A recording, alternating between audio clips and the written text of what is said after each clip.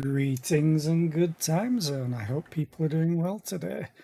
I need to do a lot more combat in this game. So yeah, let's go fight. I've done this area. I could have gone that area exit. Never mind. I've also added another mod. Where is it? Auto mount. So now all my characters will mount. I don't know whether I should have this on my main character, but they should auto mount when they enter an area for the first time. And there's, I think it's dismount, mount, yes.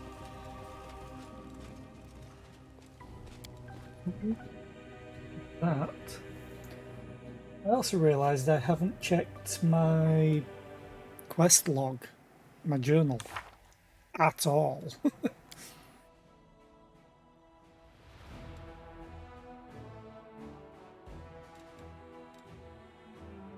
It's chapter to complete the quest, or it will fail afterwards.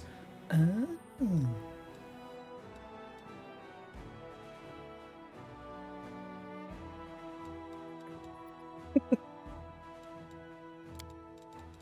At least that warns you.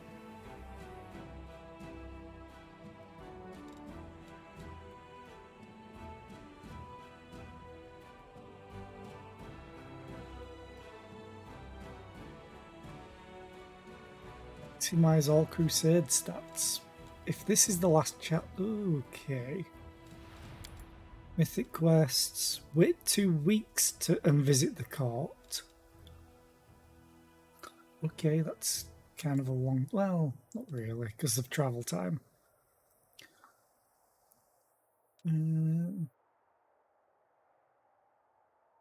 Right.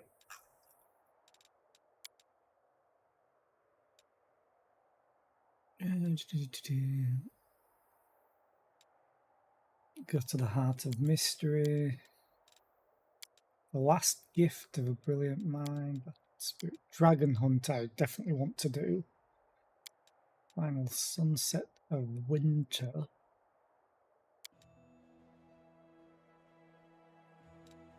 Explore the molten scar.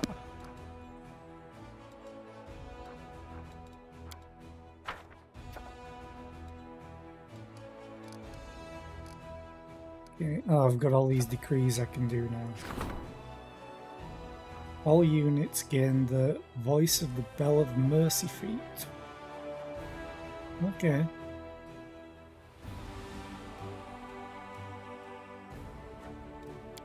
It's a decree though.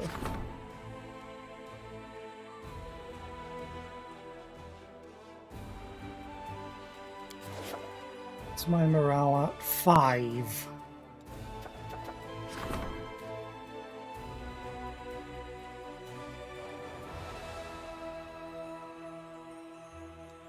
Do this from that. 2 points. How many points do I have? I have 19.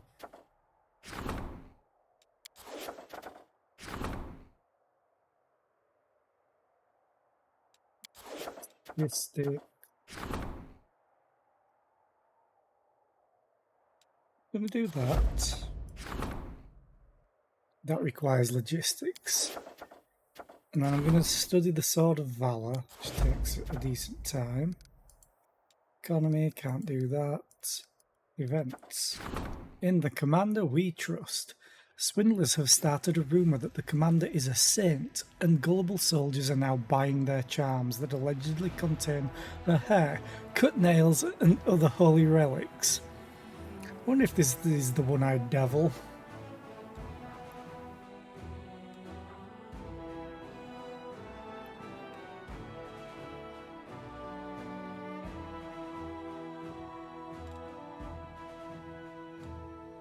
You do not have Woljif among your companions. Oh, God.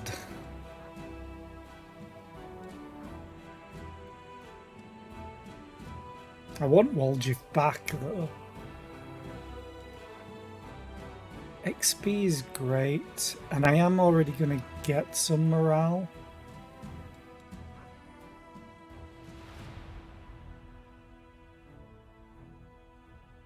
Oh.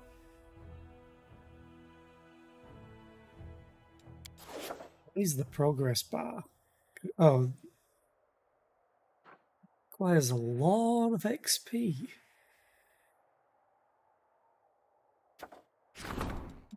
Do. Yeah, I'm going to sacrifice my morale. False hope begets only regret. The commander has prohibited the sale of the charms and dispelled the rumours, earning the soldiers' respect. They value their commander for her honesty, not for her divine origins. Good.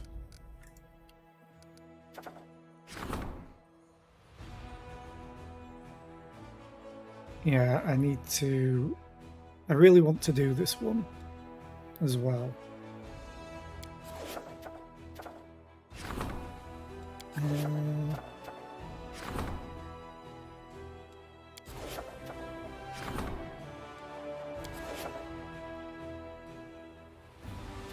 So I can in a day. Okay.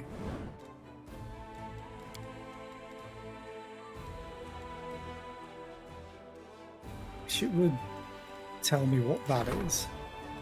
Lands of Yath, I know that.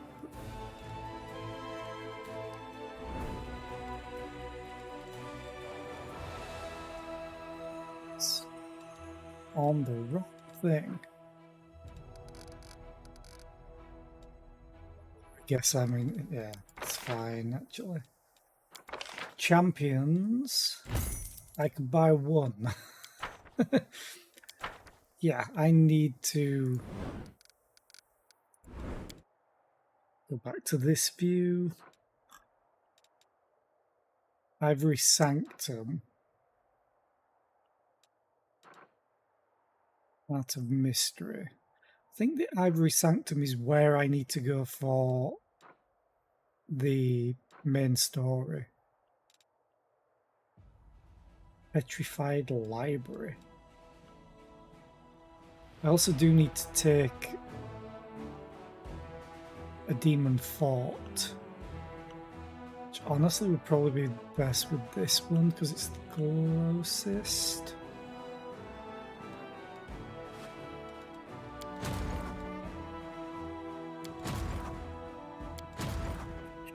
Ooh, hello.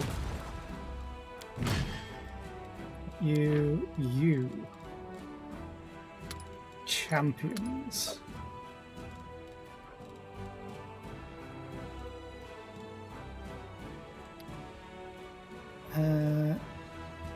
Yeah, I really want to increase the size of her army. I'm going to leave Setsuna Shai at home. Oh, I can now merge those. You. Okay.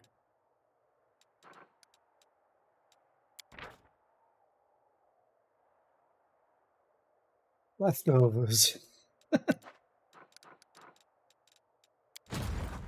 This is going to be my main strike force, although I need a lot more archers for it.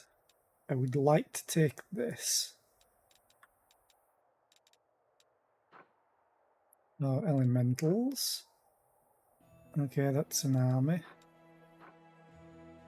Elementals. And a boss, essentially. You know what? Let's take you out. Because I need to start doing this as well. I was tempted to get them... Stop attacking my archers, god damn it. I was tempted to get the auto-resolving stuff. Auto-resolving mod.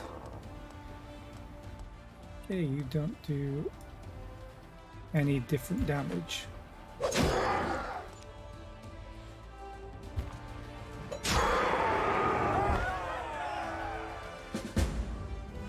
Okey-dokey, I got my archers back at least.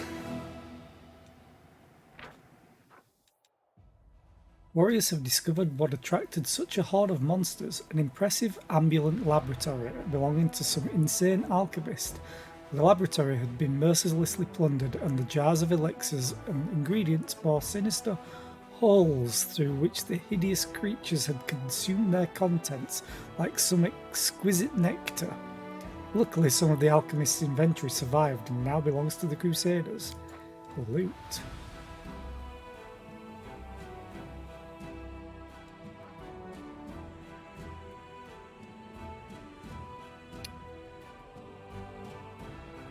Okay.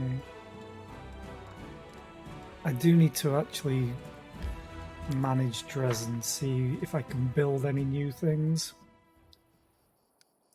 I would like to make a teleportation circle, but I don't have the money at all. I have a lot of energy points at least. Nice.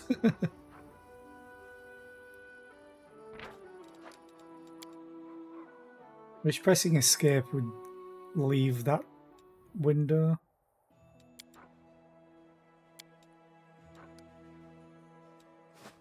Yay.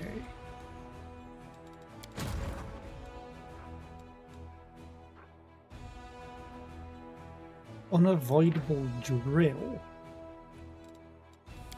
Okay. Oh, that's awful. I'm going to attempt to take this demon army, if at all possible. That one doesn't look too bad. Whites and zombies.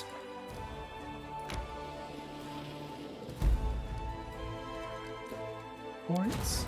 Yep. All units in the target army gain a +5 plus mythic rank divided by 2 bonus on all saving throws. Okay.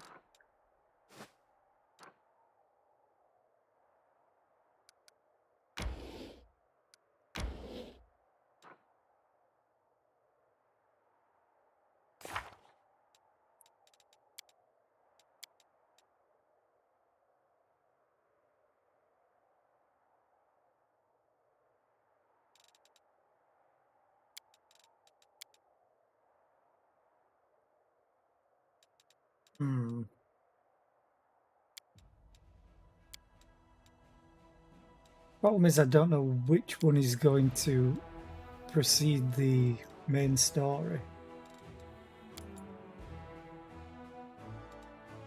I need to build stables in Dresden as well. Okay.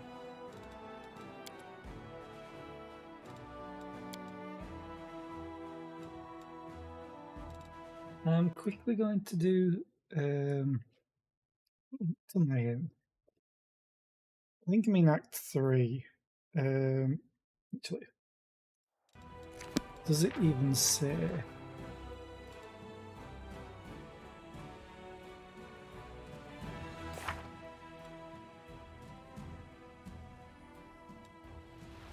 I'm going to quickly check Wrath of the Righteous Act Regression.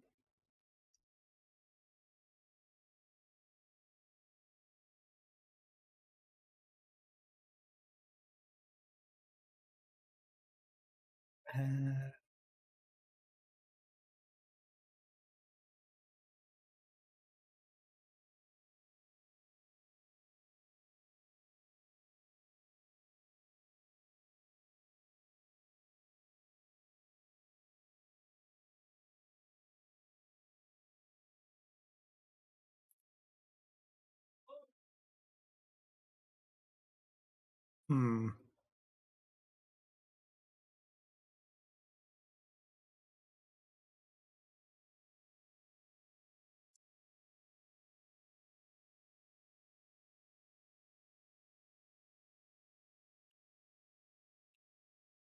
I want to know what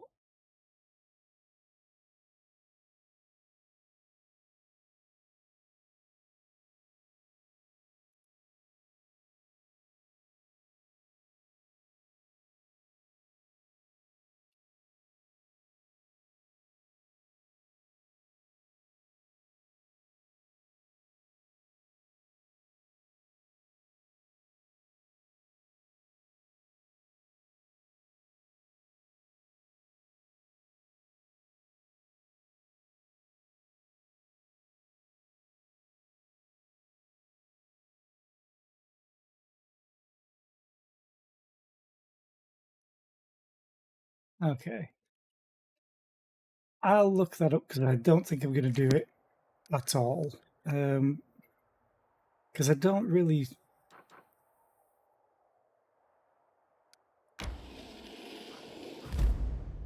I could also do it, actually. This is where the skin of the wounded Galarian burst, exposing a flow of boiling magma. As the molten scar is attack out of nowhere.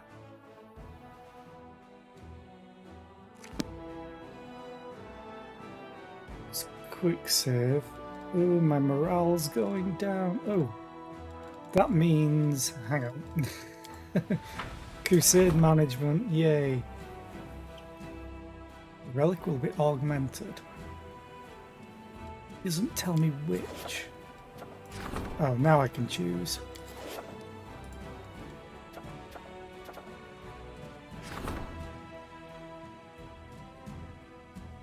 To do that. However, I want...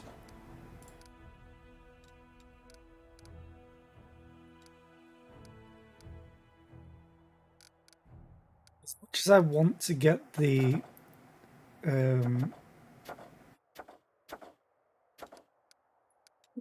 chanting the unholy symbol of Rovagug. Doesn't say how long it's going to take.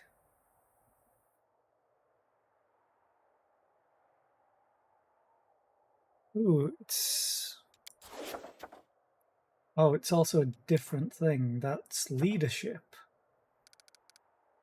Whereas the decree that I want to do is diplomacy. Yes.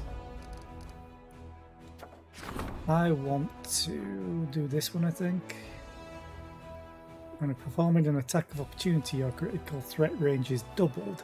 Successfully land an attack of opportunity, the enemy must pass a fortitude save or become paralyzed. And when I'm hit by an attack of opportunity, the enemy must pass a reflex save. But it's also corrosive burst, which is a corrosive weapon that also explodes with acid upon striking a successful critical hit. The acid does not harm the wielder. In addition to the extra 1d6 acid damage from the corrosive ability, a corrosive burst weapon deals an extra 1d10 points of acid damage on a successful critical hit. The weapon's critical multiplier is times 3, add an extra 2d10 of acid damage instead. And if the multiplier is times 4, add an extra 3d10 points of acid damage. So this is going to get insane because I think I can increase my crit. I don't want that.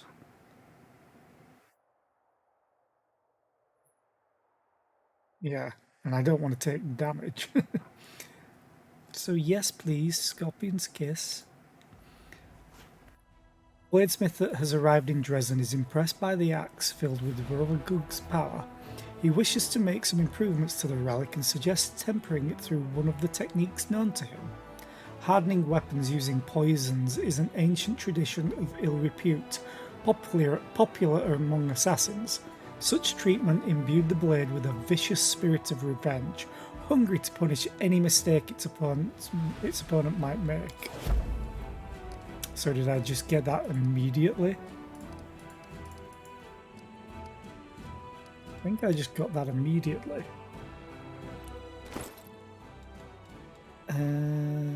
Oh, hell yeah, I did. I'm using this at the moment. I have decent enough strength. You can carry all of them. So that's 21 to 37. It's also only a +2. So I do lose an attack. Minimum damage goes down, but max goes up. It's also got 19 to 20 and a ×3. Deals the same damage as that. Okay. The thing is, with my character in particular, is it lethal stance? No, I think it's...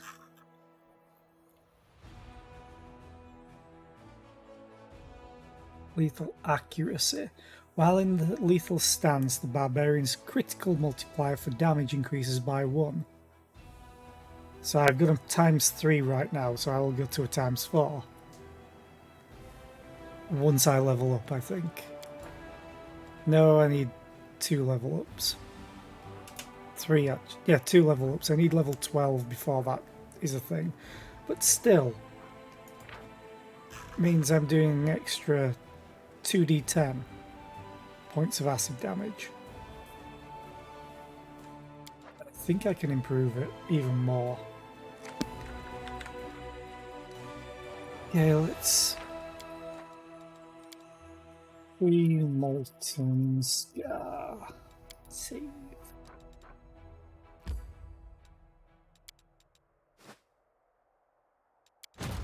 He has movement again. Does that mean I can recruit? Could get 10 of them. Can't get any archers right now.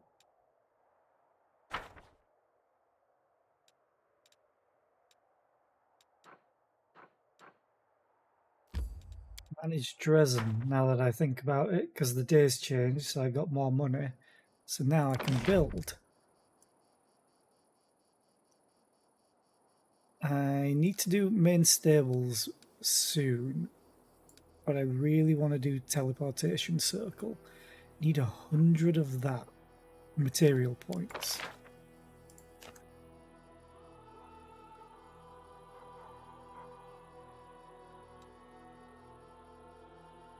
I need 96.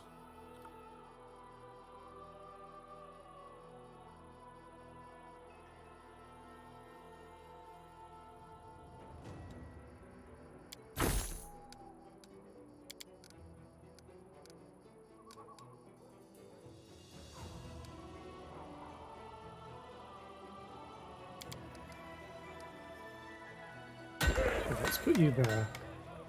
5 days. And then I'll start building the main stables.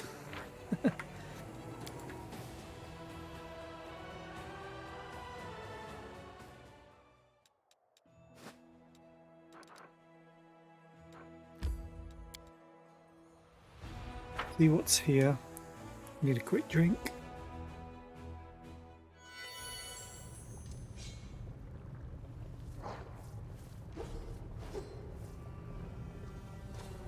Still buffed, but I'm fatigued. Demon plague?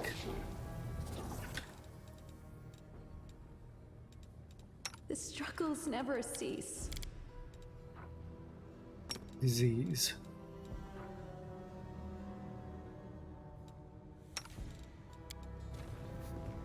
Matricium Turinos.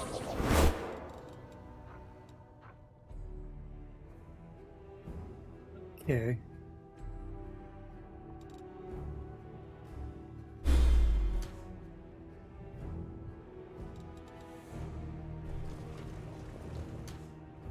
This place is rather cool. Oh, loot right away. Awesome. Liquid hot magma. I'm gone.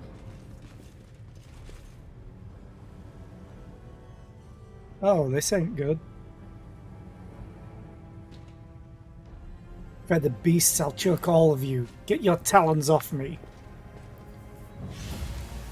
Yakleth, Kanaya, Rovuk. Why is it so quick?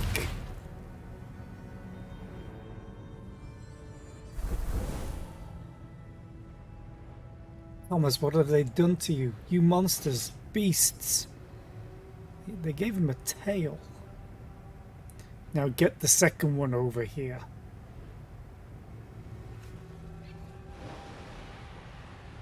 Stop the Varrock sorceress.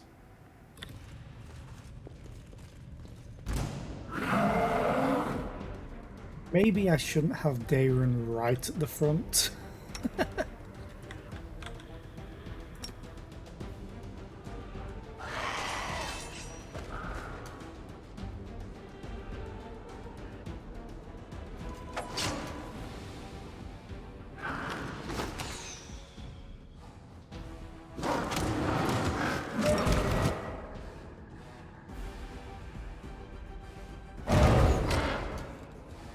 And now I can cancel it. Attack!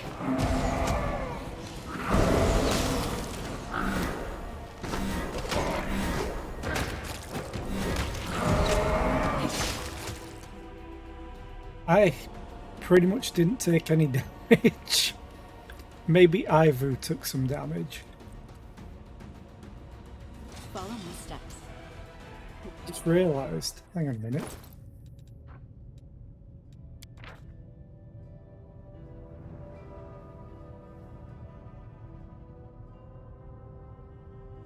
Have a +3 bonus to attack rolls when performing an attack of opportunity. Which I was like, wait a minute, that's incredibly important. This is, I'm not sure if the critical threat range is doubled because of the attack of opportunity, or if it's just normal because this is a 90 to 20, whereas this one is 20.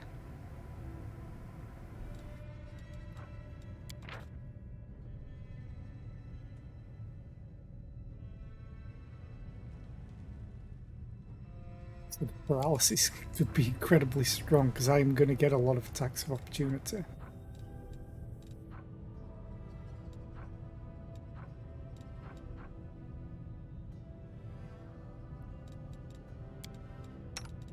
You have a belt, strength +2. You have strength +4. Let's head out.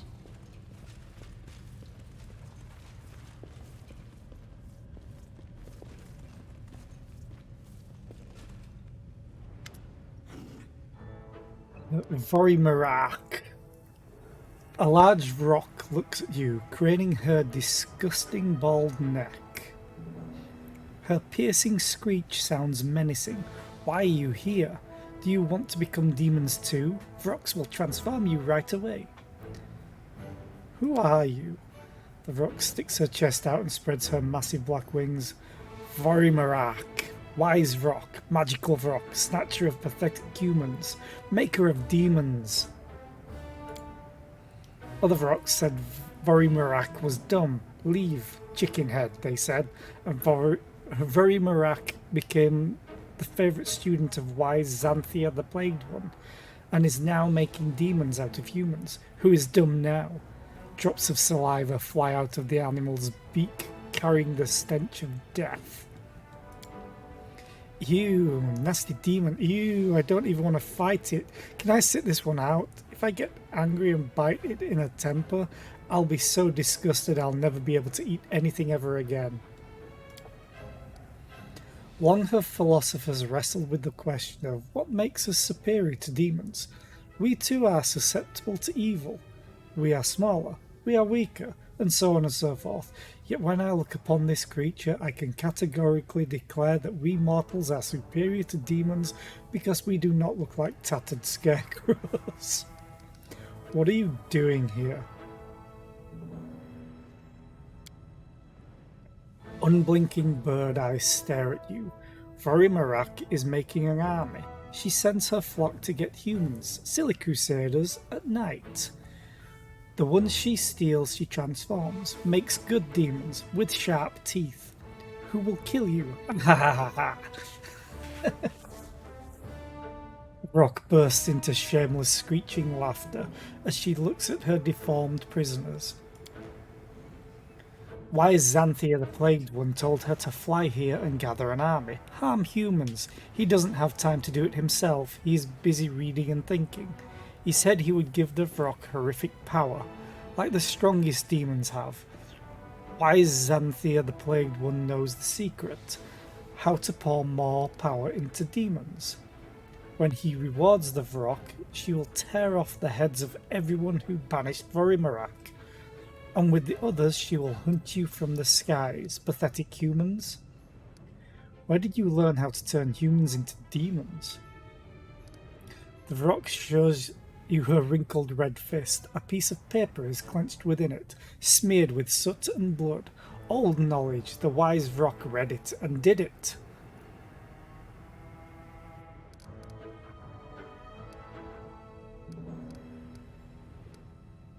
Ah.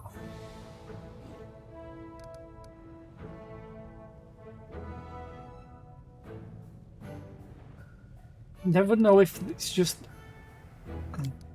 Good. An indignant screech bursts from the demon.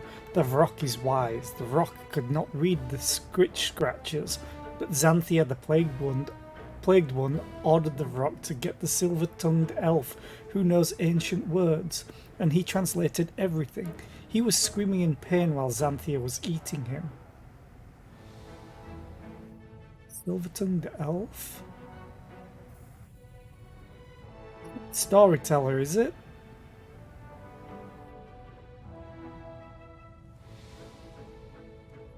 Also, I just had to check its beak. It almost looked like it had reading glasses on. I mean, I could do either of these. But I think I'm going to do Intimidate. I can't fail. Give me the paper or I'll scatter your bird brains all over the rocks. The Vrock recoils warily and lets out an angry screech. What? Have you come to get the paper? Take your stupid paper. The Vrock will find a new one. Even better, the Vrocks will kill you. Kill you! Crumpling the paper, the Vrock throws it at your feet to distract you.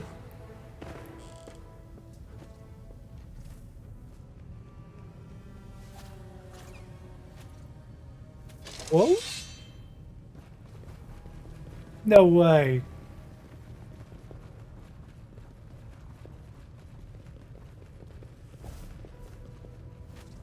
Is that who I think it is?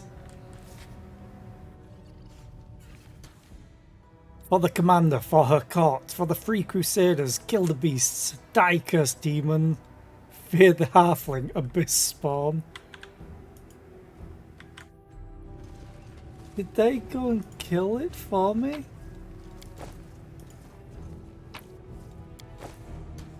Page smeared with blood and soot. Oh, I forgot to learn this. Cheese crostata.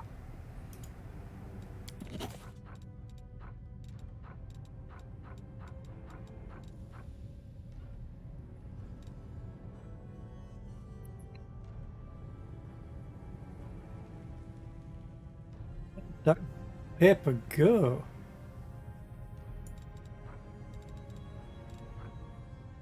Diary found in a crypt. Should be around here. Elven notes, elven notes, elven notes. Oh, here it is. Page smeared with blood and soot. Paper is old and is stained black with blood in places. Someone has written over the ancient elven runes in blood. Just one fragment in the corner is readable.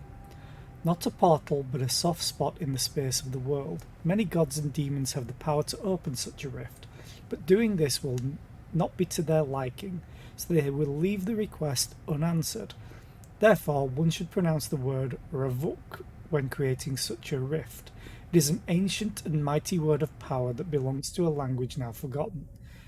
This word means no name.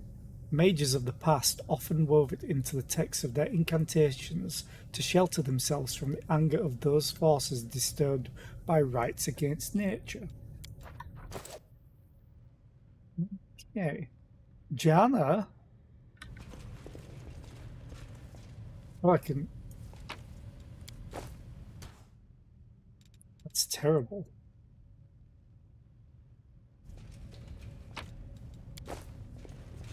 Now what is that? That would be loot. Ooh. Gloves of Arcane Erudition. These gloves grant the wearer +4 bonus to ranged touch attack rolls. And a +5 competence bonus on range plus what? Range touch attacks? Would rather take the attack than this.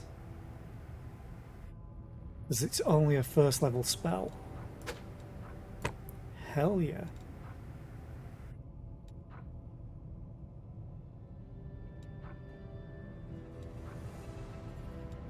What?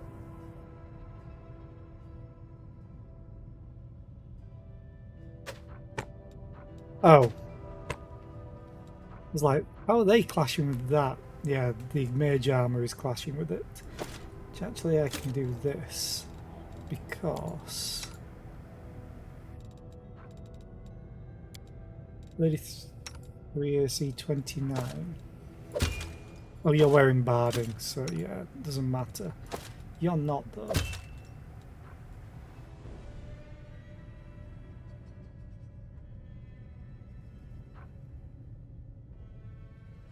I put mage armor on you.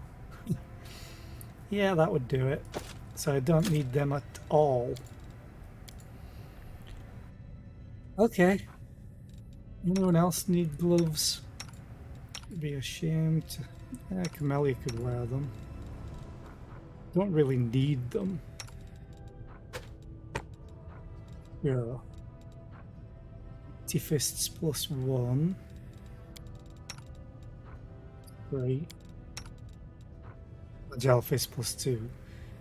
Doesn't matter that it's agile fists because it still takes your strength bonus if it's higher, I think. It's kind of like finesse weapons in D&D. Takes whichever is higher.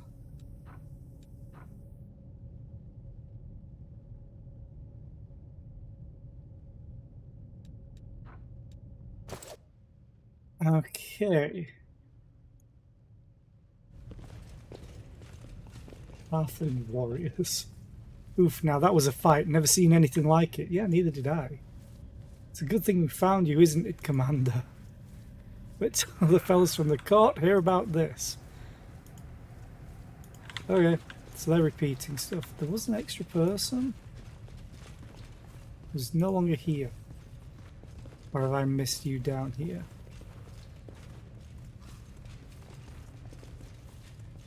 Okay. I'm going to talk to Jana. Now we know where she is.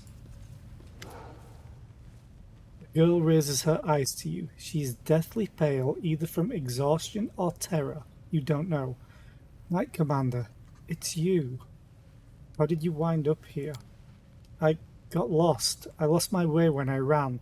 I walked and walked with no food, and then the Vrox came and... She shudders and peers around with haunted eyes. Did they perform the ritual on you? The one they did on the 2 captured crusaders? 2? Did they perform it on you as well? Not before you got here, but they said I'd be next, and I couldn't do anything. I just had to watch and wait. So what am I supposed to do with you now? She gathers her remaining scraps of strength and takes a deep breath. I know you're angry with me because I ran. I left you in the middle of a fight against demons. I deserted my duty, but it was my first real battle against actual demons. You abandoned your fellow soldiers and your unit. Your actions possibly cost someone their life. Unless your excuses can somehow resurrect those who died due to your cowardice, there will be a trial, and it may result in a death sentence.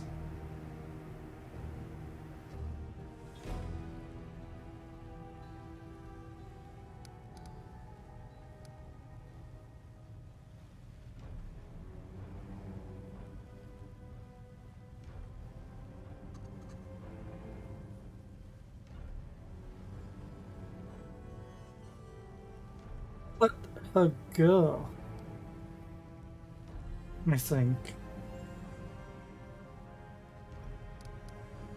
Yeah. It's all in the past. You can go back to your people, Jana. Yes, the girl hesitates, as though she doesn't believe it, before nodding. Then she meekly shuffles away. Maybe she'll come back.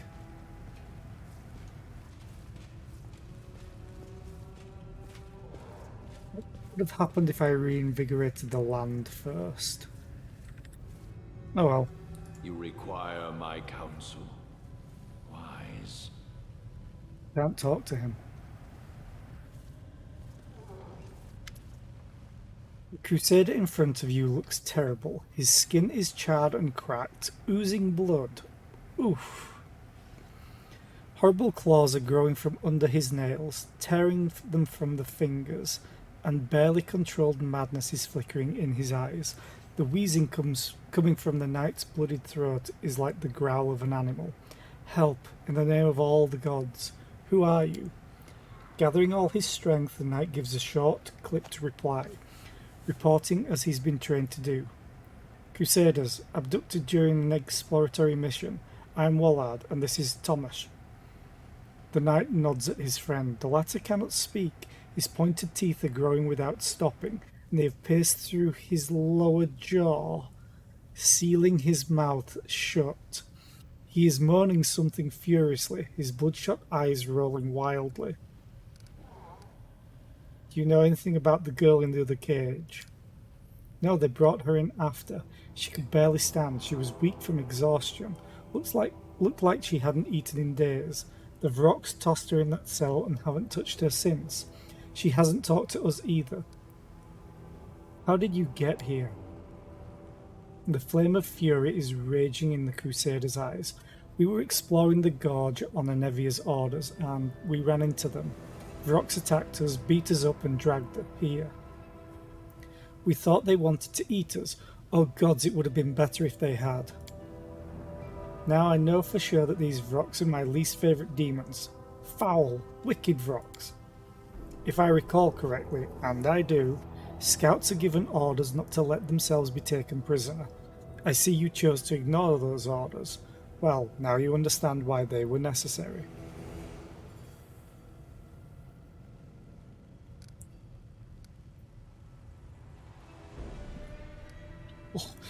What they did to you is horrible. The knight stops. A soft, unpleasant sound is heard amidst the silence, the grinding of the Crusader's horrific teeth. Finally, the knight chokes out a response. We have families, Commander. Save us. What did they do to you? We put through some horrifying ritual. Maybe that's how Arilu tormented her test subjects. The pain is unbearable, Commander, like being dipped in boiling water and then dragged over a grater. I saw the abyss. It lunged at me like a wild beast, pouring its vile poison into me. It entered my bones, turning them into molten metal.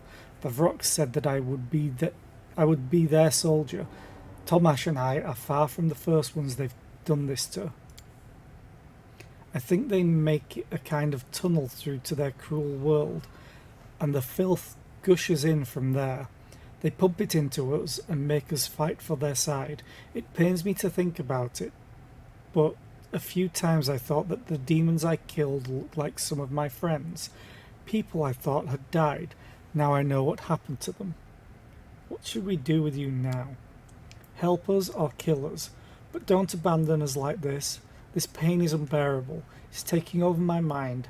I'm afraid I will kill someone. Maybe the clerics can cure us. Look at me, warrior. I know what you are feeling. I also sense that beast in my soul. I hear its raging howls, but I fight it every day, every moment. You are not doomed. You have been marked by the abyss, but it is not a death sentence. I am living proof of that. The Crusader presses his fist to his chest. Yes, the beast inside.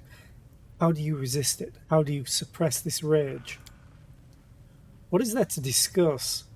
They have been mutilated, they are in pain. Killing them would be a mercy. If you're not willing to do it, I'll do it myself.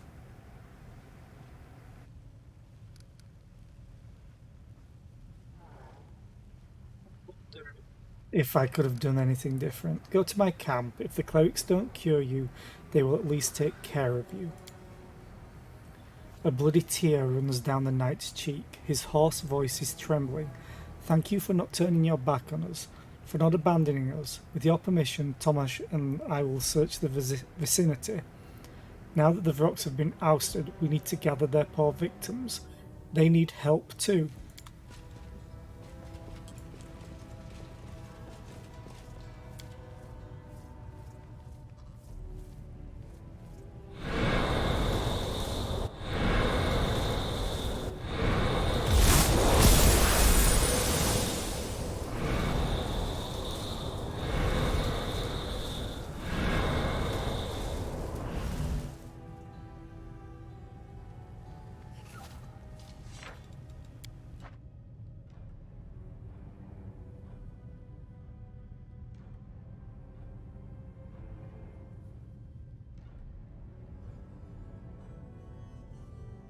I want to actually see if it changes anything. If I do it first. I'm too interested to see if there's any difference in the outcome. If not, I'm just going to choose the same options. And have to do this all again. Which won't take too long. Hopefully.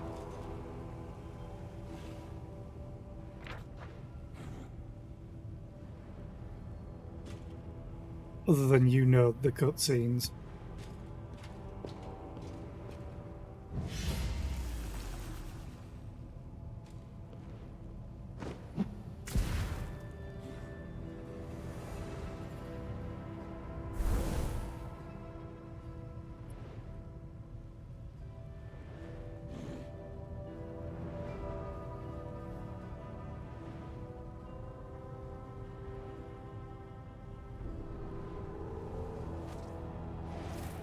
Okay.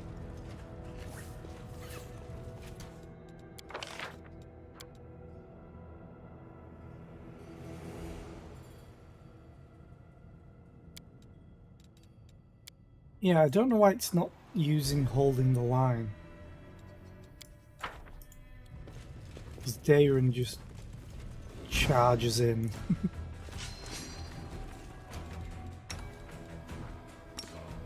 Disappear. Attack.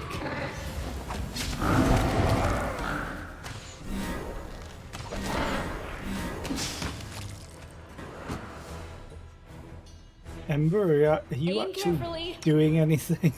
Oh, maybe I should activate point blank shot.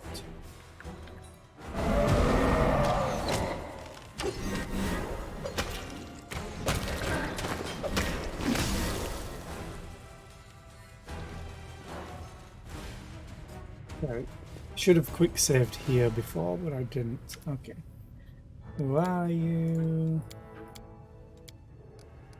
doing here? Intimidate. Thank you. Halflings come in and kill it for me. Oh, the person that was stood here was one of my own people, I think. This is so weird how this just happens. I wonder if they'll all be showing up.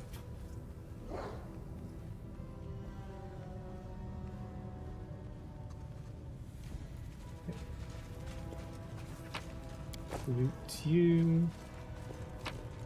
Loot you. Loot. Loot. And leave. Okay. Ember, need those gloves. That. Save. Just gonna talk to one of the halfling. Whoa. Did I not click this one first last time? You are surrounded by halfling warriors, worshippers of Chaldera Zaristan, aggressively brandishing their weapons. Hail, Commander, and hail to you too, Dragon. Fancy meeting you in this nest of demons, eh? What are you doing here? What do you mean? We're free crusading here. We brought all of our kind from the court, anyone who can fight. We're going on raids, taking on demons, helping armies from Dresden where we can. Lots to be getting on with, so much to do, but we'll manage it, don't you worry. I have my own army. Thanks for your help, I'll be going now. Have a lovely day then. I'd call into the court more often. You're sorely missed. I wonder if that's a reminder to say that the 2 weeks are up.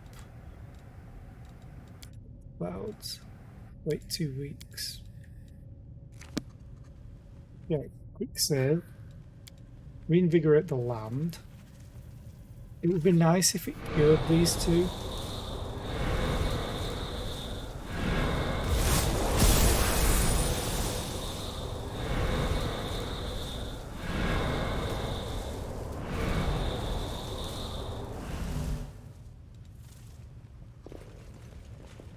Still can't talk to him.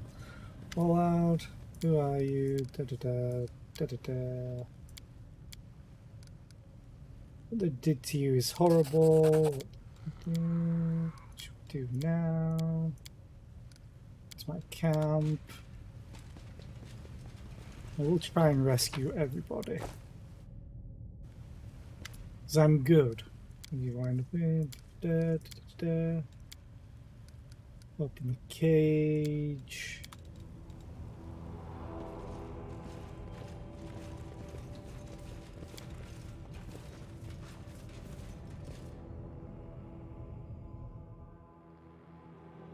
Yeah.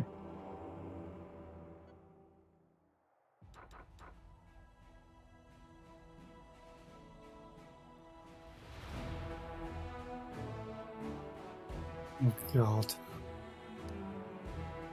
So I guess Winter Sun, I have to come from this direction.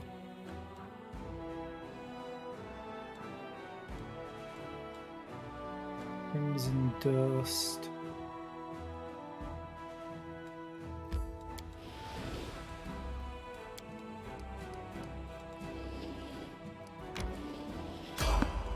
You failed to sneak past the enemies. Prepare to fight. Okay. You mean loot? I failed to sneak past the loot? Sneaky unhallowed bud. Oh God, a bodak? That's kind of unfortunate.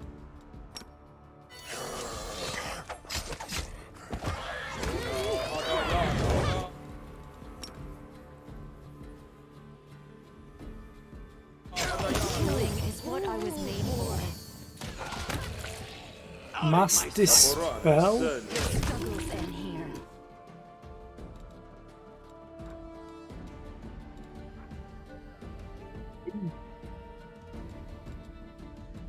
I don't think anyone casts Mass Dispel just yet. Oh, he failed the concentration check. DC was 36?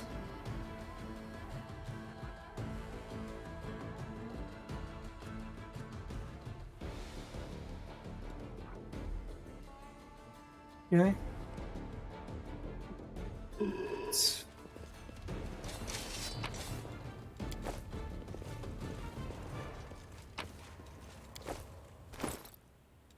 Oh yeah, definitely having all these pets is the way to go.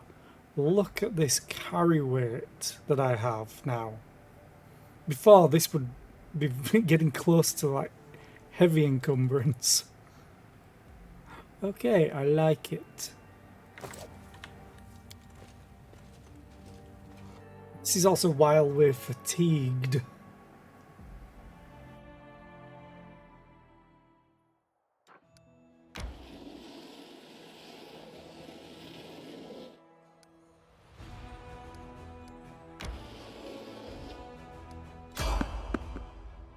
Counter, you spotted the enemies.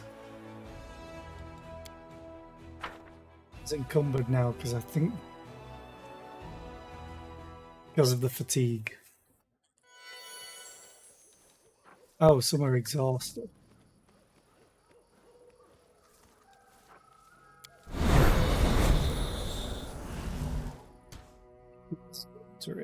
A Bow's votary murderer. Shot. Oh, good. Darren is muted. I won't let you hurt my friends. Remember, what happened to your cloak?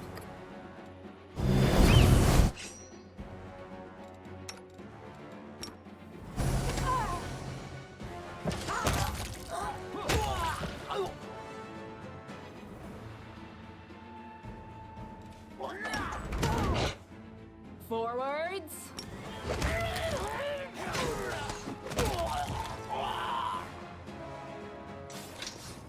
So silly at times. How much better this is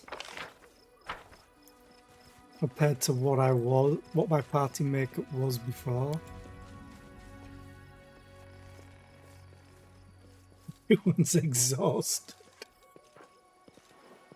It's like we're on the way.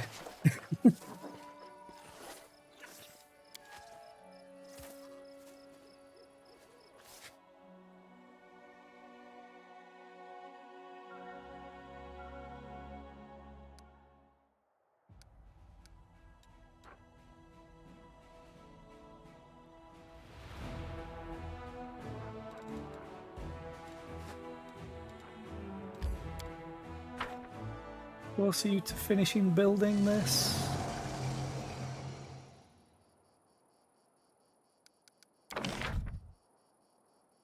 Five days still, okay.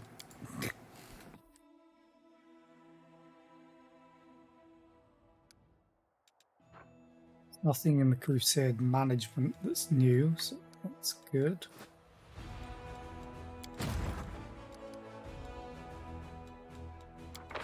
Fruit anymore? Really? Kind of want to save these as well. Okay, let's see how this goes.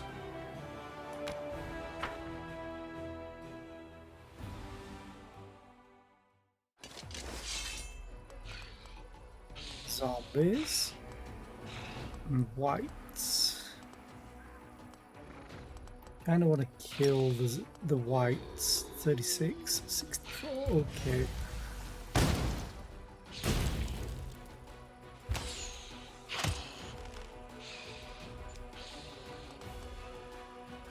Don't know how fast they are.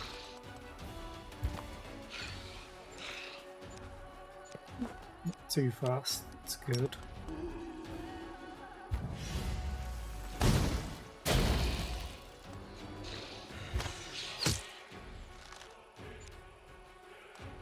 Oh, that's not a lot of damage.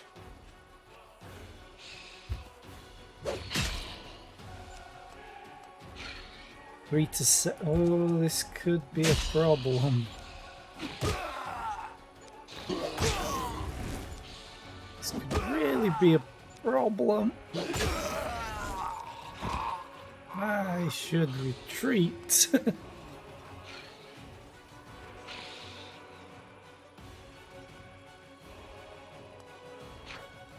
I think I should just reload. Because that hurt like hell. I need a lot more soldiers. Oh, it's there. Never mind.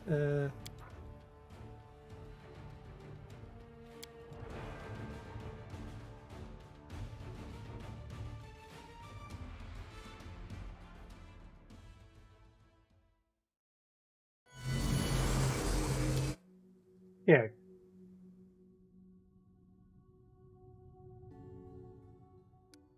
You saw nothing. I'm going this way. Remains of a disgusting feast. Yeah, now I'll rest.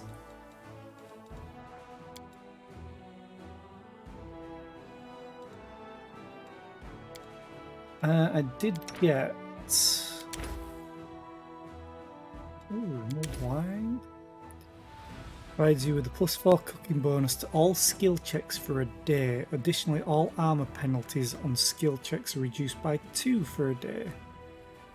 Okay. Let's do attack rolls.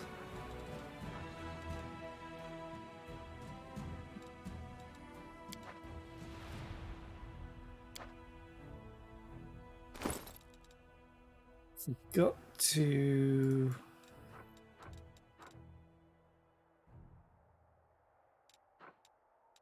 do that.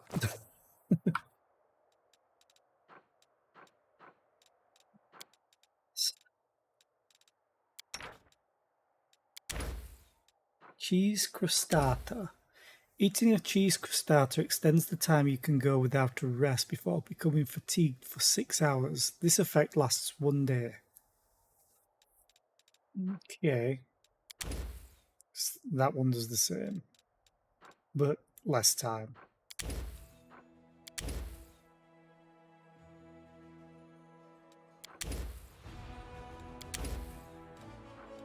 I still like the saving throw one.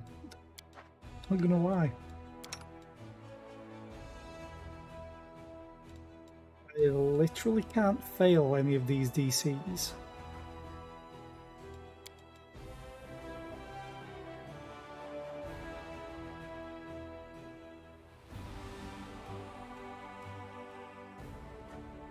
Oh, I was like, why can't I click? Because they're talking. But not a voice acted one. So... I missed it.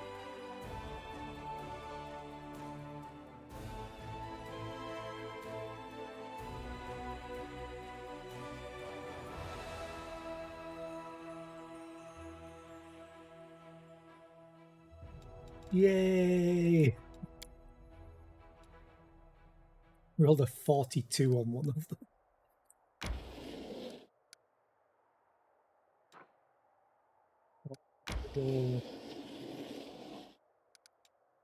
What? Right. Oh, I need to do the buffs as well. Sometimes you just can't save everyone.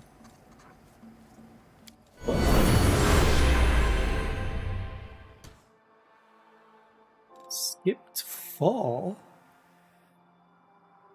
Why?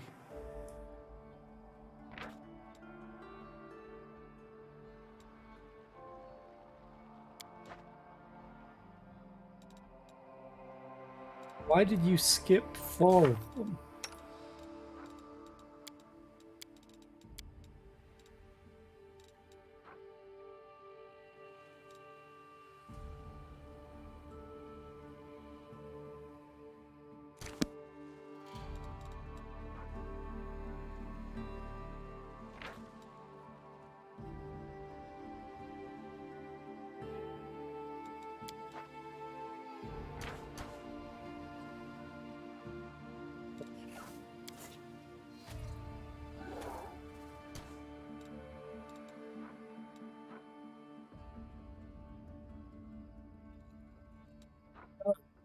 I still have the buffs on.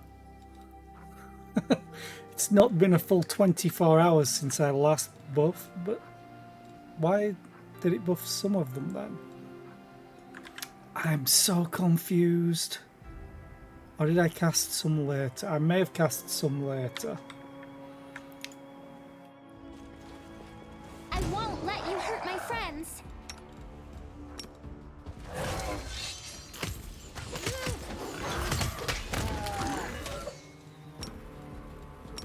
Use that, please. Disappear.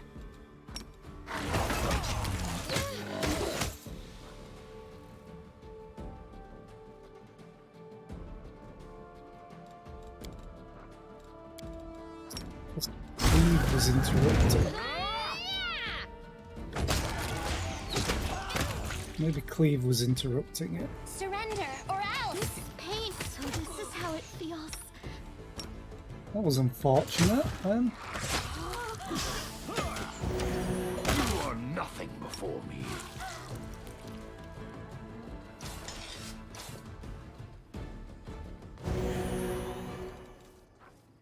And another one.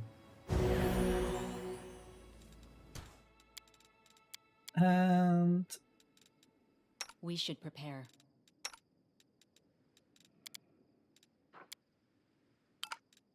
yeah, I know spellcasting's forbidden right now. Just need that to wear off.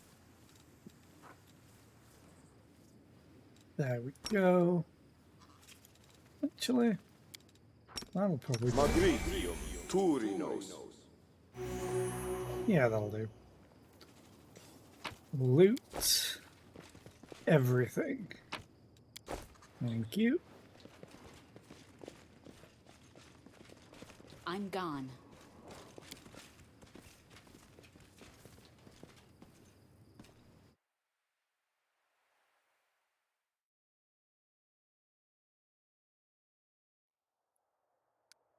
And there's an ad playing. So I will wait a bit.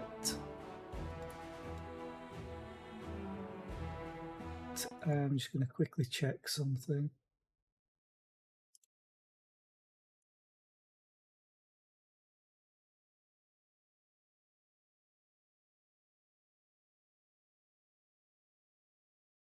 Okay. It's like, who the hell is talking in my Discord's mod chat? Discord is talking.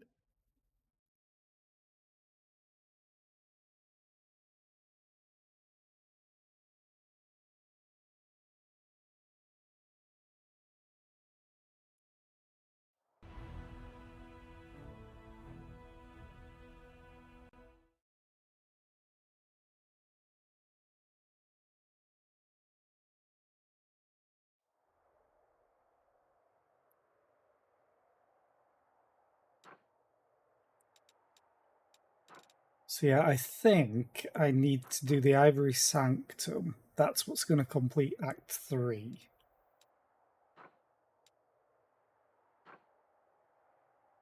I really want to take over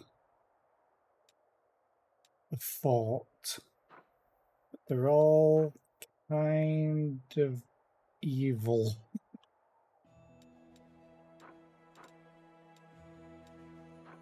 It's annoying because I've taken over forts here, but they don't count, apparently, for the Banner of Conquest.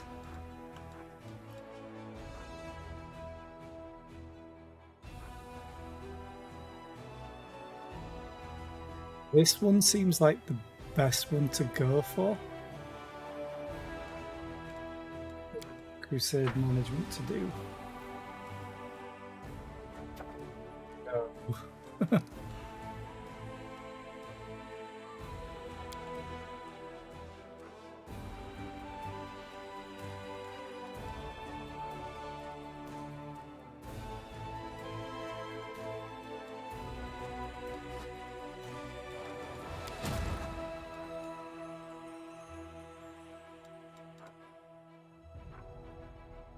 It's just mean. It's a lair.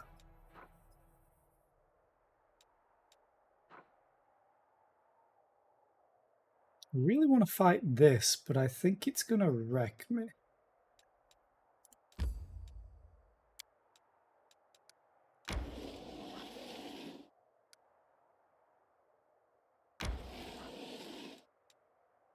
So I may just do that real quick. Yeah, I'm going to see how this goes.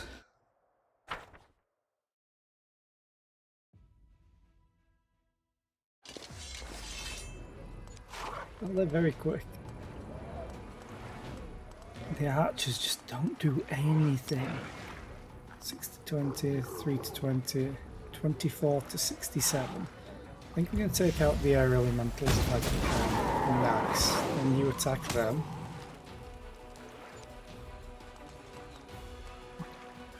Here.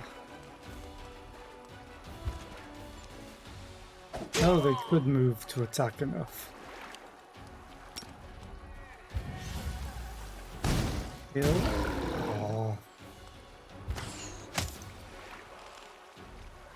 I like how fire works on them.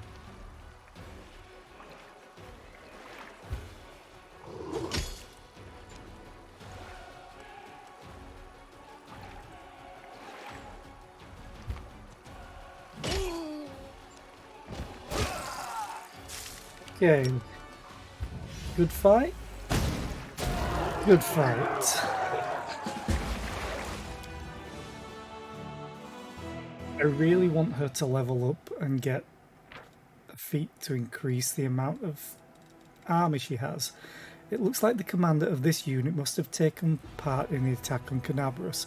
What else would explain the item in his chest looted from the Tower of Estrad Museum that the Crusaders found? Whenever the wielder of this +3 keen light pick attacks any enemy with DR, the DR is decreased by 1 until the end of the combat. Does it stack?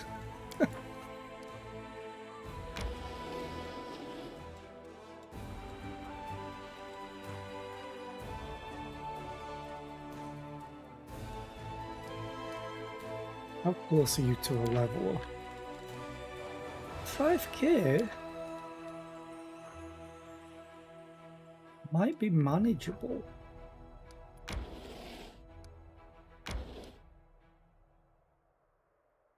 Okay.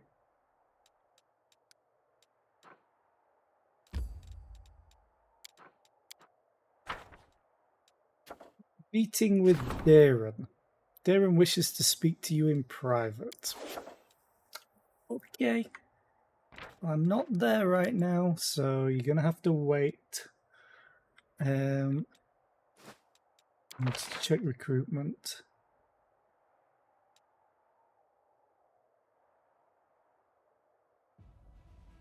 do with more champions, but I can only get 11 of them. Oh, my finance points should be going up soon though, because of the decree that I made. I hope. Royal Parade. 10% for 30 days. The fact that it lasts for 30 days is amazing. And this, I can't wait to get. It's going to take a long time. There's nothing else I can do right now. Other than just wait. So we'll move to the Crimson Dust. Maybe.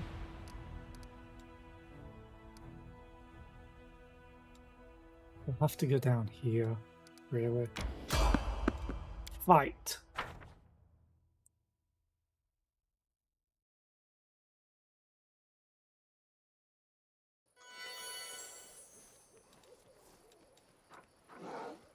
I think Bless wore off. It was skipped. Oh, skipped 9. Applied 4 or 5?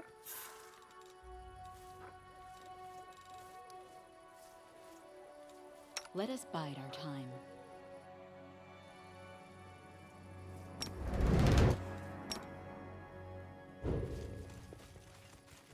Oh. I saw you over here. I will resist. Oh, grown Nabasu. 2 of them. That's not great. Never mind. I landed 1 crit, and that's all I needed.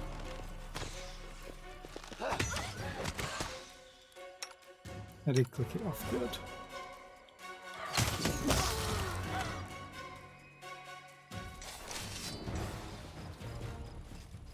Should be able to just leave and collect all. Forgot that was a feature.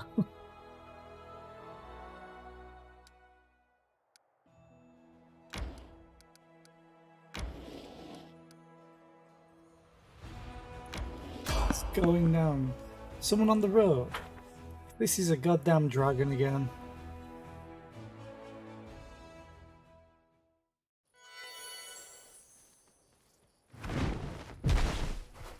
The flesh of the true believer is especially... The flesh of a true believer is especially delicious. What a pity they have become so rare, even among the Crusaders. Camellia. Resist fire communal. Everyone else, attack, please. Ivu.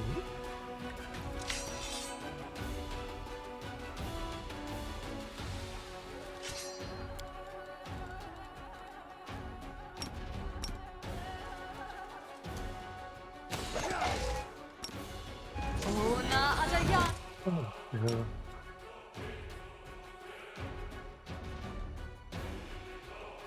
We are not going to hit everyone with that.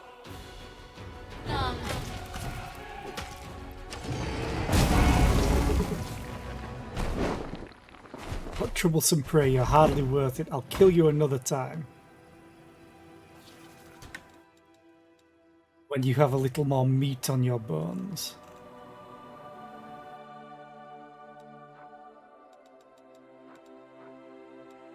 People that were hitting at least.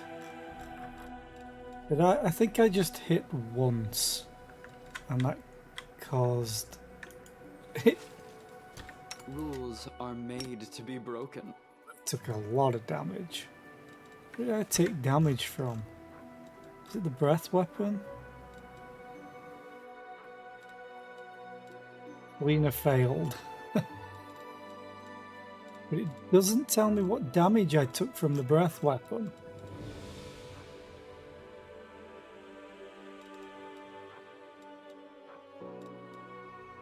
Yeah.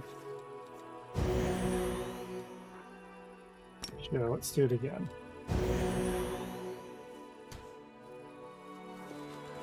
Follow my steps.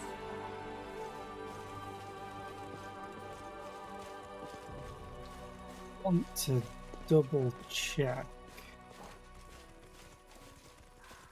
Does that counter specifically? Let's head out.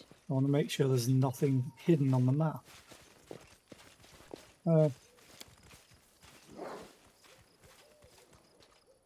Continue. There we go.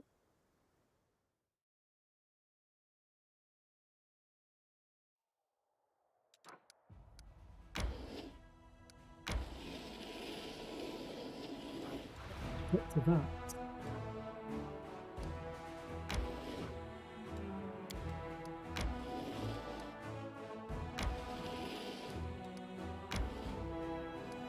Oh, what's the way?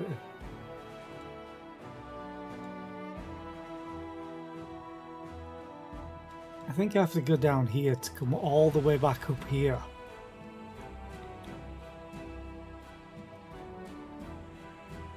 It's less than ideal. I could go and do Grimwood now. Who would I replace though?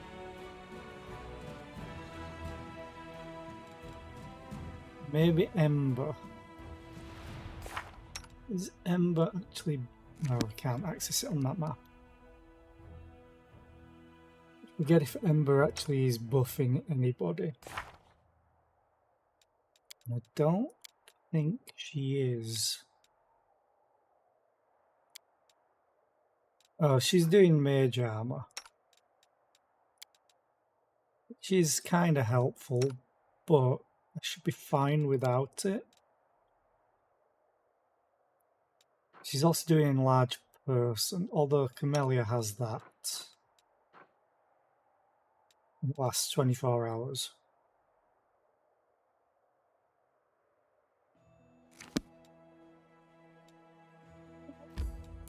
Let's go to the Grim Wood. And I'm going to replace Ember. Yeah, I know. Route manager. 2 days and 7 hours. Sure.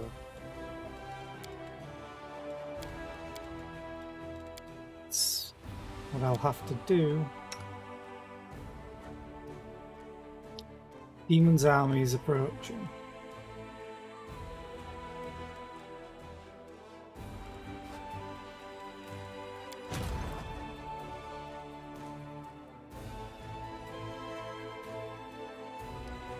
Okay. Nice, leadership points and morale has increased. So my morale is now 18 as opposed to the 2 that it was. Cursed children. Demons have been stealing children in Canabras and possessing their bodies so they can get close enough to Crusaders to deliver a dagger strike. The officers are asking how they should proceed when encountering the possessed. Crusade morale increases by 30. All units receive the vulnerable feat for 30 days. -2 penalty to AC. Okay. Unlocks the Dangerous Kids Decree. Adds 2,000 diplomacy experience points. Crusade morale increases by 30.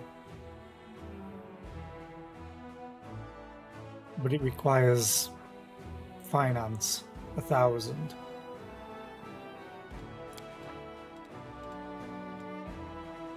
I'm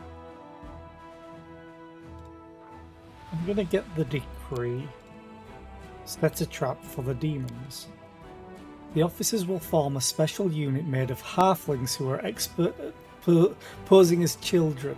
They will let themselves get captured, then break free and deal with the demons. Neurosian will be impressed by the commander's victory. Okay.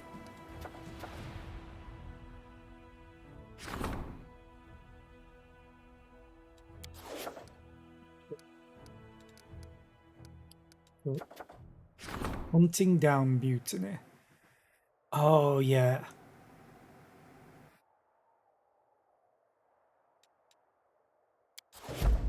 Increase morale quite a bit. if at all possible. Have you finished building the teleportation circle yet? You have.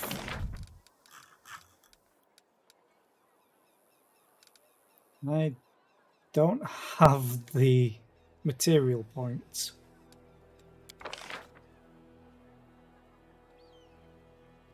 Can't afford them. Okay. Do want to build something though.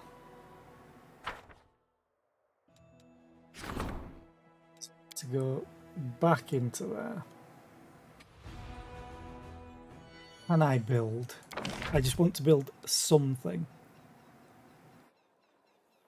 10 bonus to energy for all generals. Infirmary could be decent to have. Watchtower.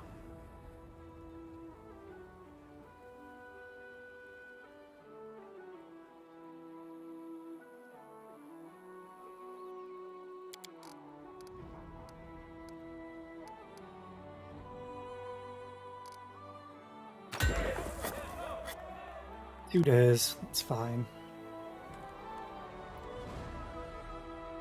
I just want to be building something. Do I want to build a snowman? No. I want to burn them all. Okay. Let's see if you can take this out. Quick saving.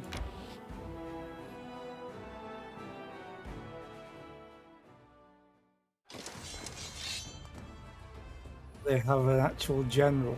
That's gonna hurt a lot. The Scottish fighters.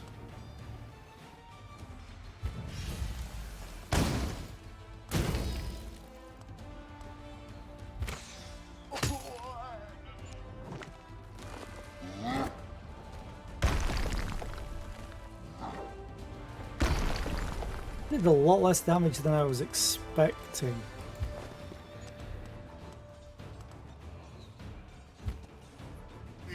A lot less.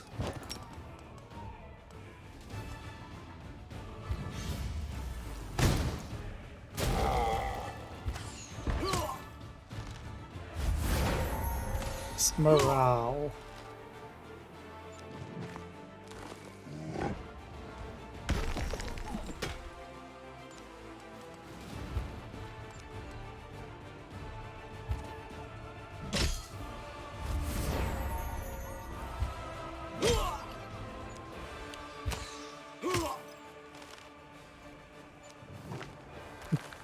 Just keep throwing it at the archers.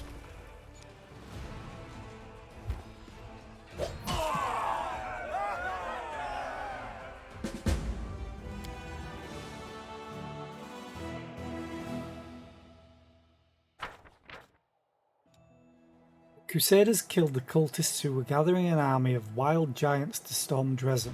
Now that Dresden is safe, workers can be transferred from the urgent strengthening of the walls to other important tasks.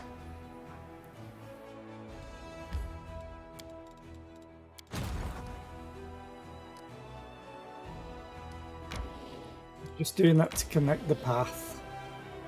I think that worked. This one I'm not too sure about either. We will see.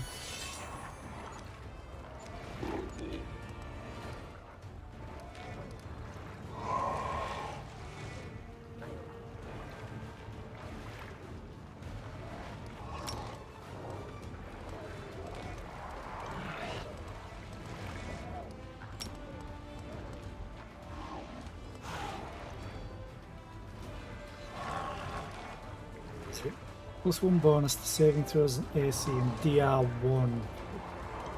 Also,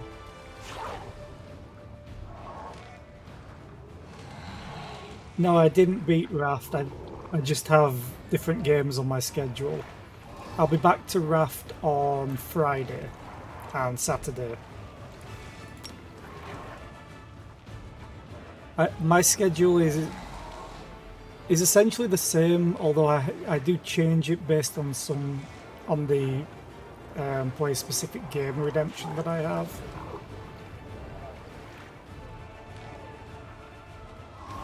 I think it can be beat. I know it has a story as I'm working through it. You.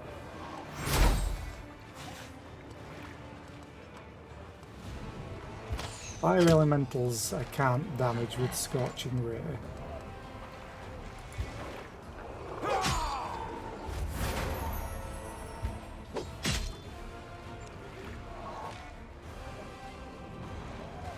No idea at all for Raft.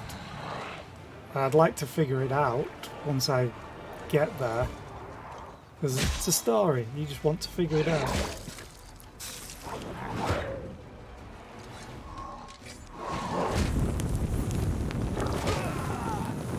On fire. That.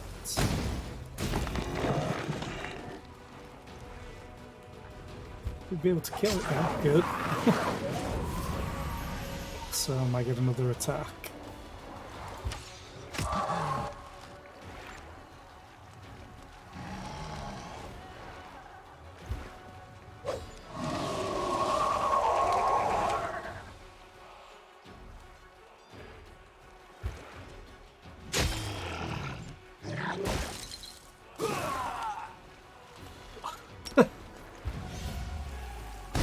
At least I'm oh good. I didn't want to exceed the infirmary size. But no, I guess Raft technically is just like how Minecraft you can keep building. Probably never ends. The story I'm hoping does. But I'll find that out when I get to it. I have been working on my Raft a little bit off stream as well, just building it. I haven't gone to any more story islands. I'm just sailing around collecting debris and harvesting trees because I need so many planks of wood. Chasing elementals away to their home planes, Crusaders find a huge crystal filled with magical energy. It appears that it was imbued with the elemental force many years ago and convoyed to Dresden but never arrived. Its guards have perished and the crystal itself, a powerful vessel of magical essence, has been drawing elemental spirits year after year. Okay. Not sure if I'll be able to beat that one. But I want to try, because I want to try for now.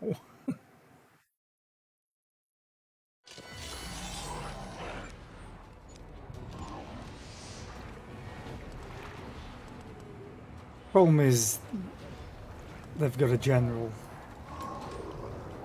4 to 7, no damage, no damage. 1 to 3. Oh, this could just outright kill them all?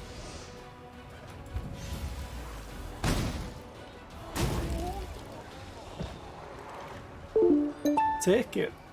As Firebot decides to disconnect and reconnect. I'll have them work on the fire elementals.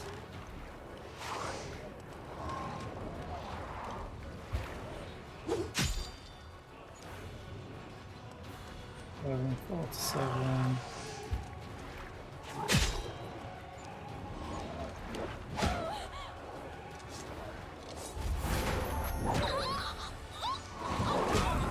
It's fine. That's not fine. What the hell?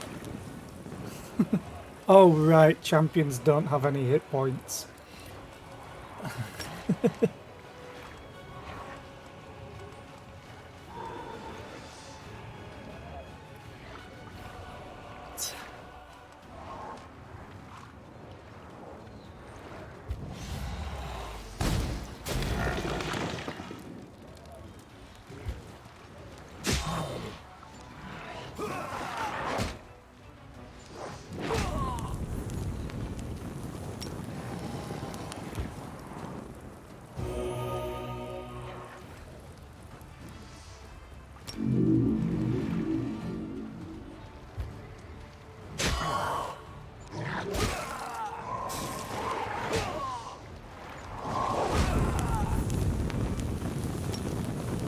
just keep healing.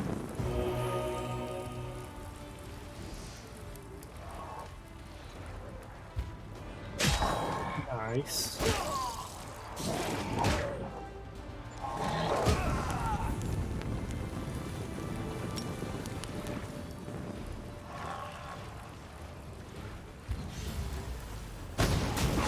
Just as long as I can win.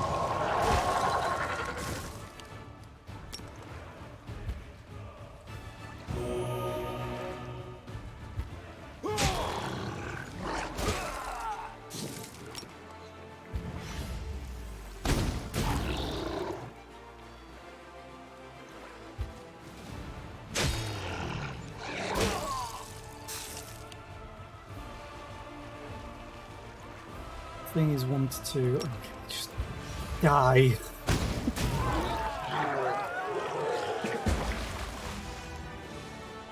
At least I got some back. I got 1 archer back. Great. The fortress was a sanctuary for spellcasting demonologists. The fire that started during the battle spread to the libraries filled with blasphemous knowledge. The glow of this massive fire lights up the dark expanses for miles around.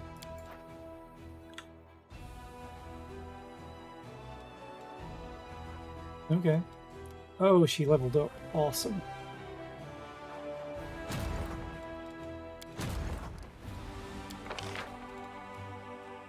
Fireball. In a 3x3 area of haste. Only lasts for 1 round. 30 energy.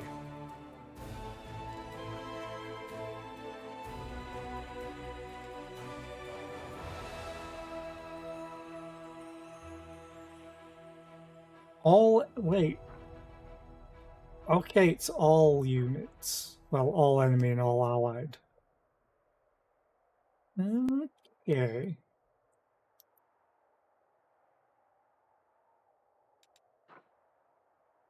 She does have a lot of power. Big bada boom. Power times power plus 5d6. Power times power plus 5d6. So fireball is literally just scorching ray times 9, potentially. So I'm going to take fireball, because fire. Okay, I really need all the archers again. Ooh, hang on a minute, what are you? Convicts, melee, spearman. I would like ranged, please. My mercenaries, but I don't think I have any ranged mercenaries. Except maybe marksman. I'd love to be able to get more marksmen.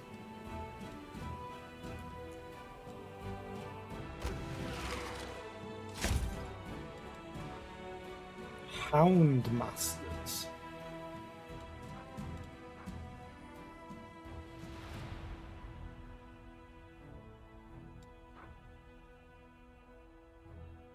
Don't do a lot of damage. You can summon an animal though. Summons army hounds equal to the number of the summoning unit.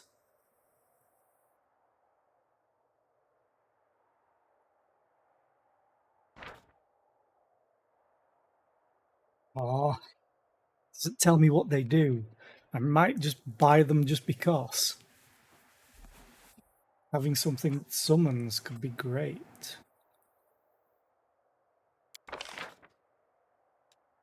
Screw it. Champions. Can afford a bunch of them. Not all of them. Oh, wait. I can't afford them yet. Because it won't let me. Oh, there we go. Now, that's better. File those. Oh. Literally all of my money gone. Okay. What's that locked? Okay.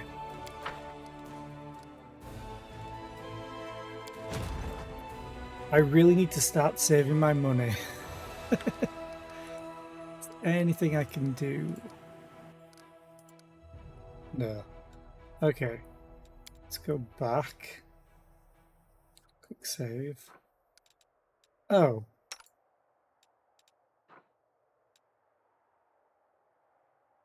Grey ball.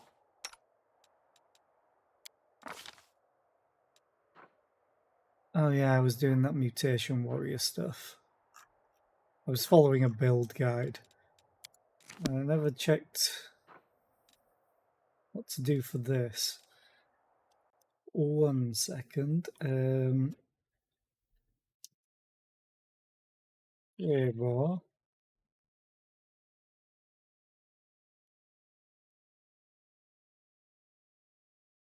Just gonna go to the the guide.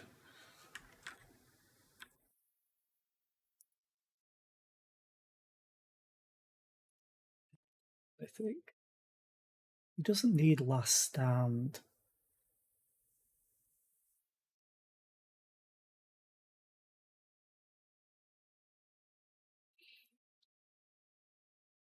Okay, so I can just do whatever I want.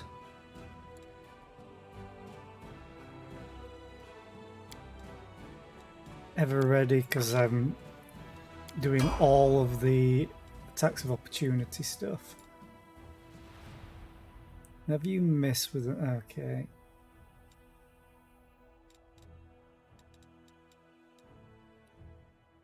Do more sneak attack. Though I think this is better.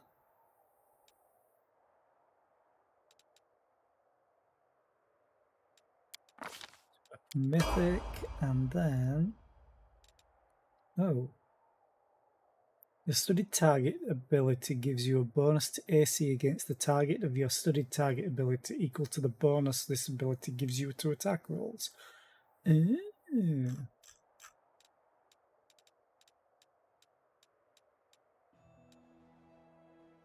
I'm going to probably take Unrelenting Assault. I don't really want to use Greybar anyway.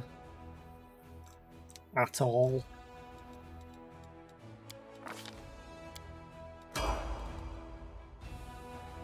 I also need to rest everybody.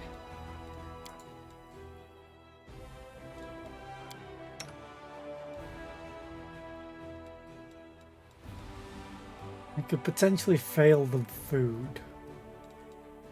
Oh yeah. Is it interesting how differently people understand the term scum? In that category, I would include those who spend their lives in idleness, like plants capable of only drawing moisture from the soil and bathing in the rays of the sun. Okay, Regil. Who are you talking to? Why did you take such a circuitous route just to call me a useless piece of rubbish? I have no qualms about calling you an uptight, malicious automaton who is patently avoiding acknowledging his own hubris. So please, do not hold back on my account.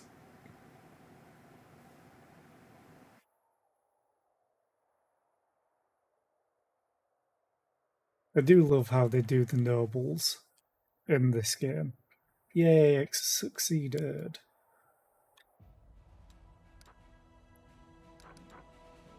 Quick save. Let's go.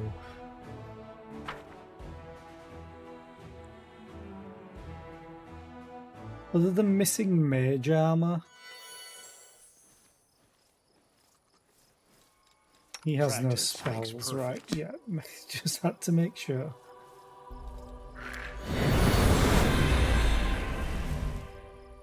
Other than missing mage armor, it's not really a problem.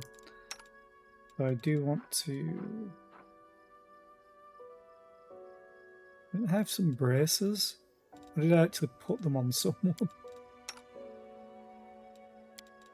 I also don't know if I've geared out Greyball. Not really, no.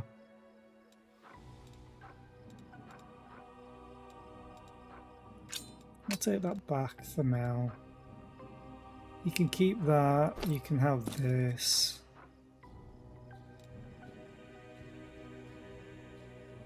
Okay. You're neutral. Completely neutral.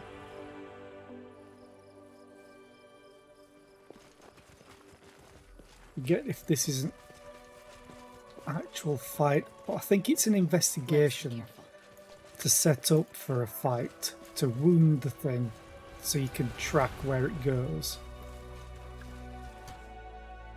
Let's take a look around and find a suitable place for an ambush. This is the place. Let's set up an ambush here. Don't be too hasty, there might be loot. Gotta get the perfect ambush. It's a dragon after all. Okay, so there's no loot.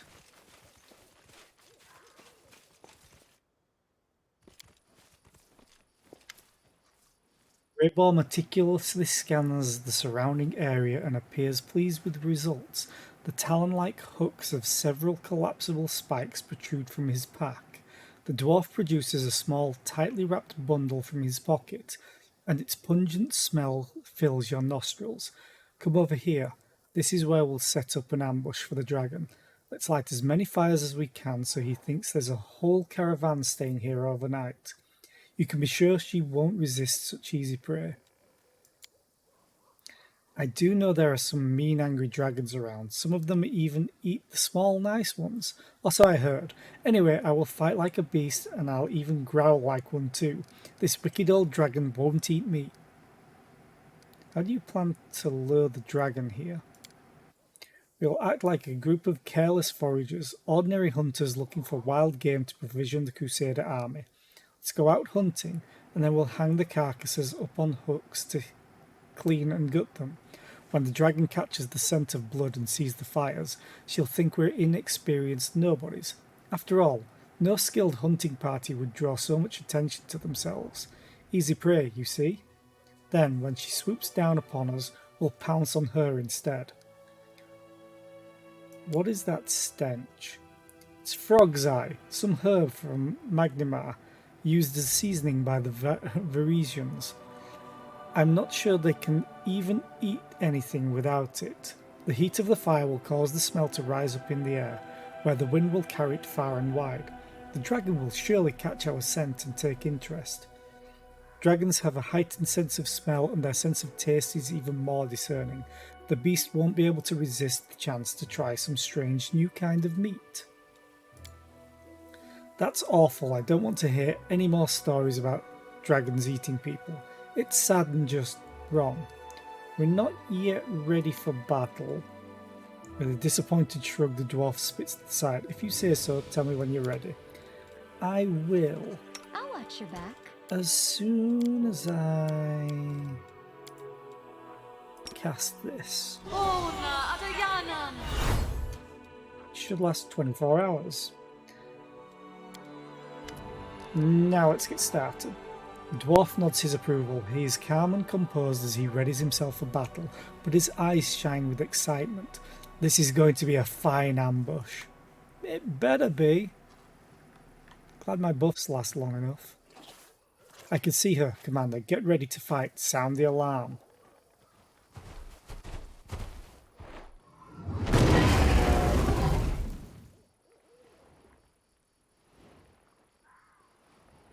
So cute. Tread lightly. Okie dokie. We will cast the short Our buffs. duty calls. Inspire Rage.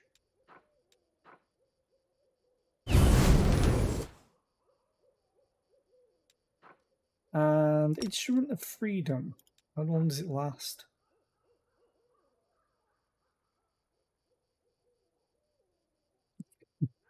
The only thing is, it always looked blind to me.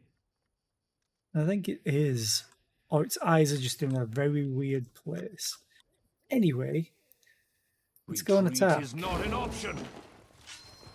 I will defend my dream. Try to pierce through the scales. If the wound is deep enough, we'll be able to use the trail of blood to track her down.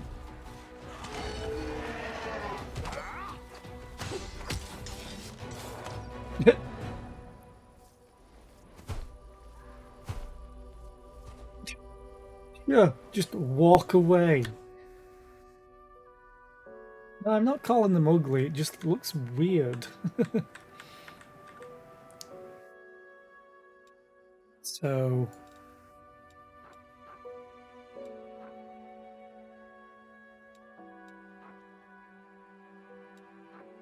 I like it how, because of how this fight's going, I'm not getting really any damage rolls, I don't think. Unless one of the mods that I have installed is doing something weird with the damage. Because one of the mods that I do have, and that won't show in here, yeah, is, in fact, it's, come on bot, there we go, the damage breakdown mod. Okay. You will regret this. I will remember you and we will meet again, I promise. Well done, the wound is deep, so she'll lose a lot of blood after her. Sure.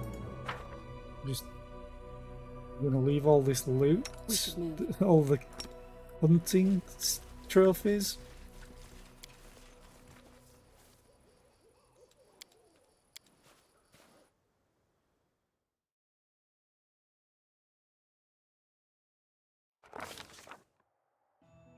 Okay. The ground is covered in fresh dragon blood and deep claw marks. The winged silhouette soars high up into the night sky and heads east, doubtless towards her lair. The assassin gives the commander a thumbs up and throws his pack over his shoulder. The ambush was a success. Serious loss of blood, though not fatal, causes the dragon's heart to compensate by contracting more rapidly in order to oxygenate the muscles. This makes it more difficult for her to breathe and weakens her wing capacity. The lack of oxygen then leads to convulsive seizures that force the dragon to descend for short rests. It takes her the entire night to travel the distance she could normally cover in a few hours.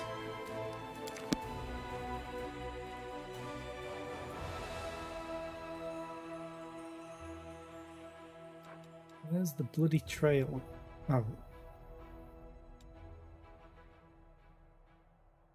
All the way over there. It's very close to Dresden. I'm glad I have a teleport then. Let's... Oh, I have these now. Okay. Development. Outpost to Bastion expansion. By upgrading an outpost to a bastion, the commander will expand its territory for buildings, as well as allow the construction of advanced structures there. 1/4 of the outpost level with at least 3 out of the 4 construction slots filled. Okay. I need to talk with Dayron, so I'm going to regret this probably.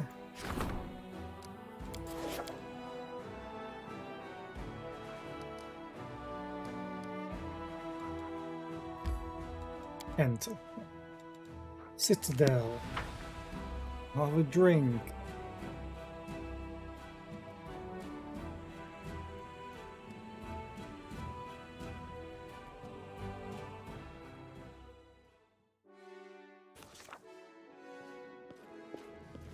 In my chambers again? Oh, Dayron. Dayron looks a little... the merest trifle. More serious than usual.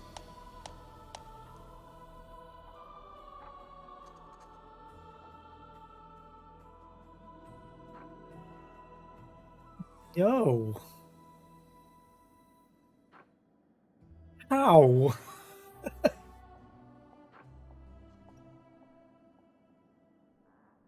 Guessing because it's a speed weapon, it gives me an extra attack. That's why it's saying you have the item Demon's Terror, which I don't want to use. Oh. Okay. Darren looks a little, the merest trifle, more serious than usual. Selena, we need to talk. Under strictest confidence, I am going to invite you to not a date. Yes, you heard me correctly. Not a date.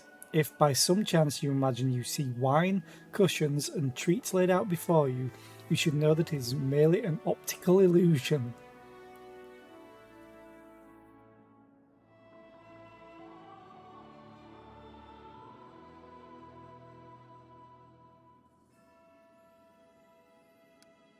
Hmm.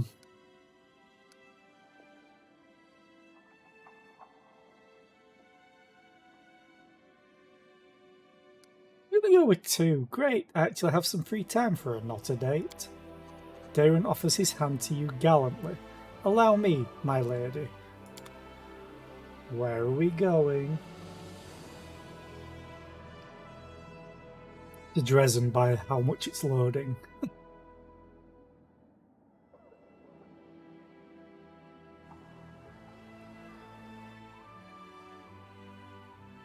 "18 hours have passed."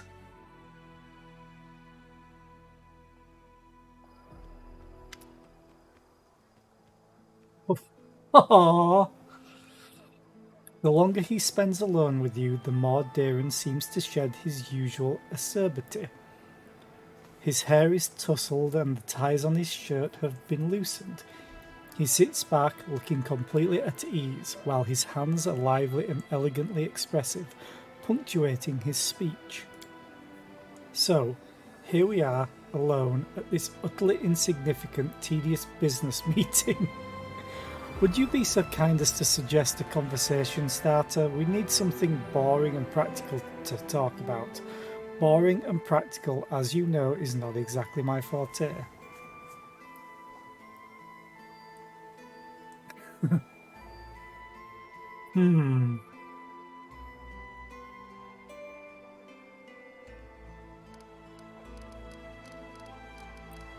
We have enough of the army stuff. Poetry he gets as a noble. The best ways to scrub pots. Oh, this is a perfect topic for me. I possess such vast experience in this arena. After all, so pots. I know of their existence, so that's a start. I first encountered the necessity of screwing pots after joining your delightful party. You may be familiar with this remarkable sensation. When you make a new acquaintance, but you instantly hate everything about them? Well, that sums up my attitude towards pots. Oh, I could spend hours describing my loathing for them. Darren's eyes sparkled teasingly. Are you absolutely positive you don't want me to stop now?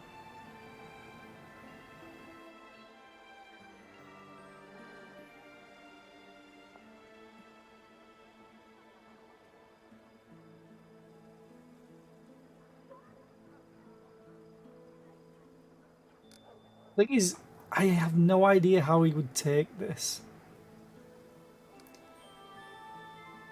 This seems like something he would do.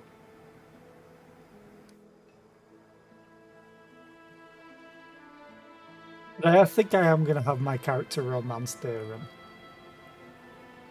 At this point, especially.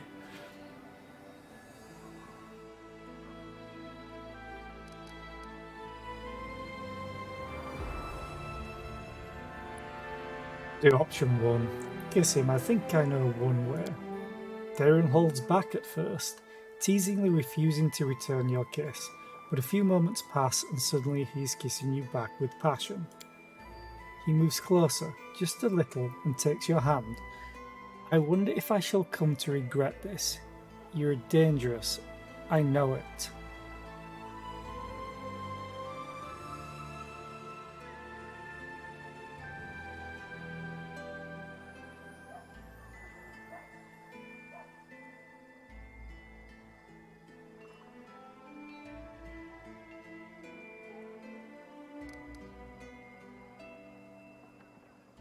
I'm going to do this one, because I think he would realise this more than this.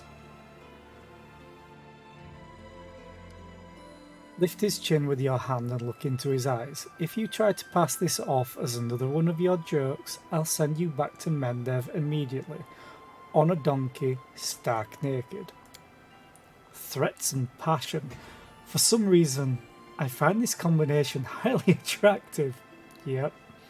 Darren removes your hand from his face, but he doesn't move back. Instead, he leans forward as if for a kiss.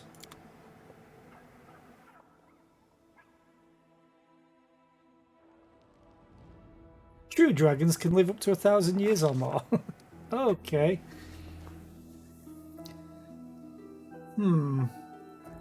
Inexplicable power lies in the force that draws mortal bodies and souls to each other. If there was a way to measure it and compare it to other forces in the universe, it could prove to be comparable with gravity between the planets. But this force is as fragile as it is mighty. Sometimes its emergence can lead to unexpected and irreversible consequences. Night falls, and with it the commander drifts off into a deep sleep. She dreams. She sees herself from outside her body, herself and Darren. The two lie next to each other, their hands joined, their breathing slow and deep. The young count's hair gleams with a soft golden glow, almost invisible in the light of day. But in the dark of night it is unmistakable and bewitching. Then the commander realizes that she is not simply seeing herself from the outside in this dream. She is seeing herself through someone else's eyes. Someone is near. They are watching from the darkness, watching closely but indifferently. Or perhaps the commander can sense only the gaze, but not the emotions of the invisible observer. The observer's attention is fixed on the naked bodies. The observer does not move. They make no attempt to turn away or come closer. They simply watch, and watch, and watch.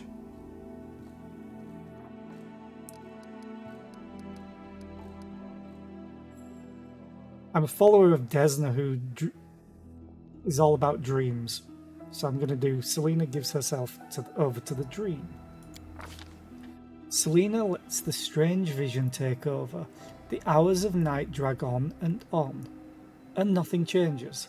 The couple continues to sleep, exhausted from lovemaking. Someone is watching. Only at the very break of dawn, when Darren turns over with a slight sigh, slowly coming up to wakefulness, does the dream loosen its grip. Don't think it... Well, knowing about Darren, technically it could be, but not in the strictest sense. Wake up. Okay. Quick save. You know what I've been thinking about? Darren is battling his tousled hair, trying to make it look at least slightly tidy. Perhaps this crusade isn't so bad after all. At least I feel much happier now than I did back in my hedonistic days in Canabras. What a horrible thought. I feel like I am betraying my ideals just saying it. You know, I had a dream about the two of us. Indeed, Darren smiles. I'll bet it was something rather tender, or perhaps something exhilarating.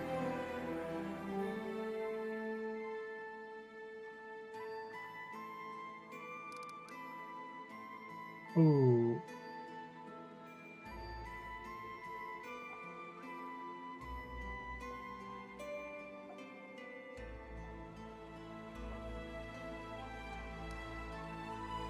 I'm glad I quick saved because I may want to change this. No, it was a nightmare where someone or something was watching over us.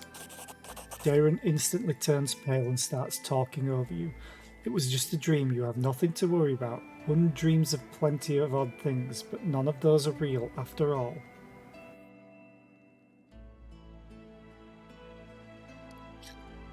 Thing is, I know from past choices in previous playthroughs that I've done, you can essentially just die from choices like this with Darren. So I'm gonna do it anyway. I've saved, so I don't think it was just a dream. Perhaps it has something to do with your secret and what happened at Heaven's Edge. No, don't. Darren's words die in his throat. His eyes go wide with terror, and he starts visibly trembling. It is not Darren who answers you, but someone or something else. You feel a chill run down your spine. The world goes still and silent, as if an invisible monster has swallowed up all the noise of your surroundings. You lose your sense of hearing, your sense of smell, and then your sense of sight. Your vision goes dark, and you can no longer perceive the world around you. Uh-oh.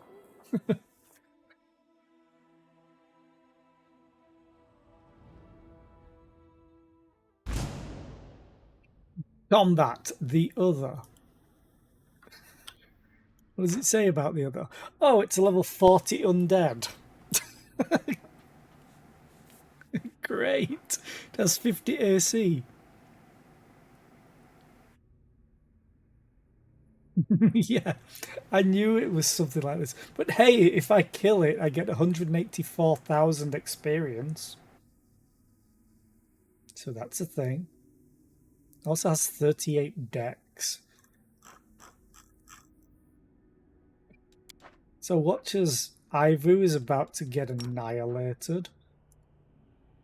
And me as well.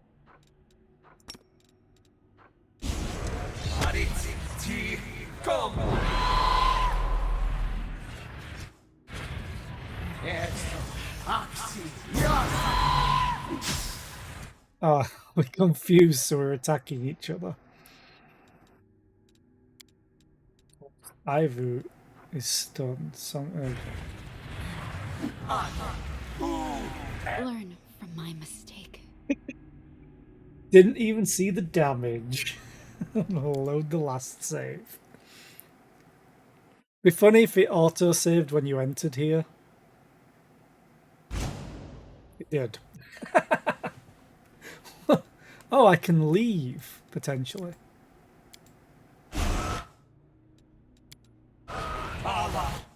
Oh, whole person, great. Ivu.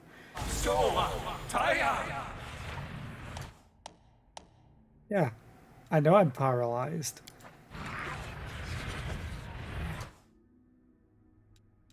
Go. Go.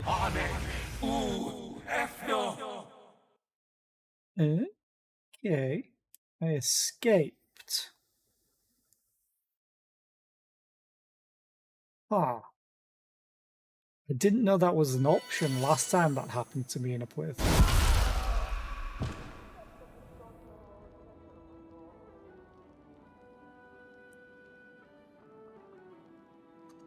Okay.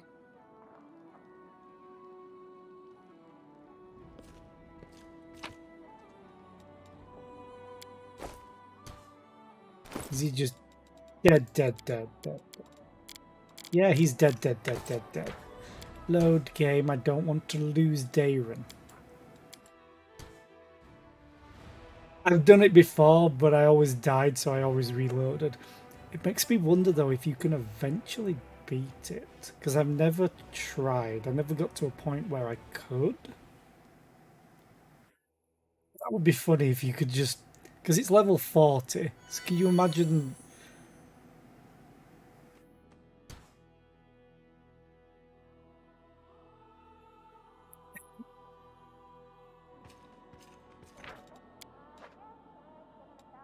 Could you imagine rocking up as, like, Mythic Legend at level 40 to that? And potentially annihilating it yourself?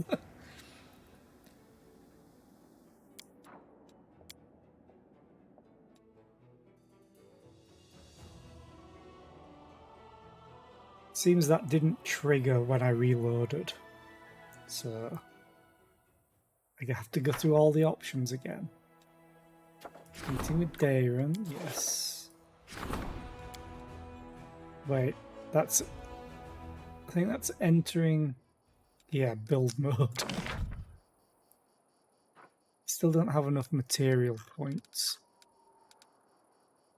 And I need 450 of them. Okay.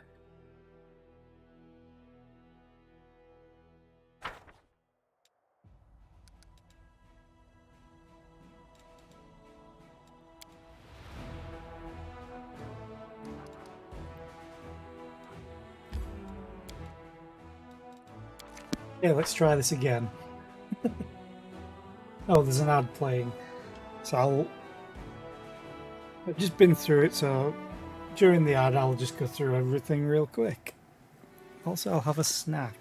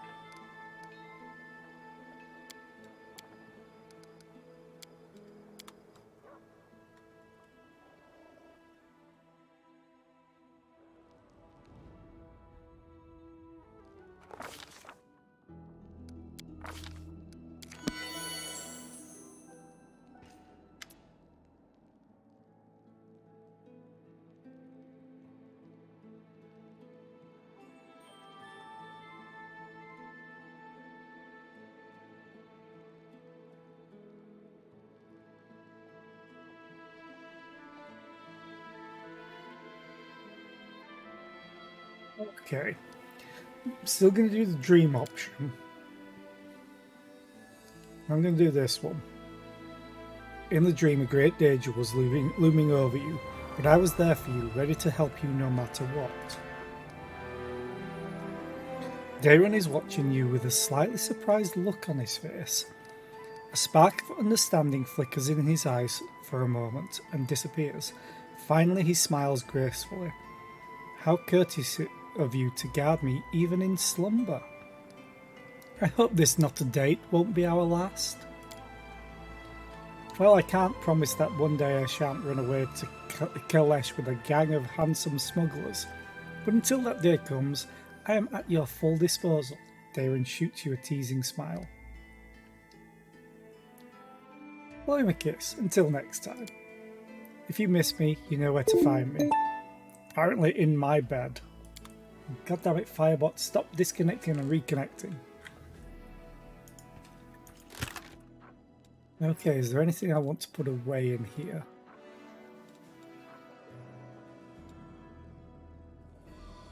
Not really. I need to go and sell some things. But also, I'm sure there was something else waiting for me in here. So at least we didn't lose Daron, so that's good.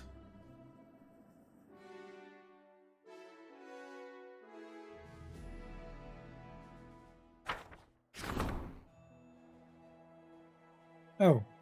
Parade in honour of Her Majesty Queen Galfrey will display respect. Yeah. So I've finally done that. So now I can do more decrees. Dangerous kids. Have the well, I obviously have the finance points for it. Only just. But I think I'm going to do that. I've almost done this, so I can get another leadership one going, potentially. I don't have another leadership one. Ooh, diplomacy is skyrocketing. Granted, it's very easy to upgrade. Military experience I need. Badly. Let's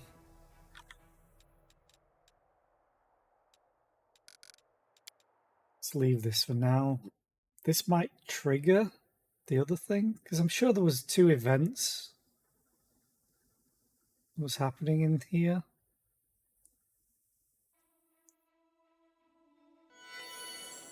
Maybe not. Maybe I just need to talk to somebody.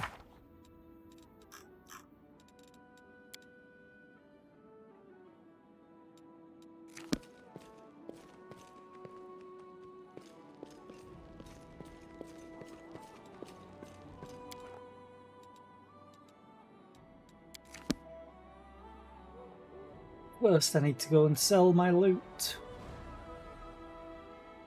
And for once it's not because of the weight limits of my party. This time it's I need money. I need gone. lots of money.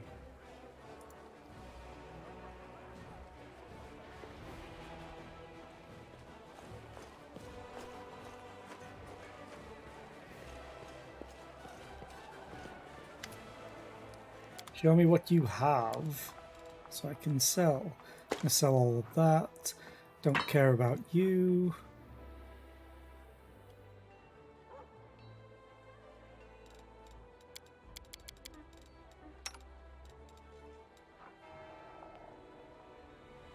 Studded leather +2.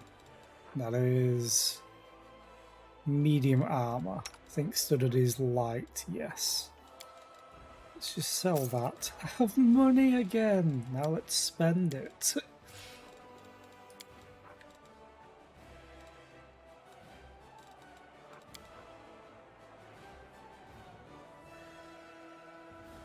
There was something else that I wanted to buy at some point. Damn, that's a lot. I won't have a Blood Rager. So, money. Sell that. Quarterstaff +4. I'm not going to have a monk, I don't think. And my mages will use something better. Keep all the daggers for Woljif when he returns. Eventually.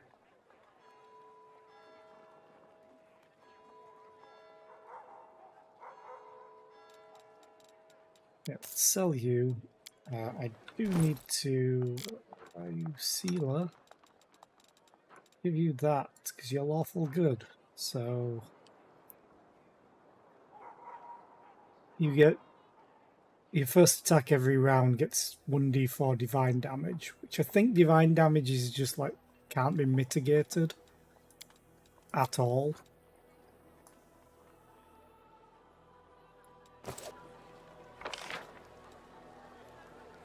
Okay.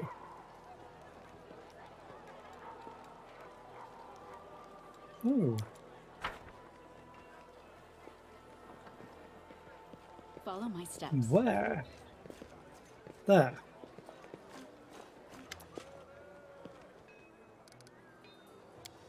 I'll talk to you later. But I like how everyone's being added now. Captain Odan. Where's... Oh, I think Social is probably inside now.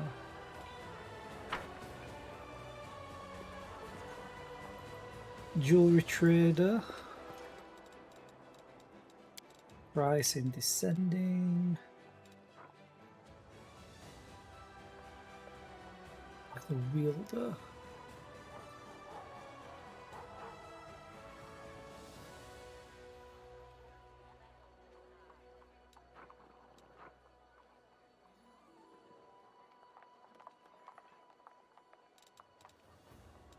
Armor +3. Night boarding is fine.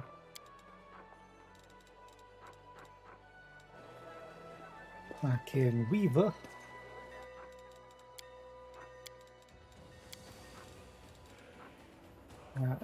Immunity to fire, and it's only a cloak of resistance +2.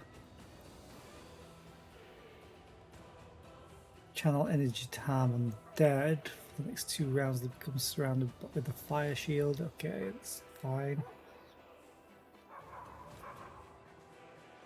No one has polymorph.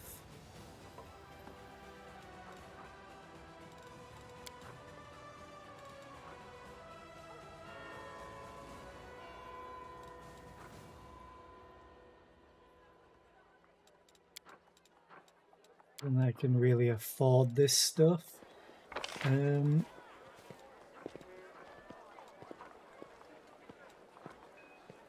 I've never actually checked if they have magic weapons.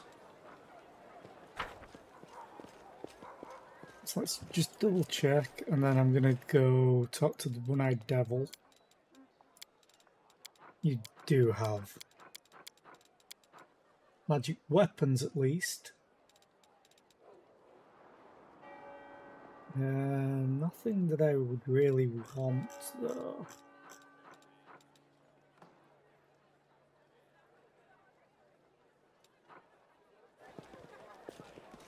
Just the normal blacksmith.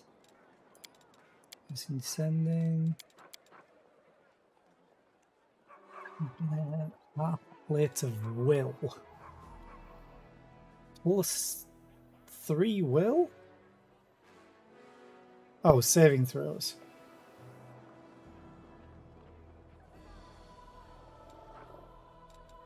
Decent, I guess.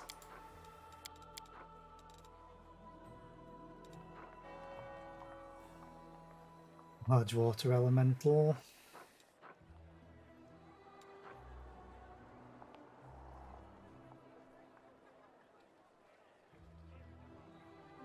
It's actually not a bad weapon at all.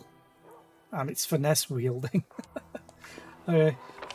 So now I need to go and check. I don't think Horgus actually sells anything.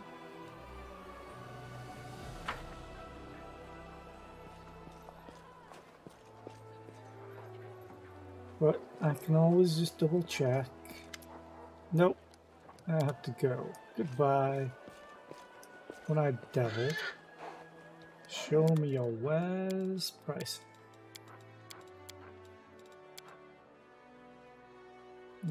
Okay. Luring charisma +4. Mental flow. It's literally just Sealer, I think, that would really use it, because Darren has the phylactery.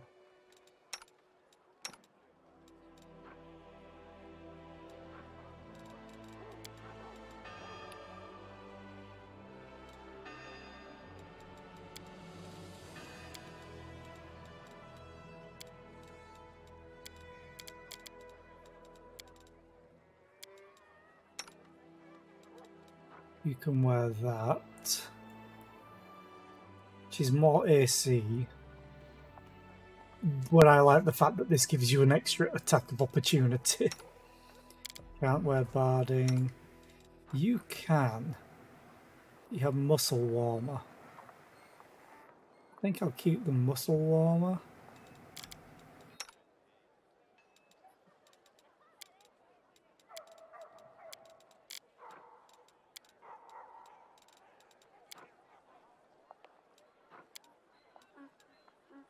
Really only this that I would want to buy, but eh.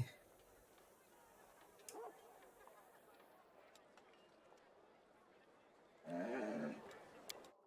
don't know if anyone sells anything in the inn either. I know they do in the half measure.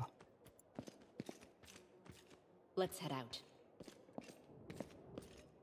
Just citizens.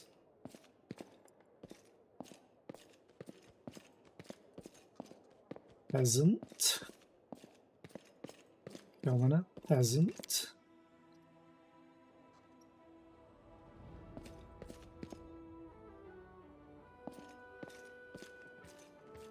I think Nenio is in here somewhere. Yeah, there she is. And the game has bugged out with Nenio. It's already revealing her secret. But there, she's fine.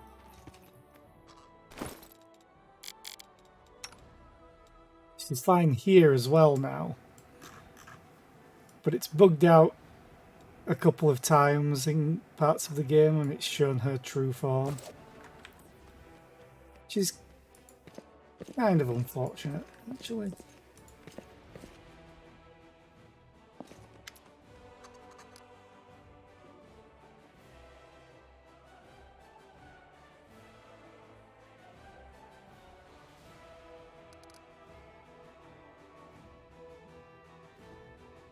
So, the experiment. Nenio gestures excitedly.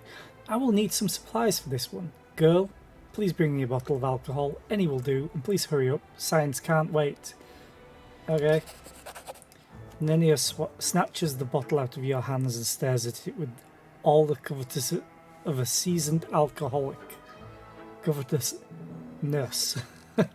Here it is, my path to learning the true values of humanity from the perspective of the lowliest man on the street. Okay. She produces a corkscrew from her sleeve and looks at it in bafflement, then at the bottle, then at the corkscrew again. After which she hands the bottle back to you. Open it.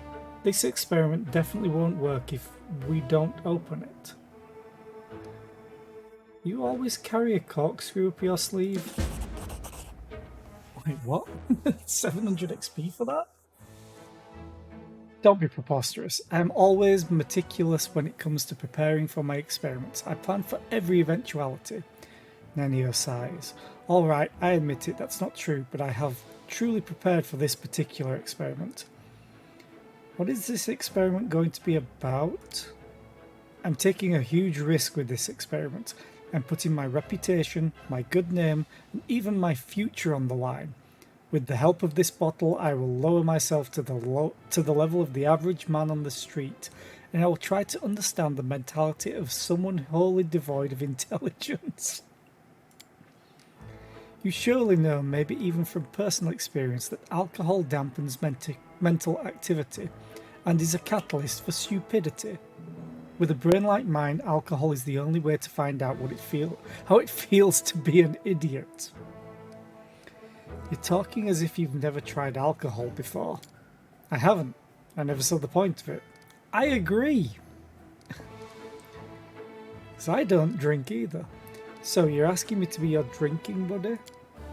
Not at all. I'll do the drinking alone. Your role in this experiment will include standing here and providing me with a visible reaction to my inevitable temporary degradation. Uncork the bottle. Fine, let's get started. Well, let's begin. With the steely resolve of a warrior going to his last battle, Nenio takes a big gulp straight from the bottle. That's disgusting. After she overcomes the urge to vomit, she looks at you with teary eyes. How do you all drink this? I am doing this for the sake of science. Another gulp.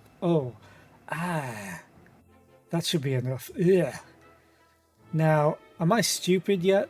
Quick, ask me about something smart. I passed every single check.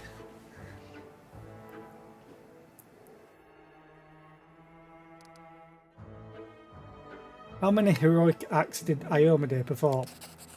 11, of course. She did all manner of things, turned her cloak into a bridge, created a powerful artifact out of nowhere using just her broken sword and a bit of prayer, and even talked some undead into throwing himself upon his sword. By the way, did you know that if you question the authenticity of these acts in the centre of Iomade's cathedral in the Rosian, you can get a boot-shaped bruise right in the lower of your back? It would seem I'm not drunk enough yet. Nenio takes another swig from the bottle. Right, it seems to be working. Now I need to come up with an idea right now. I usually have a ton of ideas. Let's see now. Discari and Baphomet. Their anti-Crusader alliance is not effective enough. They need to unite their forces on the physical level. Baphomet needs to mount Discari and ride him into battle. 2 in 1. Yes, the experiment was successful. I am definitely drunk. She takes another gulp from the bottle to further confirm her condition. So how does it feel to be drunk for the first time in your life from a scientific point of view? Terrific. I have definitely become more stupid. More than that, I am dumb as a box of rocks. And right now I don't give a rat's ass about science. Wait, I think I've got it. That's how men on the street see science. They don't give a rat's ass about it. Who cares how many heroic acts Iomade performed? 1,000,000 or not a single one. Iomade is over there, Nenio says with a vague wave of her hand, whereas the bottle is right here where it belongs. I hope you're satisfied now. Incredible! My intellect never stood a chance in its battle with alcohol. And what is most striking, this fact doesn't bother me at all. It feels like all the thoughts in my head just went poof and disappeared. My thirst for knowledge, my desire to prove myself, they're all gone. My mind is so calm, it's actually a little frightening. I simply must describe this condition for my encyclopedia, but I'll get to that later, I just don't feel like it right now. You're not going to drink like a fish from now on, are you? What? Of course not. How could you think that about me? Me, the greatest scientist of modern times.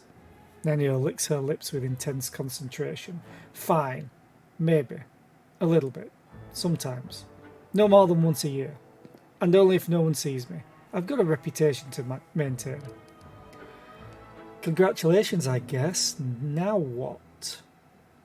That's it for now. The experiment was a success. Just a moment, Nenio stares at you with glazed eyes, shakes her head and exhales loudly. She's just going to have forgotten she's drunk. Because that's how her brain works. When she meets your gaze again, her eyes are crystal clear. Alright, I'm fine now. What was that? What was what? A moment ago you were drunk as a skunk and now all of a sudden you're stone cold sober? Is that so? Nenio looks at the bottle in her hand, thoughtfully licks her lips and nods. It seems that is indeed what happened. Clearly, I decided to forget the incident entirely, because I no longer need this information. What I need now is to write an article for the encyclopedia about the influence that alcohol has on an individual's mind. So you can simply forget you were drunk and sober up, just like that? I have simply blocked the deleterious effects of alcohol from my mind. To put it in basic terms, I just forgot I'd consumed alcohol. The mechanism is similar to the one that I use to get rid of irrelevant memories. It's not overly complicated if you know how to do it. Your abilities are just amazing. Eh? What? What were we talking about? Alright, happy I could help. On behalf of future generations, I formally thank you for your assistance in this momentous experiment. Now I have time to answer your questions. Come on, ask away. Leave. No, I have to go. Nenio is so weird, but so hilarious at times. Granted, as someone with autism, I can sort of understand. Did I just walk through the wall instead of the door? Hey, I can phase through buildings.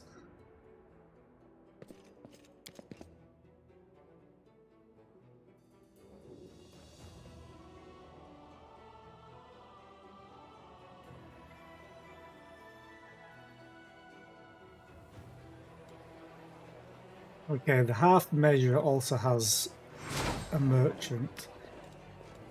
Will you quit buffing? You have nothing new? No, okay. Tread lightly.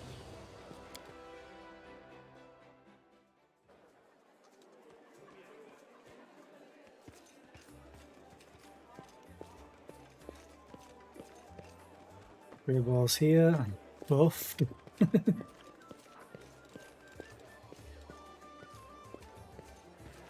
Oh, they didn't restock. Wanted to steal more stuff.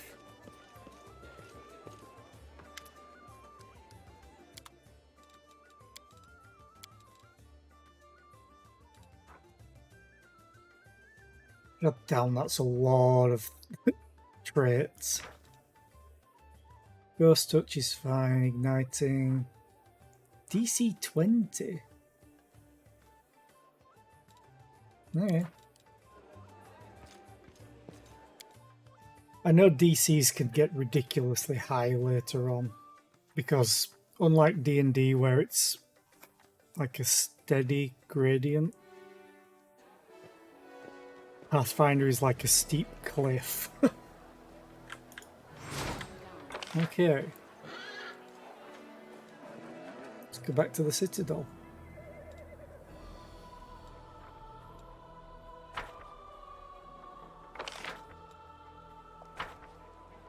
Oh, hang on.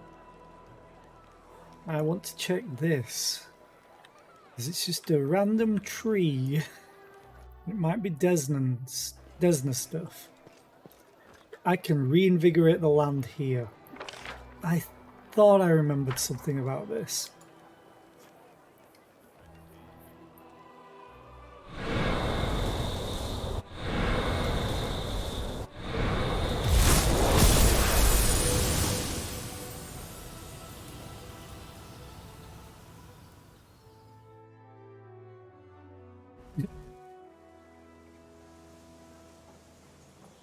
Big old tree.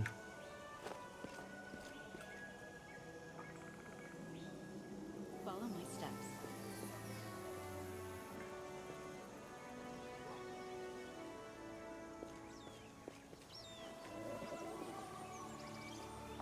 Anything else here?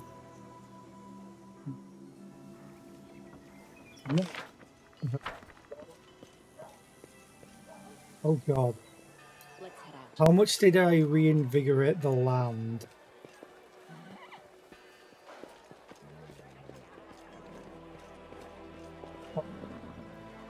Okay, it stops here.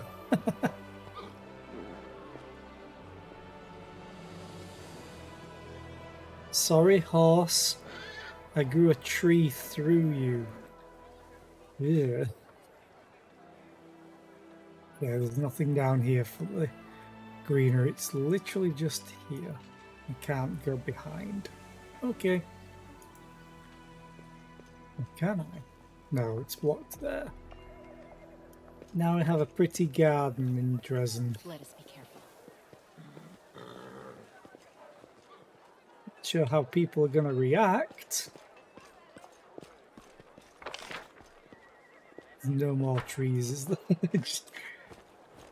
Dresden is now a... Oh god, I just realised you could totally anagram to a little degree. Dresden is a fortress, or forests.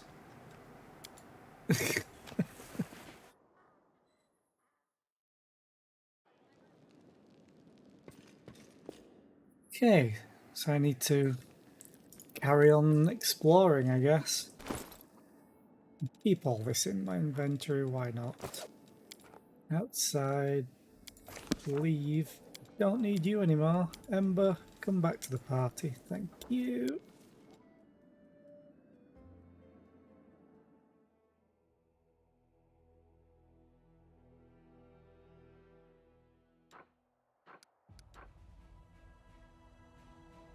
Oh, tell Irabeth about the victory. That's what it was. Oh, attack out of nowhere and battered spirits. I wonder if that's both Irabeth.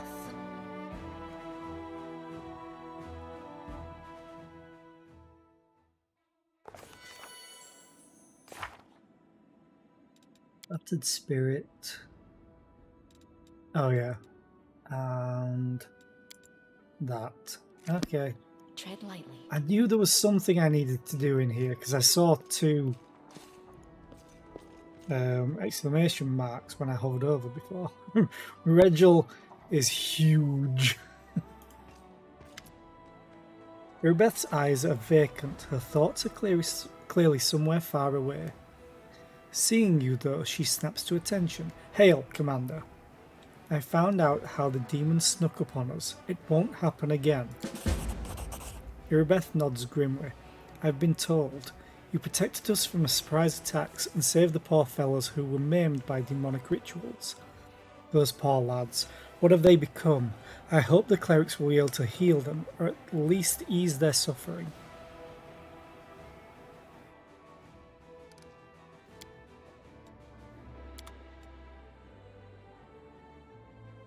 So there was another one to talk to you about, but Spirit. Oh, to watch and wait. Okay. So that was just her I'm gone. looking into space. Or staring into space. Okay. Fortress gates. Let's go back out.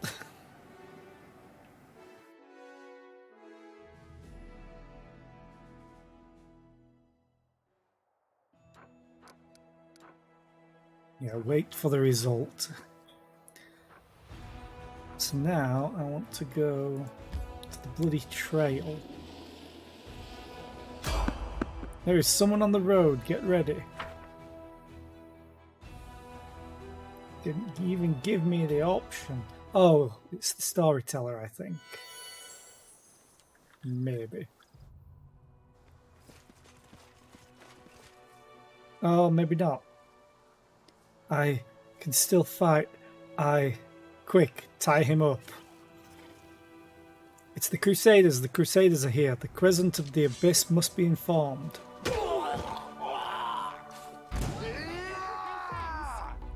Well then.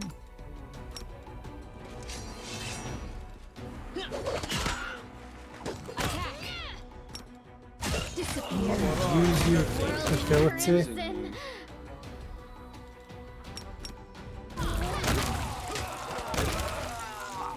Okay, didn't even need to. I think Let us buy our cleave, because I have it on auto attack, is overpowering this. It's causing it not to do anything. Quite a lot of gear. And then these breastplates that are bugged as magic weapons. More loot, you say? More loot, you say? Loot. Follow my steps. Oh wait, do I have to have Grey Ball for the dragon? I probably do. Fine. Let's head out.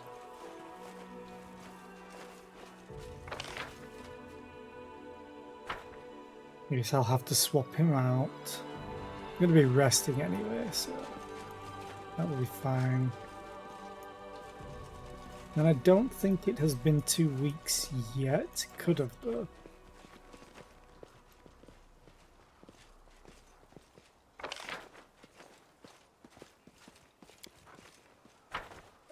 Because I do need to visit my court of the hashtag purple gang.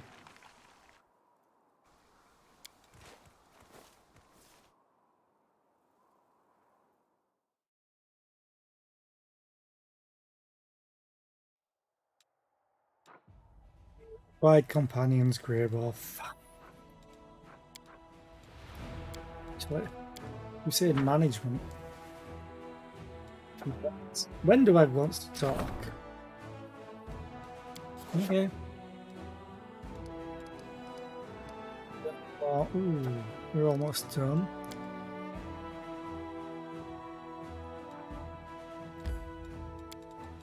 Can I recruit more archers? Though I might just wait.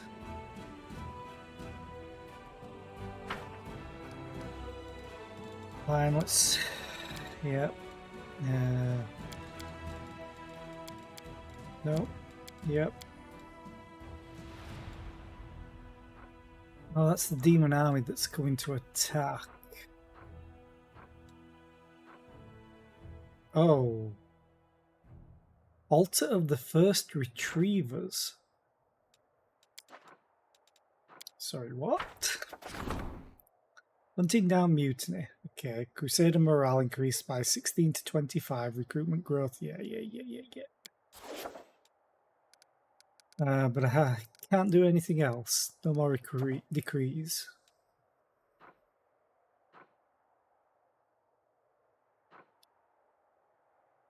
So is 20 the max for morale?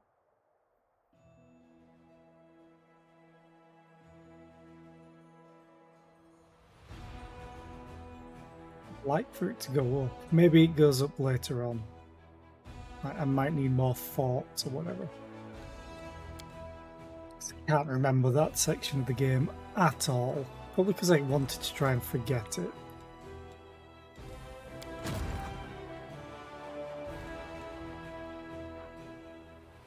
Don't think that's gonna go well as a fight for me. I'm gonna stay here. I have defense here, kinda, for when this arrives. Oh, this. I think this is slowly moving towards Dresden.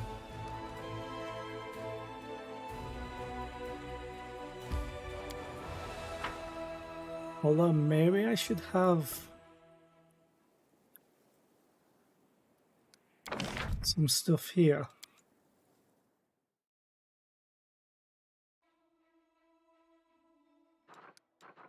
So that.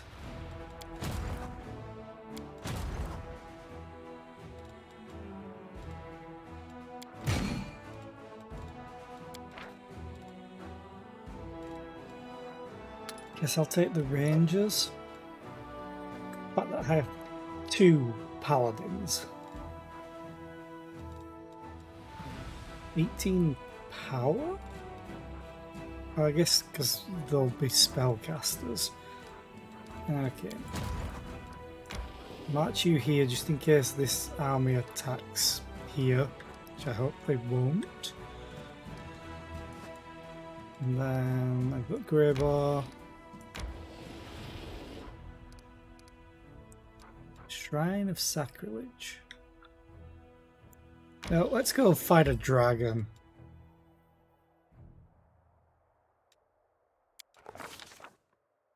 Dark splotches of dried blood are visible on the ground. Its foul, pungent scent awakens the predatory instinct of the hunt. Everything nearby is splattered in... they actually used splattered this time, not spattered, in blood, as if a battle took place here, or someone slaughtered a herd of goats. Yet this blood belongs to neither human nor goat. Its sulphurous odour indicates that this is the blood of a rare fire-breathing dragon. Injured and exhausted, the fleeing dragon stopped here to rest. The commander decides to.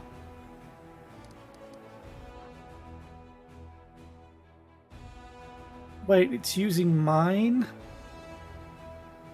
And not Arushale's? Oh, yeah, because I'm trying to impress the assassin. Ask the assassin for advice. The dwarf points confidently to the south. The dragon's lair is hidden somewhere among the mountain gorges. I think the other way would just get me some extra XP, but I literally can't succeed on the check.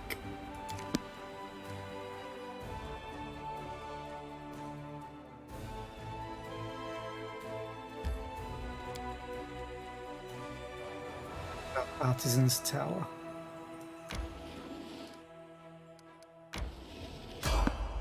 There's someone on the road, get ready. The commander and her followers are traversing the mountains, trying to track down the female woundworm that has lately been wreaking havoc around Dresden. The dwarf leading the party approaches the edge of the cliff and points down to the ruins of a tower built upon the rock 300 feet below. Its very existence raises a number of questions. Who would dare to build a tower here, so close to the demons? Why would they erect it here at the bottom of a canyon? An expert analysis of the tower structure provides the answers. Numerous features in its design indicate that the building dates back to the golden age of the Aslanti Empire. It is several times older than the World Wound and was originally constructed on top of a mountain, before the cataclysm changed everything. The tectonic plates shifted, causing the tower to sink to the bottom of a newly formed canyon, and the mountains rose up around it like the jaws of a predator, ready to snap shut and bury it beneath the rock forever. The ancient ruins have been abandoned for ages, barely visible amidst the steep cliffs. The tower would have remained hidden had the commander's party not discovered it by following the trail of blood. The dwarf signals that it is time to descend. The alpine path leading to the tower soon splits into 2 directions. On the left is a rocky ledge, dangerously narrow and visibly unstable. On the right is a broad path, covered in overgrown brambles and thickets. There are many poisonous plants in these mountains, some of which are so dangerous that merely touching them can lead to numerous adverse reactions. These include, but are not limited to, migraines, disorientation, vomiting, hearing and vision loss, paralysis, and even death. The commander assesses the risks and let's live dangerously. Chooses the steep and dangerous path to the left. The commander decides to take the path to the left, which descends steeply down at a dangerous angle. The loose stones along the ledge are treacherous and unstable, and one wrong step could cause a rock slide. This is a task for either a person of outstanding acrobatic talent or someone attentive and cautious. Whoever leads the way will take on the greatest risk. The commander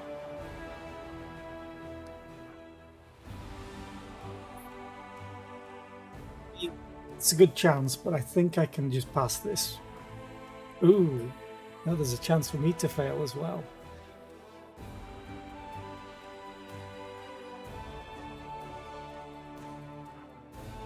I'm going to choose myself.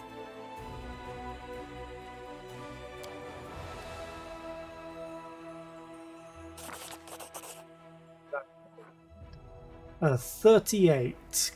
Great. Statistics show that mountains often prove to be more cunning and cruel than those who seek to conquer them. Even places that seem harmless may in fact prove highly dangerous. However, Selena does not make a single mistake as she skillfully navigates the most dangerous sections of the path.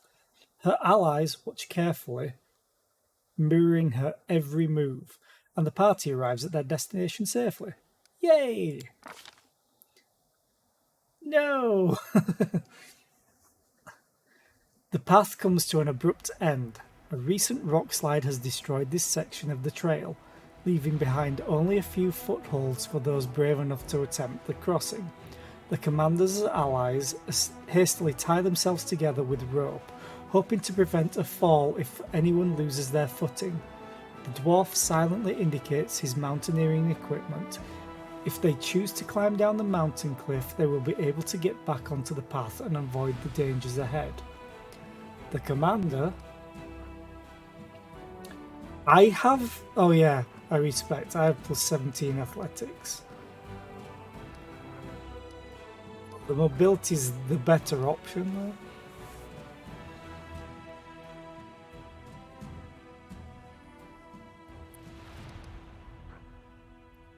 Actually, you just need a 10 or a higher. It's technically below average is what you need to get.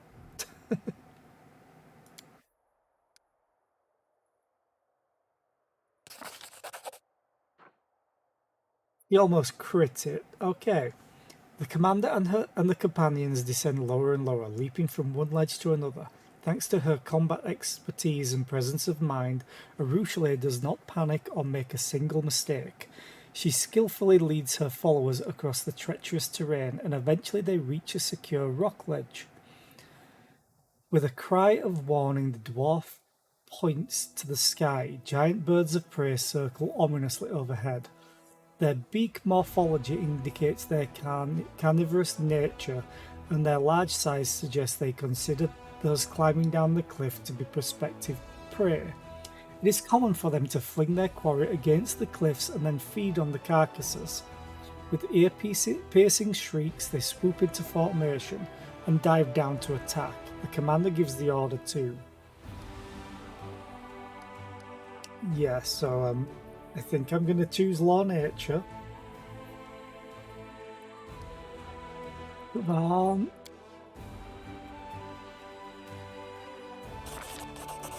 Nice. Nice. I succeeded by 2. Selena pulls out a knife and runs the blade over the stones. The metal makes a grating sound and the birds fly away in fright. It is the same sound that their sworn enemies, mountain cats, make when they sharpen their hard claws on the rocks. The party overcomes every obstacle and finally descends to the ruined tower. The mountain has been conquered and no one has fallen victim to its treachery.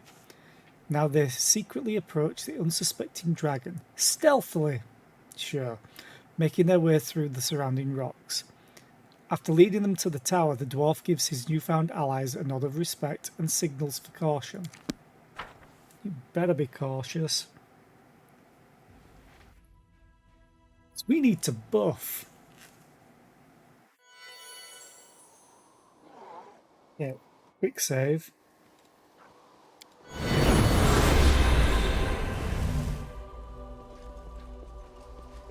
Tread lightly. Okay. Then I'm going The to... road awaits. I have a lot of uses of this. So. Hello? It doesn't show if you used it. Although people are getting fast healing. So whatever. I guess you used it.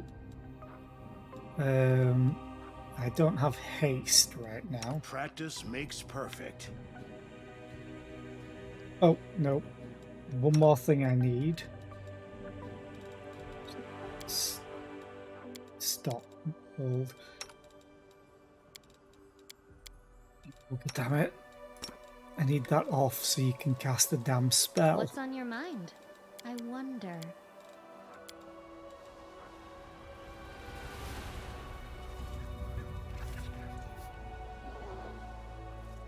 Well, okay. Our Now, duty calls.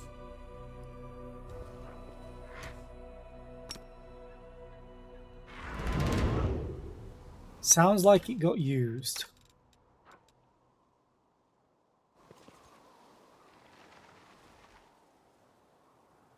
Hello, storyteller.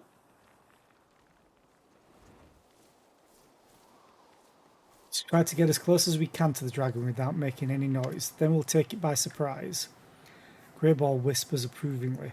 We've crept upon the toothy old lizard without her noticing us.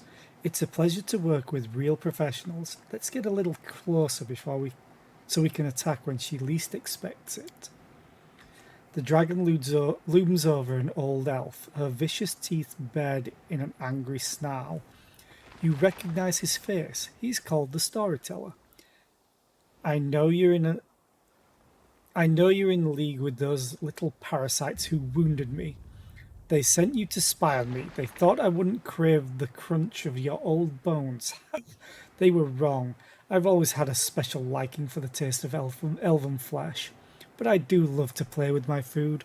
What can you offer me in exchange for your pathetic life? Perhaps I won't kill you if you manage to impress me.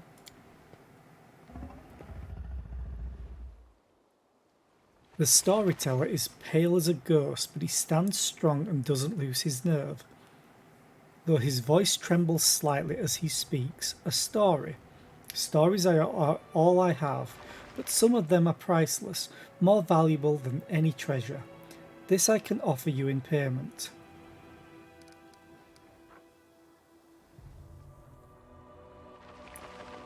DC 20 and I have a plus 28 to stealth.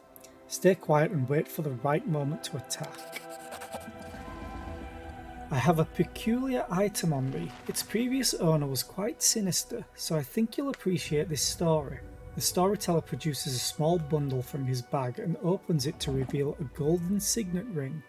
As he holds it up in his shaking hands, the old man's voice suddenly changes.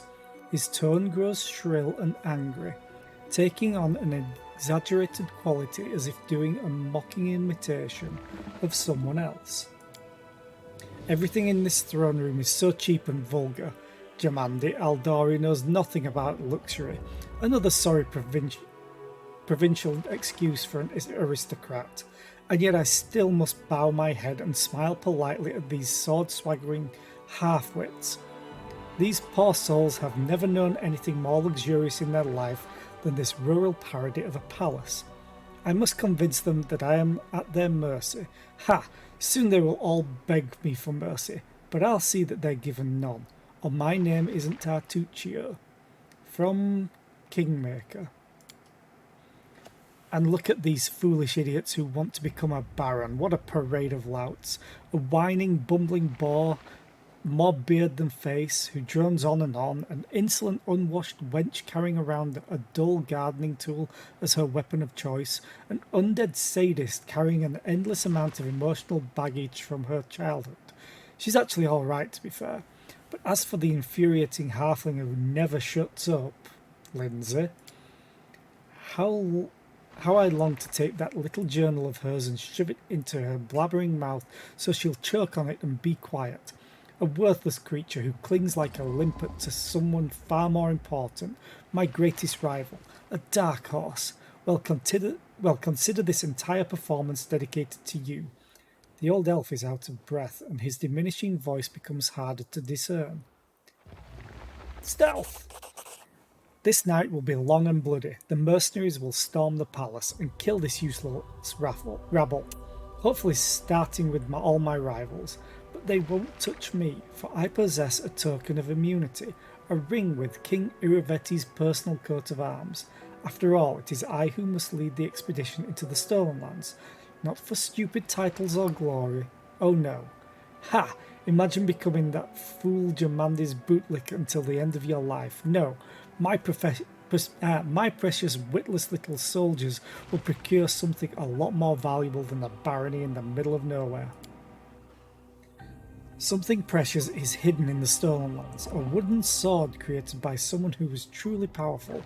Nothing like the pathetic scraps of metal worn by these pompous Aldori simpletons. No, it is a true instrument of fate. It's a pity I don't know how to use it myself. But King Iravetti will pay me an obscene amount of money for it. Fortune enough for an eternity of endless debauchery. Not to mention the little bonus he'll give me for Jamandi's venture collapsing like a house of cards. Merely a trifle, really.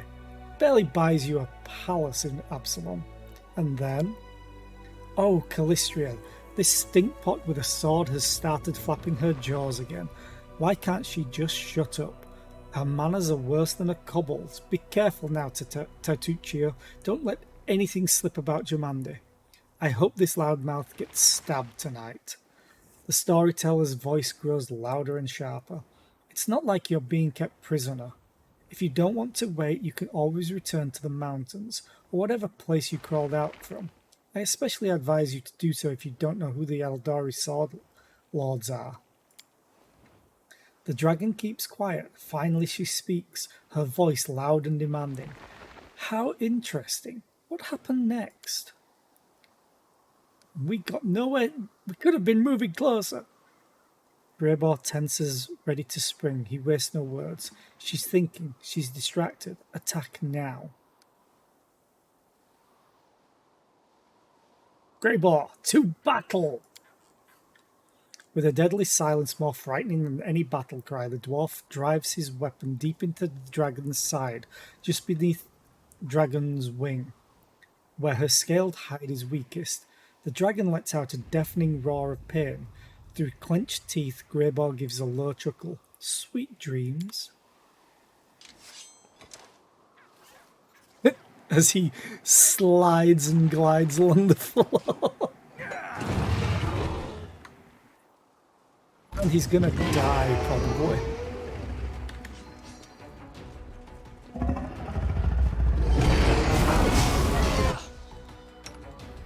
Let's use this. Get off me, you vile parasites. Don't let the dragon get off the ground. She'll set everything on fire.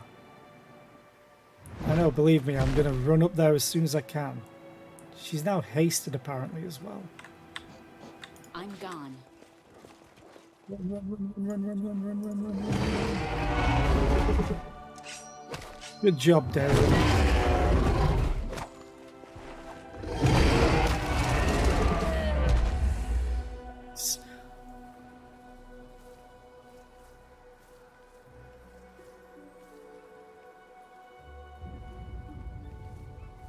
Just have a quick drink. Let's see what she said. Greyball looks with satisfaction at the surrounding carnage. That's a job well done. You can use her head to decorate your tent. I'm going back to Dresden. It's been a pleasure working with you. I think we should continue working together. I'm ready to offer you my services. As you can guess, a full contract will be more expensive than a one-time job. I think 12,500 gold would be a fair price. I think I recall if you double it, he does something later on.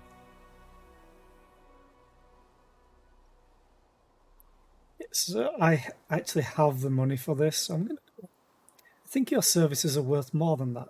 So I'm willing to double the price. It is always a great pleasure to work with a client who can tell a professional from an amateur. It's rare these days to find someone who appreciates high-quality work and is willing to pay for what it's worth. I think this is the beginning of a long and productive partnership. I'm going to replace you as soon as possible with Ember, though, but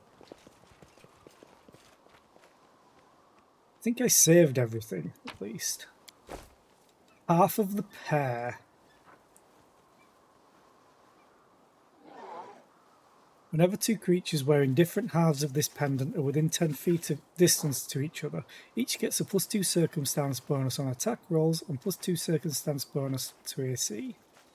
I know exactly what I'm going to do with this, I think. Ooh, no, maybe not.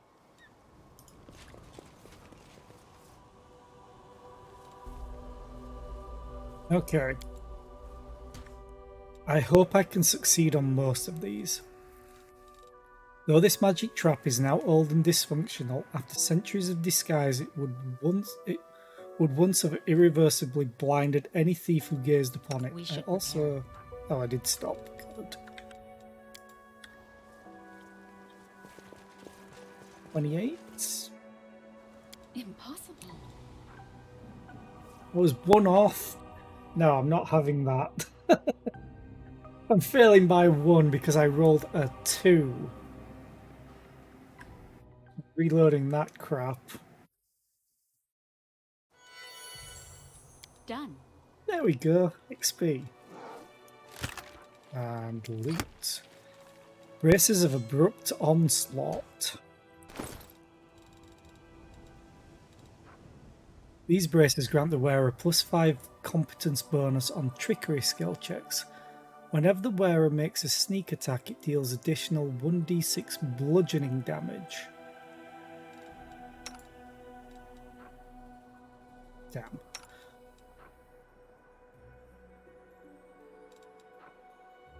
I mean... Would you please keep this ugly thing away from me? Oh, wrong. Oh, braces. You can have them. Because you technically can get sneak attack at some point with Sense Vitals.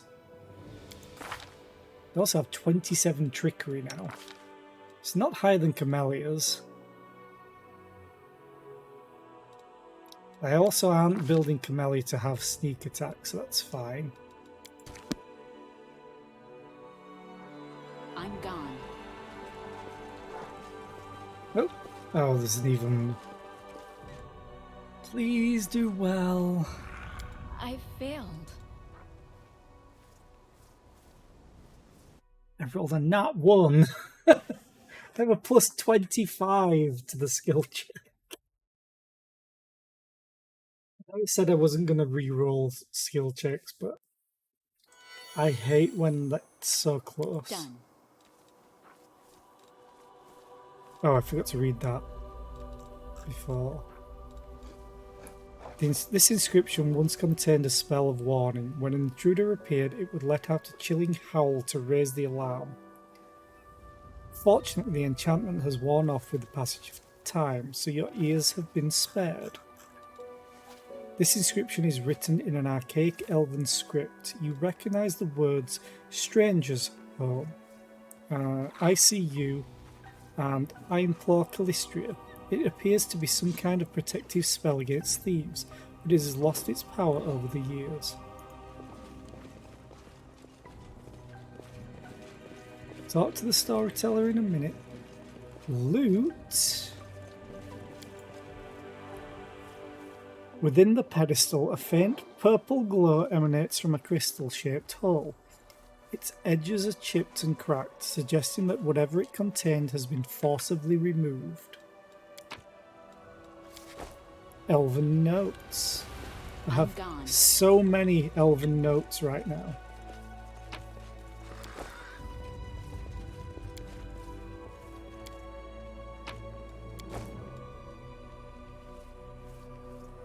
Follow my steps.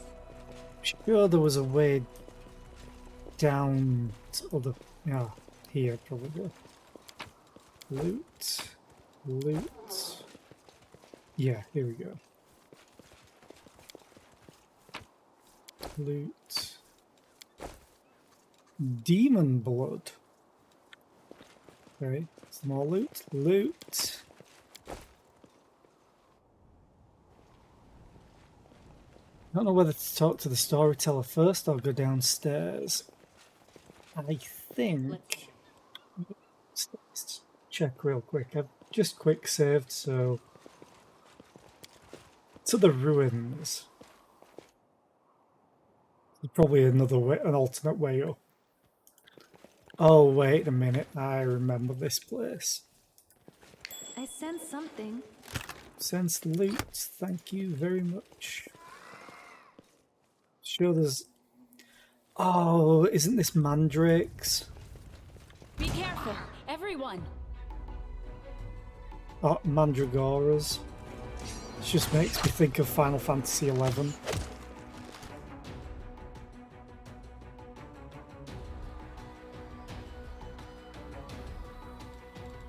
Damn, you're wrecking Ivu. Stop it.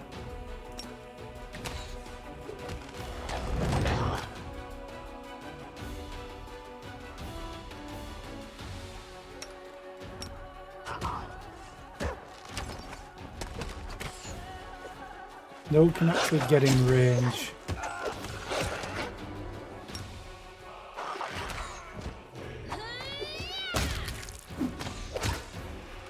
Can you please use this? Thank you.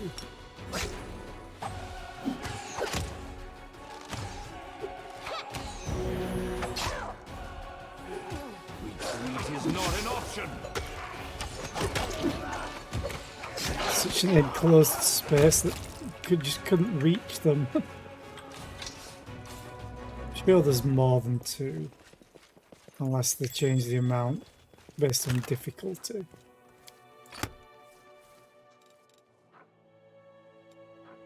Oh wow, that needed DC 30? Wow. Hello there. Let us be careful.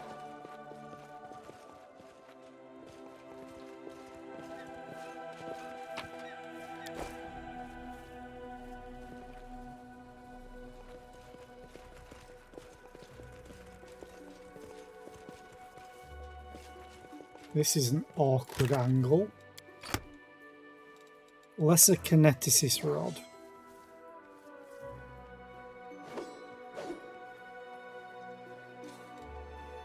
I don't have kineticists, so that's fine. Tread lightly. Seems to be no more loot.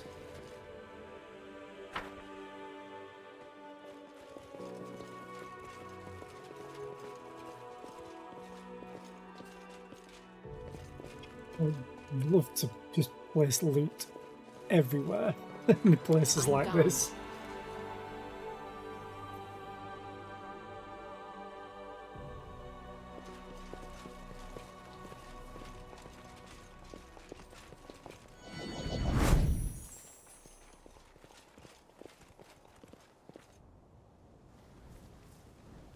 Storyteller. Have you found what I asked of you? Splendid, let's get out of this place as soon as possible. All this smoke makes it difficult to breathe. We'll meet again in Dresden. Thank God we'll meet again in Dresden. But I have a bunch of crap that I need to give to you.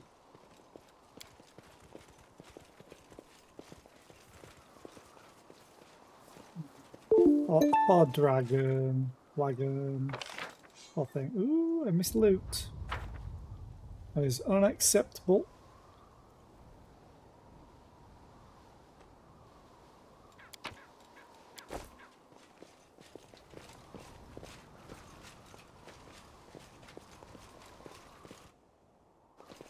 Okay, let's go back to Dresden. We also need to talk to Wenduag when we get there.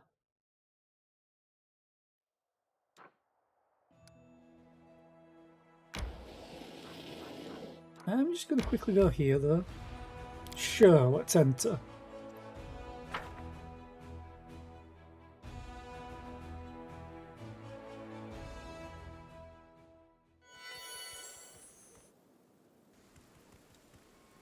Hey, if you say. Wait. Why do you always want to activate that? Oh, the plague. Attack! Plagued wolves, yeah. I'll cut you wide open.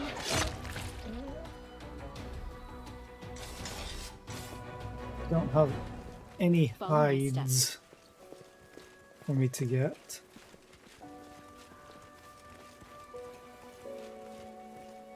Kneel before me. Sailing isn't that boring after all.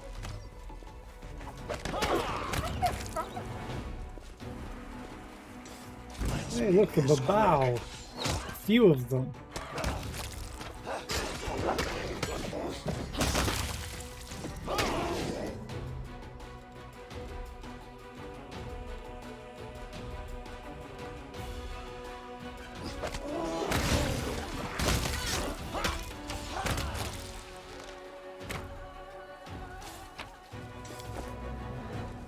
Let's head out.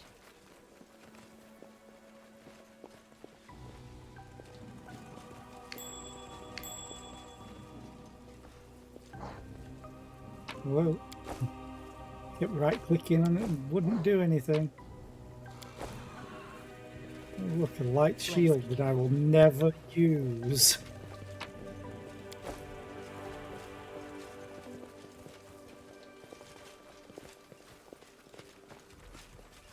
Tread lightly. Some cave is up here, yes.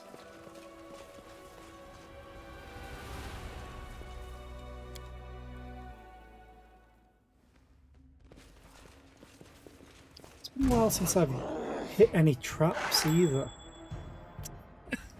This one's mine. Okay, hold position then.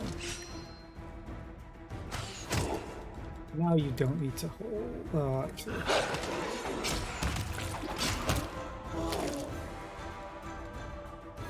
Hold. Press the attack!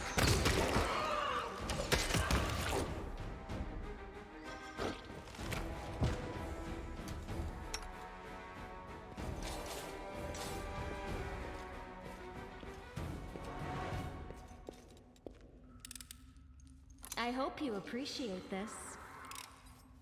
I am helpful. So yeah, I need Am to I shut not? my mouth about saying that I haven't had any traps lately. Because then that seems to happen. I'm gone.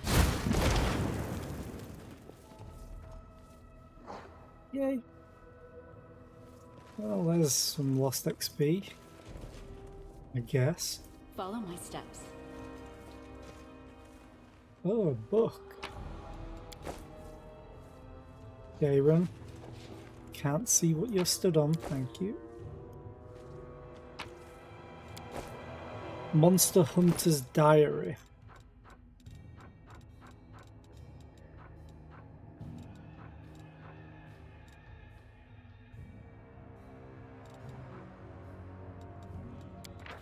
That. Didn't learn anything from it.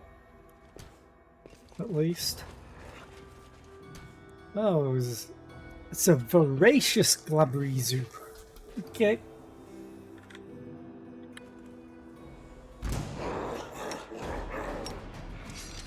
Careful now.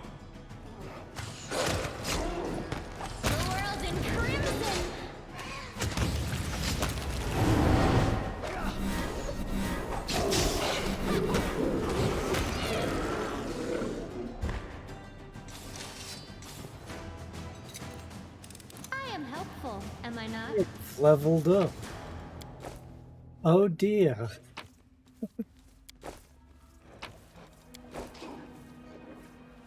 Let's head out. Did that stop playing? Yes, it did. Retreat Normal is not an dragons. option. Gormandizer. The sacrament is corrupted. Kill the heretics. May they know the power of the great titans, the true masters of this world.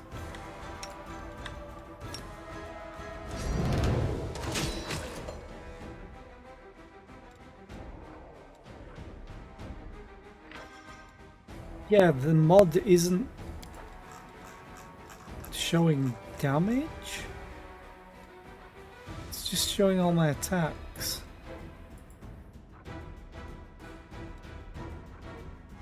Doing things hit. That's not that great actually, because I like to know how much damage I've done.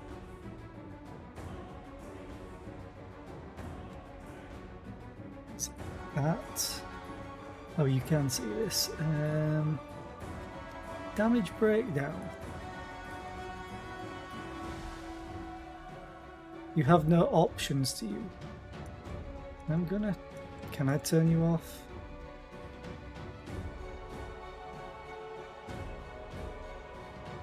Let's see if that changes it. Yeah, I got a bunch of mods just for quality of life things like the buff bot as well. In fact, I can show you. I have allow modded achievements and mod menu, which doesn't always work with everything. Auto mount, just so like Darren mounts as soon as he enters. Damage breakdown, which doesn't seem to be doing what I want. Relic info is something I really enjoy, so I can see what I'm getting when I upgrade relics. And then bubble buffs.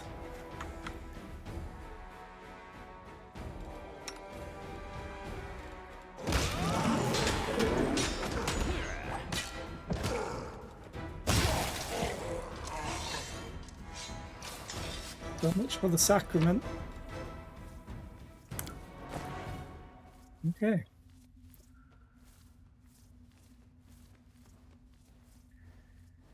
Let us be careful.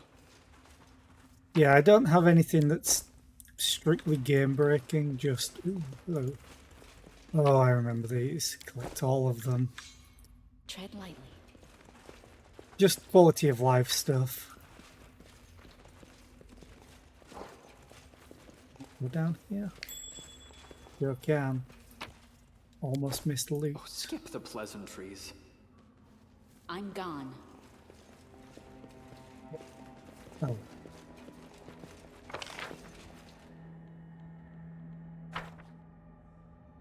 So now I need to level up people. However, I need to remember before I do so.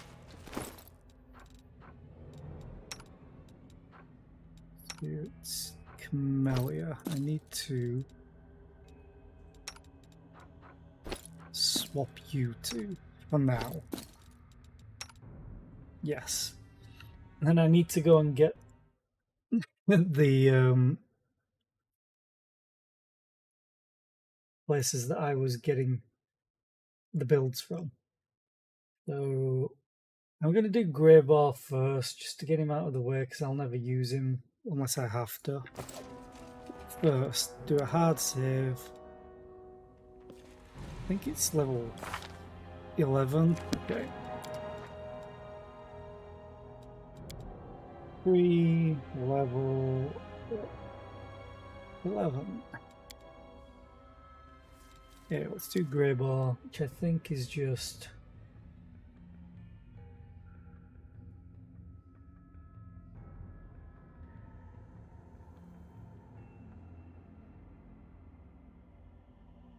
Oh, hang on.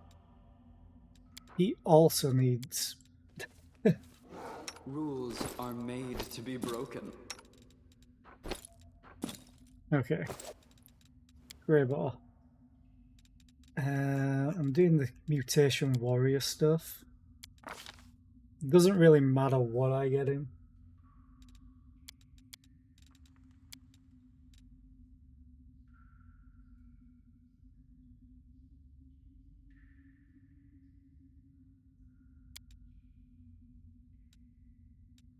It's always nice to have use magic device on people. And then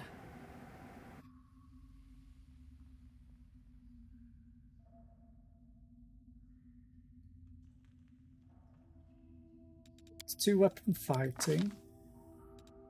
Proved critical. I'm going to be taking him Kukri.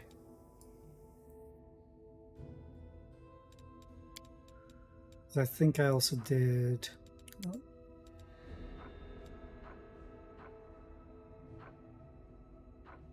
This one I took something else. Is it this? No.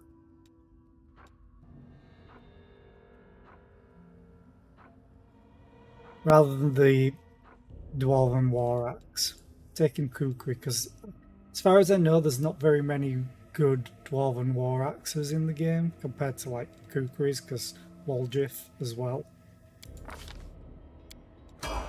Okay, that's him sorted. You know what you're doing. Good. Feel the belt go.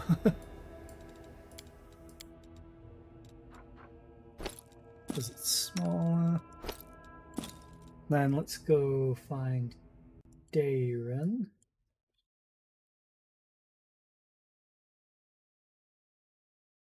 Because Darren's is a really weird build. It's hilarious.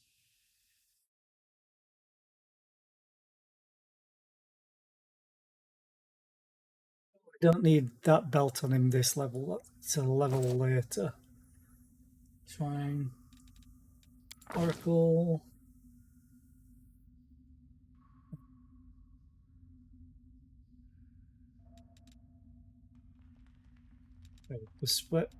Persuasion. Perception. God. That's what I was taking him, I think.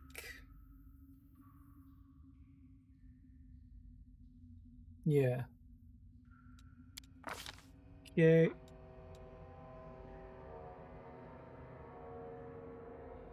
Proved critical. I think. Proved critical. Rapier, because he's all about attacking, not damaging. From to animals.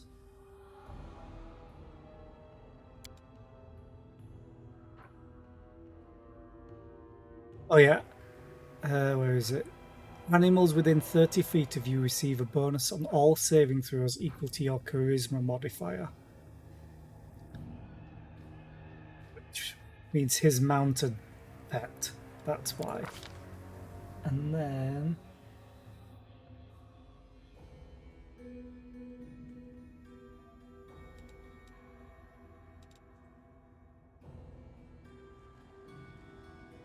I can literally just choose anything here. I'll take remove paralysis. He's still sort of my pseudo healer. Ooh, resist energy communal.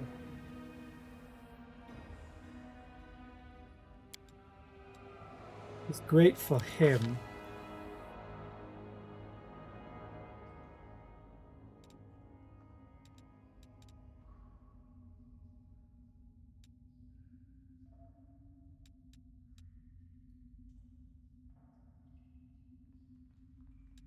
Take freedom of movement. Have someone else able to do that.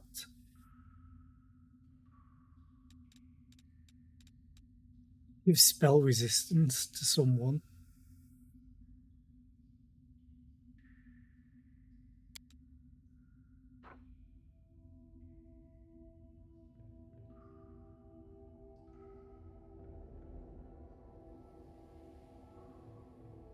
Spell resistance doesn't work against friendly and beneficial effects. Good. Nothing like having spell resistance against your own party trying to heal you. Yeah, let's take that. Missed me already. I'm actually gonna swap this back.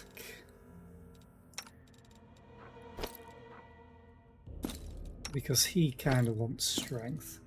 Also, he crits on a 15 to 20. Sorry, what?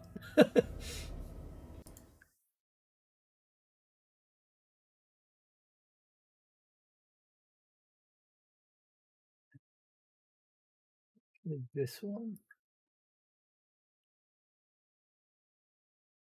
Yeah, the dual wielding Camellia build. Okay.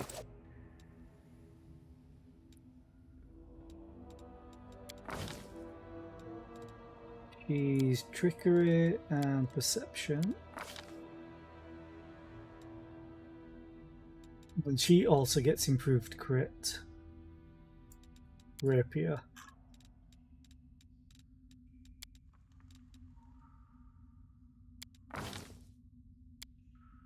And she has a bunch of spells now. Shall need to sort that out as well. Ooh. Ooh. Full strength. And diamond dust it uses.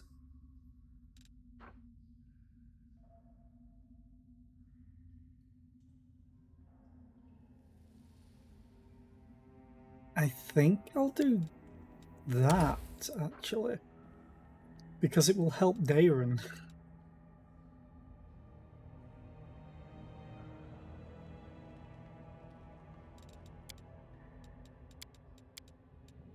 She can get more of this.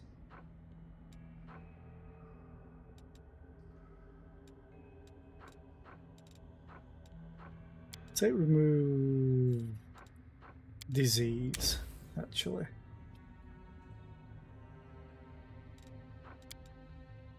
It's fine, that's fine. Okay. The only person that I've not used, well, I've not built Nenia, Wendwag, or Arushale following any guides. I've just been going as I've been going.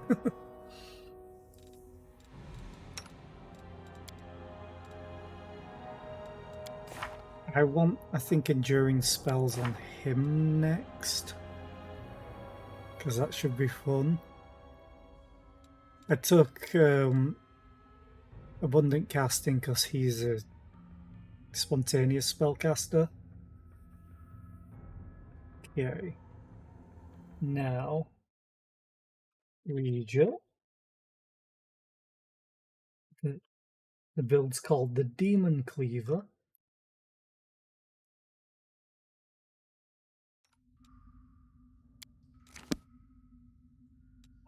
Fighter.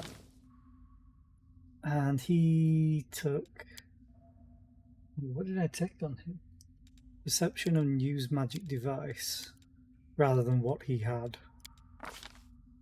And then... Greater 2 weapon fighting, I think it is. Yep.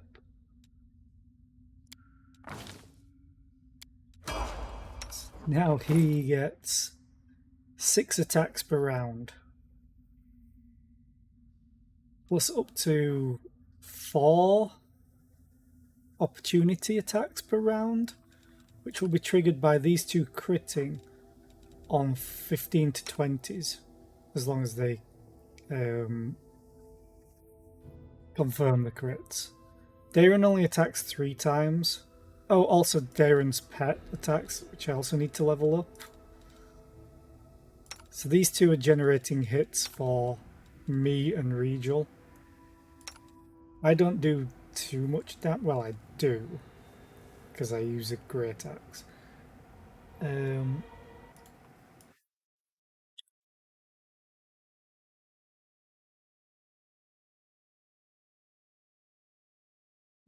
That one. Level up myself. I didn't follow the guide for myself as much, because I'm not a trickster, which for this build works better with a trickster apparently, but I like my Azata. So all level 20 skull. And I did all of these and athletics. Because I needed someone with athletics. And then level 11 was improved crit. Because why wouldn't it be anything but improved crit? And great axe.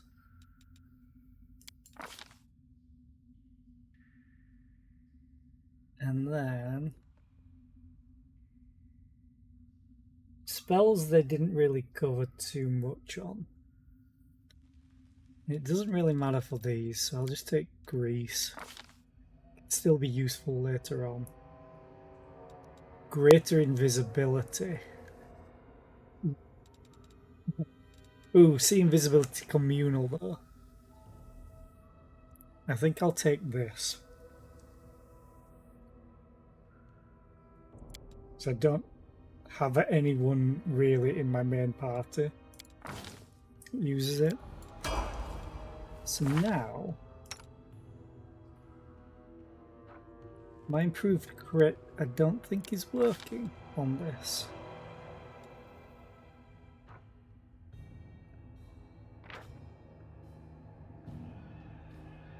Your critical threat range is doubled. Oh, easy way to tell.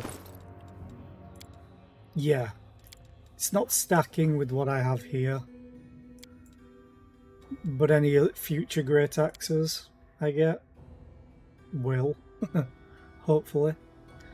So, Ivu I don't need to level up. He's level 10. I think he levels up with my mythic rank.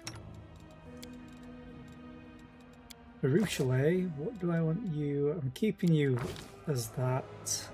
Trickery, stealth, mobility, perception, persuasion, because why not? And use magic device, I think I had.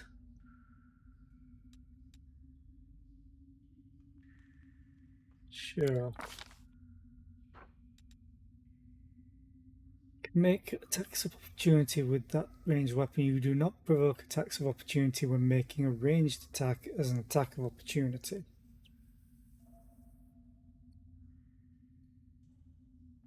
Hmm.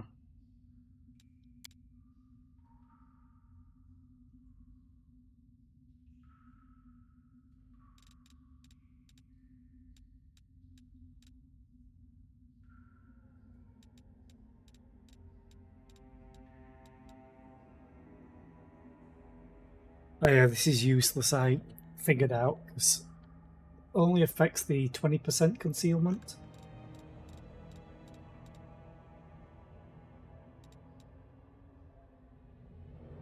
No one else has precise strike.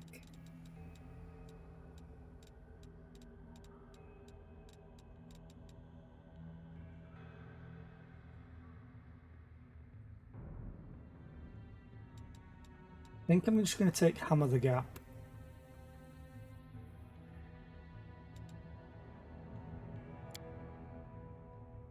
Yeah, let's take Hammer the Gap. She also has Quarry Please, now, allow me. I think.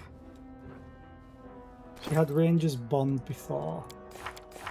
Character, class, Quarry. Character can, as a standard action, denote one target within his line of sight as his quarry. Receives a +2 insight bonus on attack rolls made against his quarry, and all critical threats are automatically confirmed. I think that's a free action. So you can at level 19 you can do it every round. Essentially.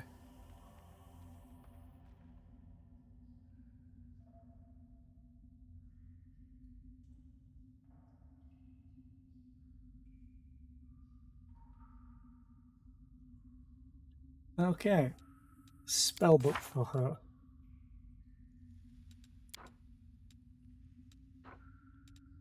Let's just add another one of them.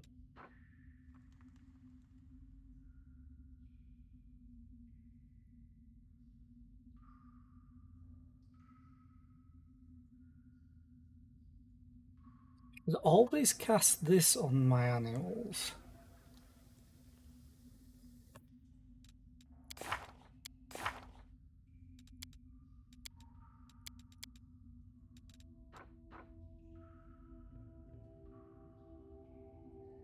Would last 8 hours. No, that's fine.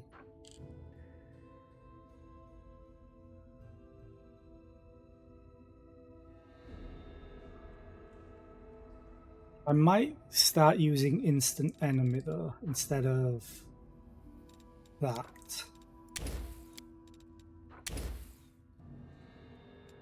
Because it's a swift action, which means I can still do a full attack. Okay. Now the last one, I need to do this. Bully, athletics, perception. You get a feat. Maybe improved crit.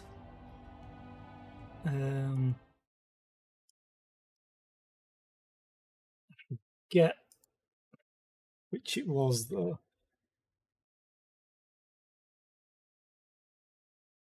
Okay. I found the guide.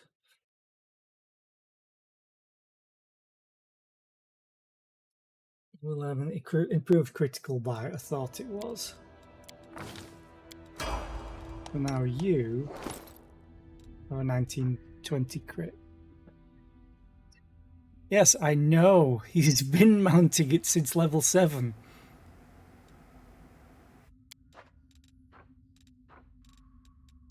Okay, quick save. No, it's because... There we go. It's because when I leveled up, he dismounted. Right. Outside. Time to go back to... I'm not going to go straight back to Dresden. I'm going to go to the Commander's Court, I think.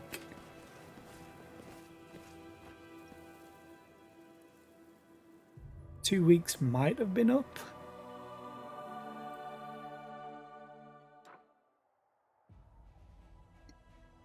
Still need... Oh, inform Irabeth of the victory. Okay. 15 hours? Or I could just teleport. I mean... Shocked. Quick save. Now I'll enter. And we shall see if they've finished, because I can't remember if it's been 2 weeks or not. They've set up a camp, so it looks like it's been enough time. Okay, let's talk to these. Hey, I'm going to have a quick... Actually, I'm going to have a quick bio break. So I'll run an early ad while I do that as well. Because I really need to go to the toilet. So I will be right back. It'll only be a few minutes, hopefully.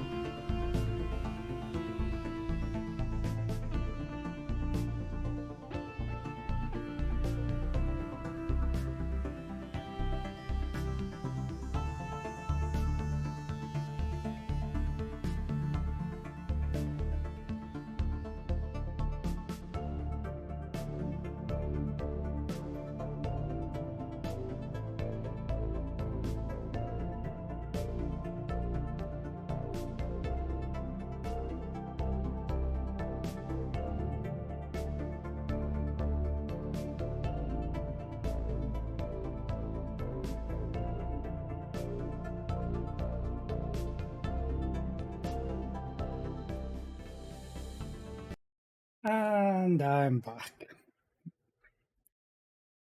Okay, let's continue on. I'd love to see what Ivo will be like when she grows up. Adult dragons of her kind possess unique abilities. Yeah, I can't wait until she hits level 5, Mythic 5 rank. Because then her breath weapon won't damage me, if I remember correctly. Adult dragons of her kind possess unique abilities. That said, that story about being able to breathe candy is probably made up. Yeah, probably. Point at Arushale. There's someone I'd like you to meet. Arushale's eyes go wide and she claps her hands in a defensive gesture. Hi, Hi, I know who you are and you probably know who I am. Ilks looks even more flabbergasted than when your powers transformed the ridge into a flowering garden. You! I recognize your voice. You're the one who sent us those visions and warned us about the attack on Canabras, and you're a demon, Arushale says in a sad, quiet voice. The demon who helped us and who was able to use Desna's magic. I'm at a loss for words. What's your name? Why did you start helping Crusaders? Why don't you come over for tea someday? Do demons even drink tea? Oh, there are so many things I want to ask you. As the young man gushes, Arushale's hands loosen their grip and she smiles weakly. My name is Arushale. I'll certainly take you up on the offer, if you have some time to spare after the raids with the commander. I'm so thrilled to meet you all. Arushale turns to you and whispers, Thank you. Thank you, Selena. Those three were the first mortals who listened to me and believed me. So bright and lively, all three of them. I had no idea what they'd think when they found out who the voice from their dreams belonged to. I still have to tell them what I've done, how I murdered a Desnan priestess before becoming what I am. Still, I'm glad they didn't spurn me at the first sight. Yeah, kind of helps that you're with me. You are all amazing people. It's like Desna herself kissed each of you as soon as you gathered together. A little Elysium started to emerge around you. But if you hadn't saved us, we would never have wound up here. We would never have wound up anywhere at all. Probably the abyss when you got killed and respawned, essentially. Without you, there'd be no court at all. But without us, you would never have heard the song. We all helped each other. Aranka looks into the sky with an enigmatic smile. Desna is playing a beautiful melody, and we, all of us here, are like the notes. If even one of us were missing, there would be no harmony, but together we can reach for the stars. Remind me again what you do and what your goals are. It'd be funny. Remind me again, who are you? Anything and everything. We help your free crusaders with their raids in the world wound. We research how your power affects the environment. We also oversee the court, the quality of life here, and the defences in case of a demon attack. What's the general mood in the court? Things are going splendidly. The court is a wonder, pure and simple. Soon its fame will spread far beyond Mendev. I'm sure it will be the talk of the abyss too. Ah. I'm sure I've been through this. How did you all become followers of Desna? If the three of us start talking all at once, which happens quite often, you won't be able to make anything out. Aranka smiles coyly. Ilk, what's your story? My family are some of the few humans allowed to live in Cairn, the land of the elves. I was born in Greengold and often travelled with my parents through the elven forests or sailed the elven rivers. We occasionally got lost, but I always found the way home. My parents quickly realised that there was a reason for that. I was guided by some peculiar power. I turned my prayers to Desna. It was a childish faith I had, and childish prayers I offered, but they worked. Those marked by Desna rarely sit still for long. I soon left home to see the world and wandered until I ended up in Canabras. Wounded crusaders were being brought into the city at the time, and there was a terrible shortage of priests and healers. When I saw the faces of the wounded, I realized that no matter how amazing the world was, my heart would never be at peace if I didn't stay there and help. Can you tell me about yourself, Aranka? My family are of the lesser nobility, but mother, father, and grandmother never bragged about their titles. We have a nice little estate the size of a medium farmstead, a house overgrown with ivy, a couple of big shaggy dogs, and even shaggier horses. Aranka's smile shines as brightly as the sun. I love my home and my family, but my talents as a bard and the call of adventure never let me stay home for long. My parents have never minded. Father used to joke that he'd rather let me roam the world than have to keep dragging me down off the blades of the old mill. I love to climb. So, with my parents' blessing, I travelled and refined my art until I met Ilks in Canabras and realised that that's where I belonged. It's your turn, Wallflower. My story is the least interesting. Out of us three, I'm the only one from Mandev, an orphan. My parents, like those of many others, died in the Crusade. I always wanted to be a wizard, but I didn't begin my studies until quite late. Finding opportunities to learn magic in an orphanage is hard. Actually, there aren't many wizards among Desna's worshippers. She mostly attracts bards and travellers. But I just happened to enter her shrine one day, and I knew in an instant that I wanted to stay. Before I found the shrine of Desna that day, I had only ever seen temples at Iomade and Abadar. I had this idea in my head that temples were always grand and solemn, but Desna's shrine was more like a tent at a carnival, and the service a joyous performance. I must have seen creatures of all races in there, and even a few fae.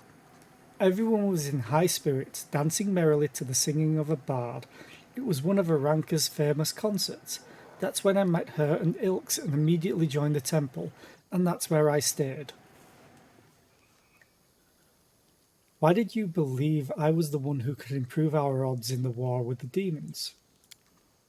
You probably think we only followed you because of your power, but that's not true. Or rather, it's more than that.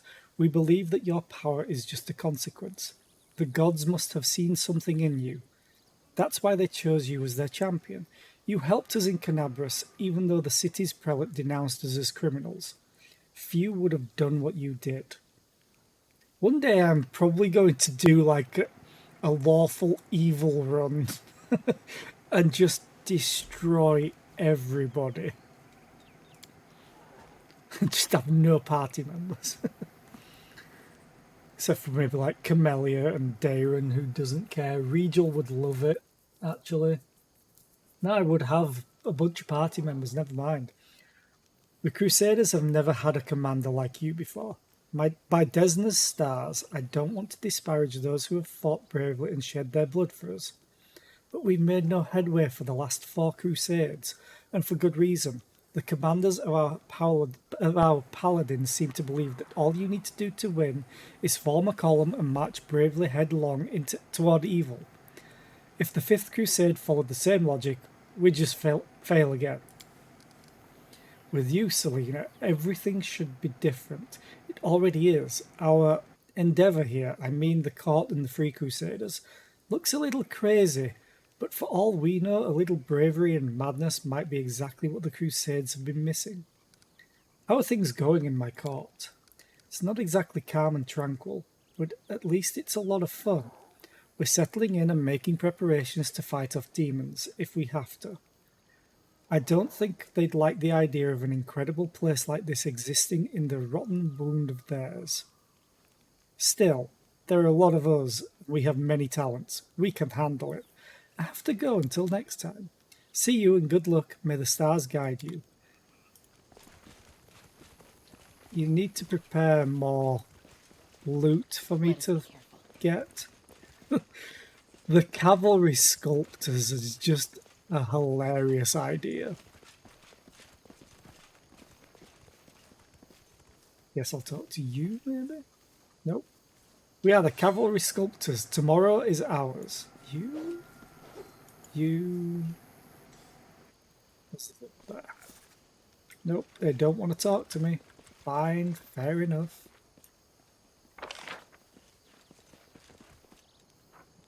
Matris Oladevara. Ah, the crazy alchemist. Ooh, hello.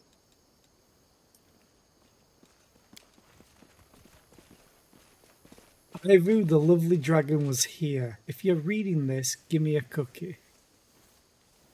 Then I would. Tread lightly. Adorable little havoc dragon.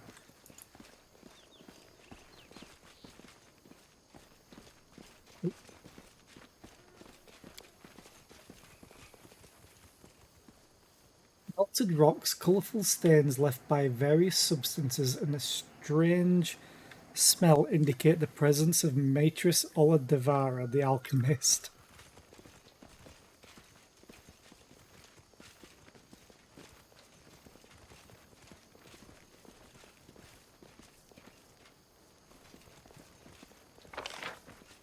Yeah, there's only these two to talk to now, so let's just do Maestro Adventuring. This place is so inspiring. Okay, I'm good gone. talk. You've probably got something to say, maybe, hopefully. Hey, learning through experimentation is so much more exciting than studying dry, dull theory. You just mix together all the substances that look promising, and then, boom. Just kidding. I am not blinded, for crying out loud. Why does that keep happening?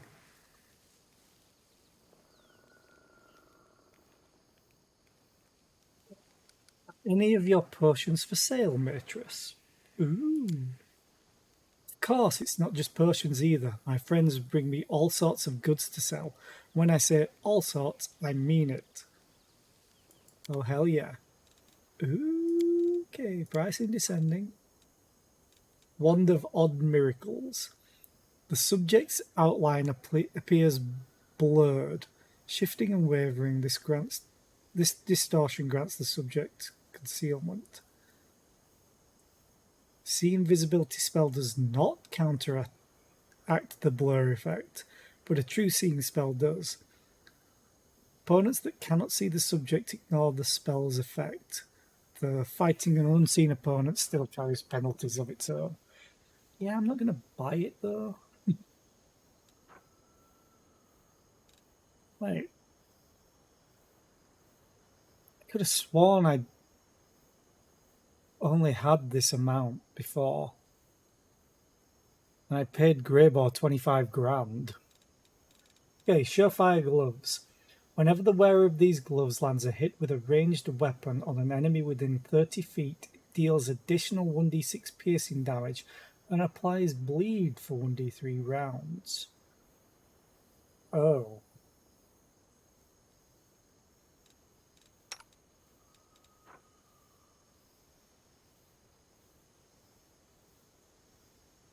Ah.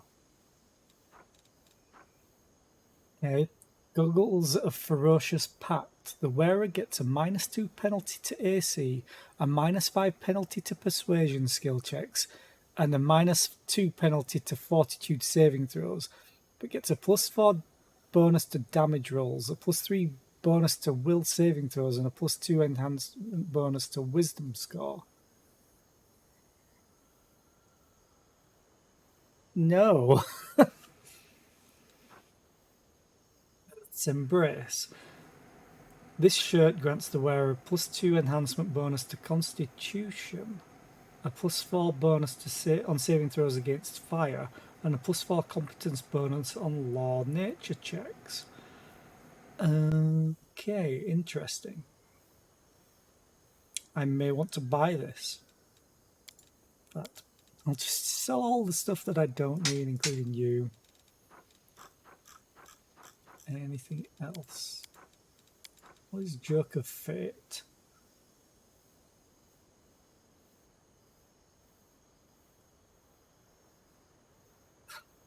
Like, that's pretty funny.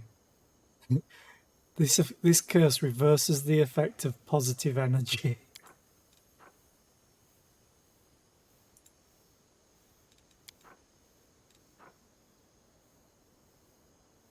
This is so much damage.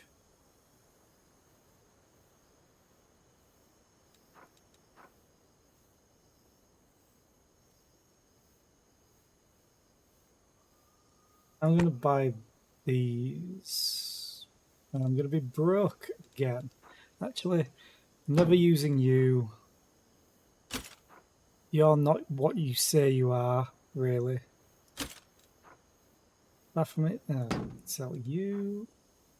Short sword +2, not interested. Keeping the cookery. Light mace +1, goodbye. Glaive +1, goodbye. Keeping that. Blitz cut. This +3 shock short sword bypasses any type of damage reduction. Say what?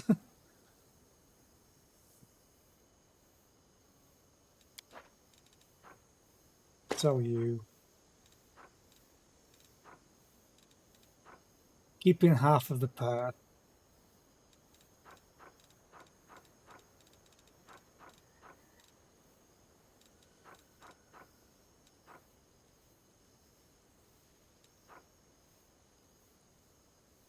What do we need the forks for?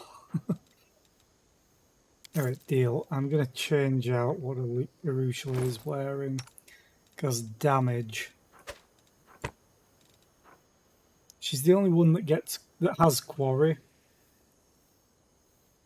The fact that it's a -2 penalty to AC and becomes sickened for 3 rounds.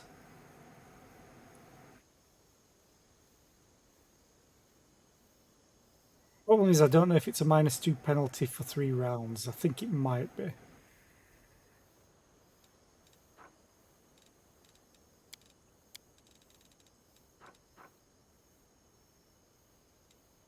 A little bit of money, not a lot. I need to finish talking to her though. So now Arusha is going to do a bunch more damage.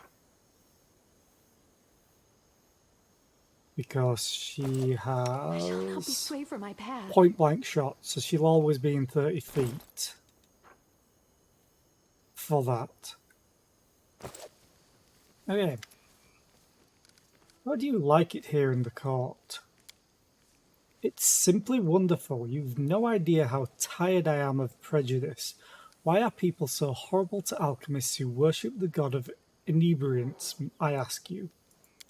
Oh. Yeah. I have to go. Okay. I really do like how this place looks. Ooh. Something else to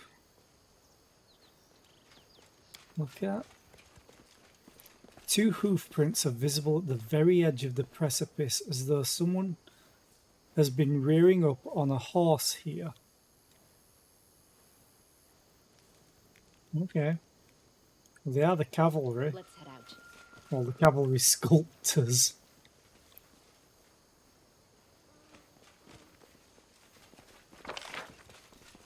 Okay, let's leave.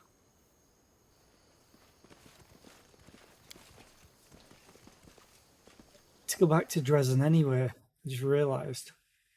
1, I need to change you out for Ember, and level Ember up. 2, why did you just stop randomly? You fatigued. 2, I need to talk to the storyteller. I really do.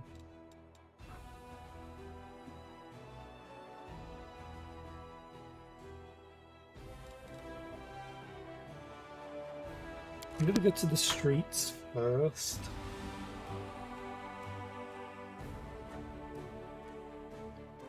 I'm also gonna have a bit of cake to eat because I had another piece for my mum's birthday yesterday, so I'm gonna nom nom.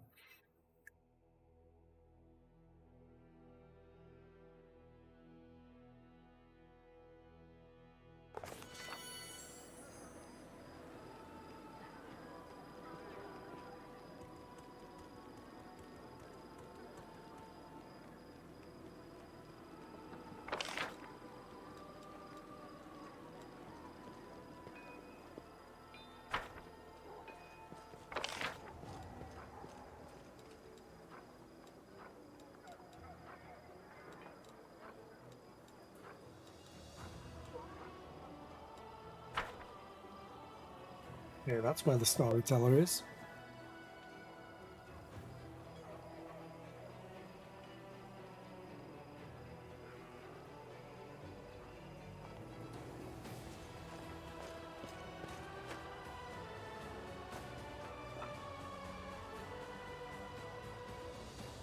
I should probably quickly just finish leveling up. 3 level 11 others.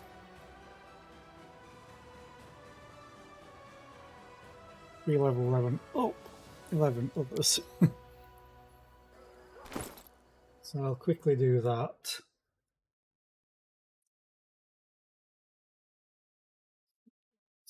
For the builds, Ember.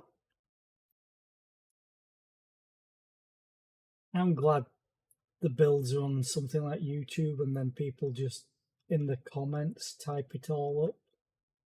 Sometimes you have to scroll really far down there. Here we go.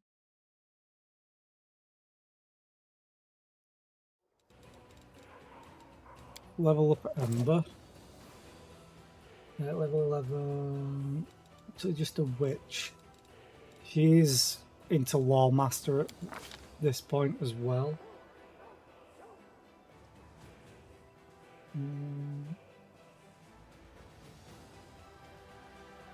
Okay.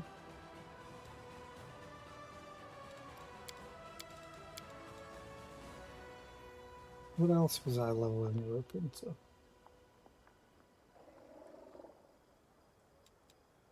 Should probably start doing perception.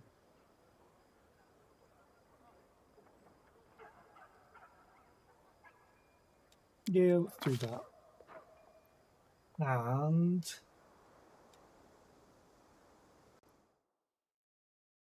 let's see, where is it?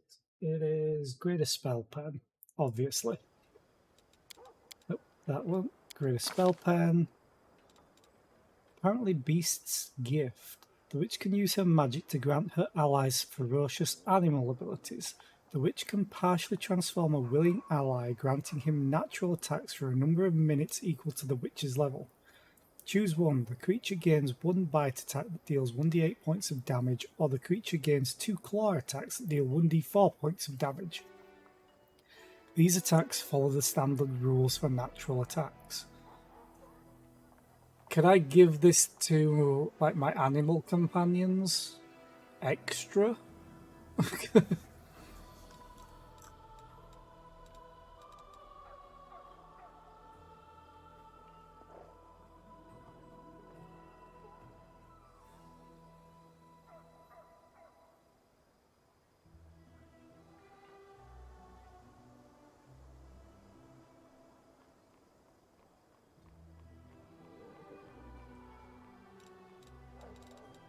I'm going to follow it, in fact.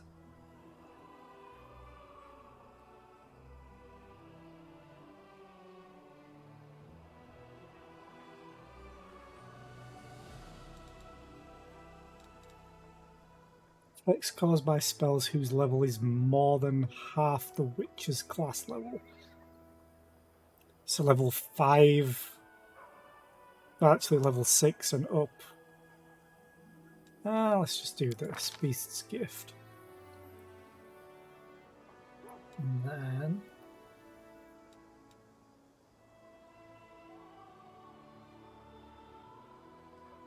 spells level 2.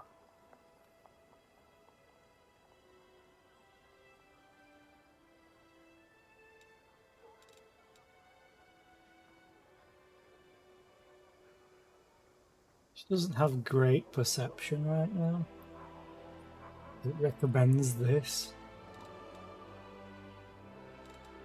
Well, I guess there's nothing really that good. Let's do Find Traps, whatever. And then, level 3. They remove Curse. Level 4. I've already got... Oh, this is level 5 even.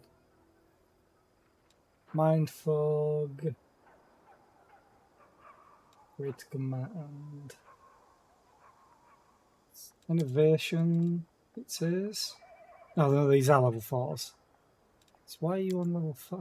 Okay. Level 4s, I already have those two. Dimension Door?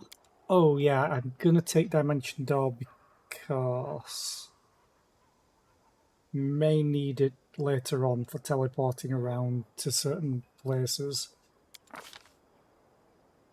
Now level 5s. Feeble Mind.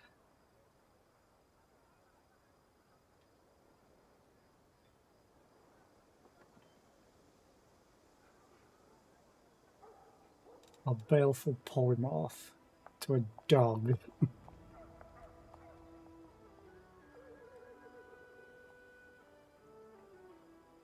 Close range, Feeble Mind is medium range. Yeah, let's take Feeble Mind, why not? It's Ember complete. Then let's do Social. This Social build is rather insane.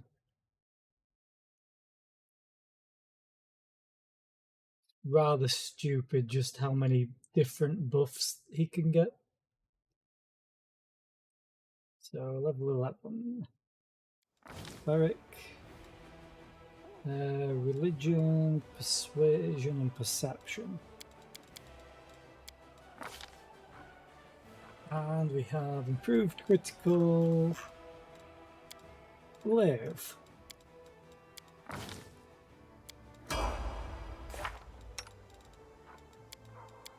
He also has spells. Okay. Ooh, he has the mass ones as well.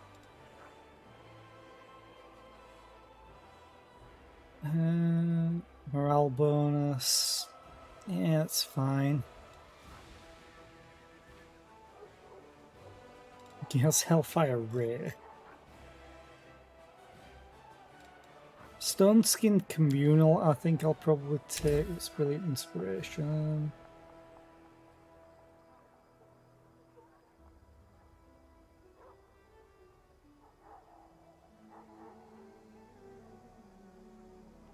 Okay.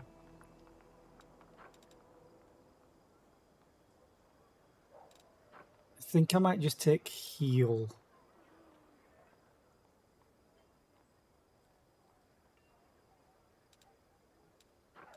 Just, although Great Dispel would also be good. Let's take, I can always change it out because he has prepared spellbook. Okay. Archon Zora, it's fine, it's fine. Nenio I don't really care about. Oh, I need to do this. Improved critical bite. Done. When do I don't have any build guides for her yet. Yeah, sure, let's do that. Immense weapon training.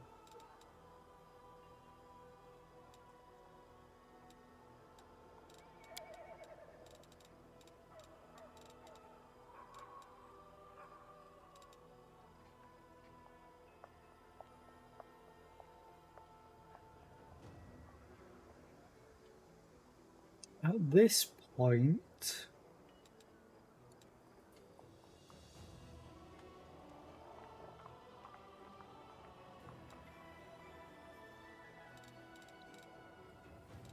I may just take improved initiative so she can attack quicker. So why not? Or attack sooner, not quicker.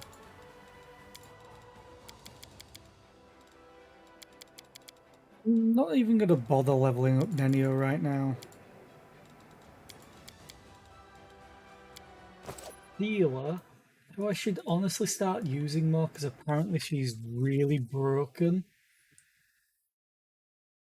compared to other classes. Also running her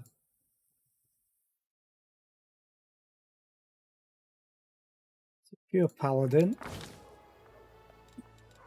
Use magic device, perception, knowledge world. Knowledge world is just to help her. Oh, did I think I swapped some stuff around, or did I? No, I didn't. Weapon focus, scimitar. I gave her a scimitar instead of... Wait. Did I already give her it?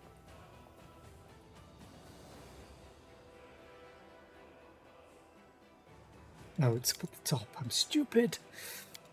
Focus scimitar, mark of justice.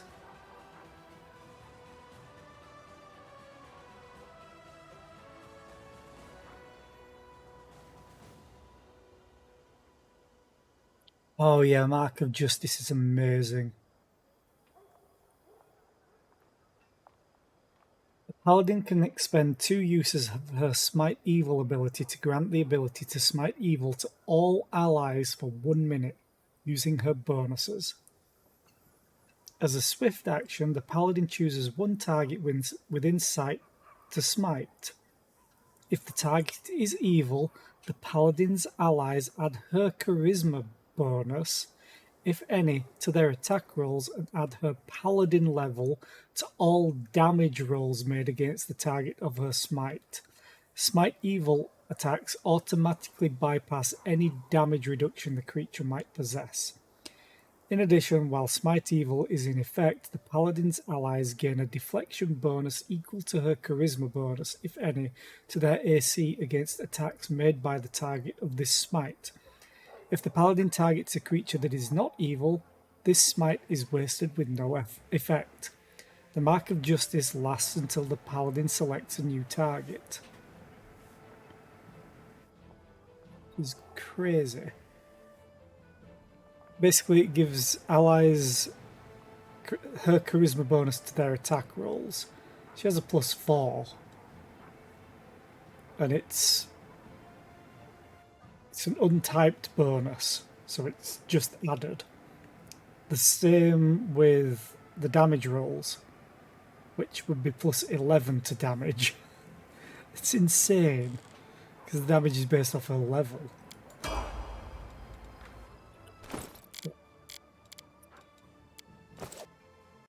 What was the pet one? I was using 10 for her horse. Let's see.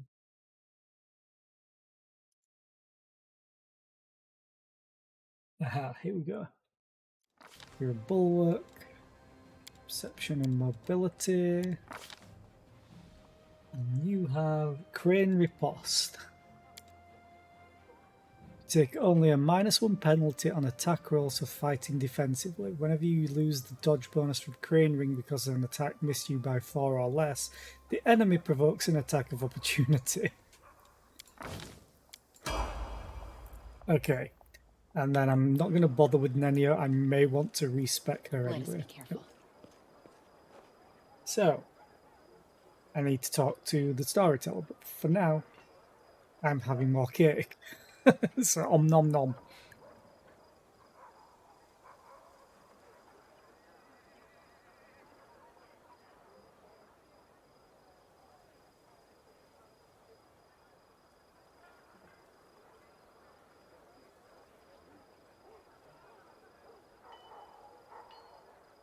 And it's chocolate cake and it's so good.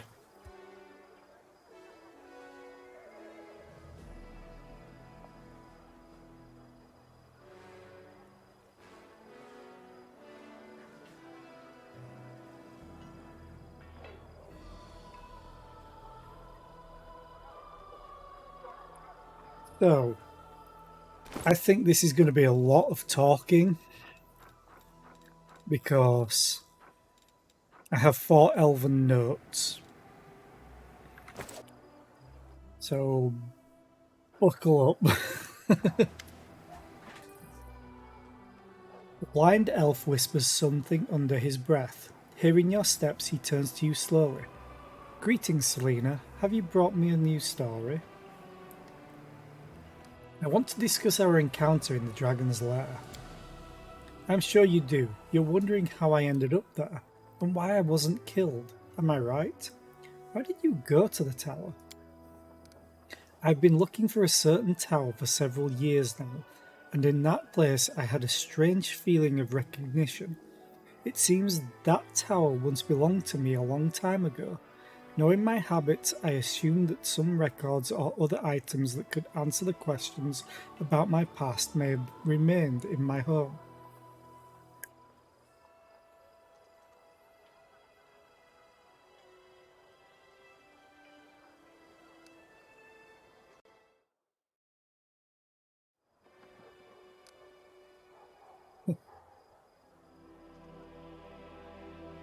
Hi Nerdin, how are you? I hope you're doing well. How come the dragon didn't eat you? Despite their beastly tempers, dragons are clever creatures, but their way of life does not lend itself to civilized conversation, which is why they do sometimes enjoy a good chat, and even more a good story. That was what saved me. I had to share a few of my stories with the dragon, hoping to win her over, or at least distract her. Did you find anything of value in the tower? The storyteller nods politely. Yes, thanks to you, the dragon didn't have time to burn everything. I found the memories of my previous life, which I had forgotten long ago. Hi, Setis, how are you today? I hope you're well. I'm doing okay.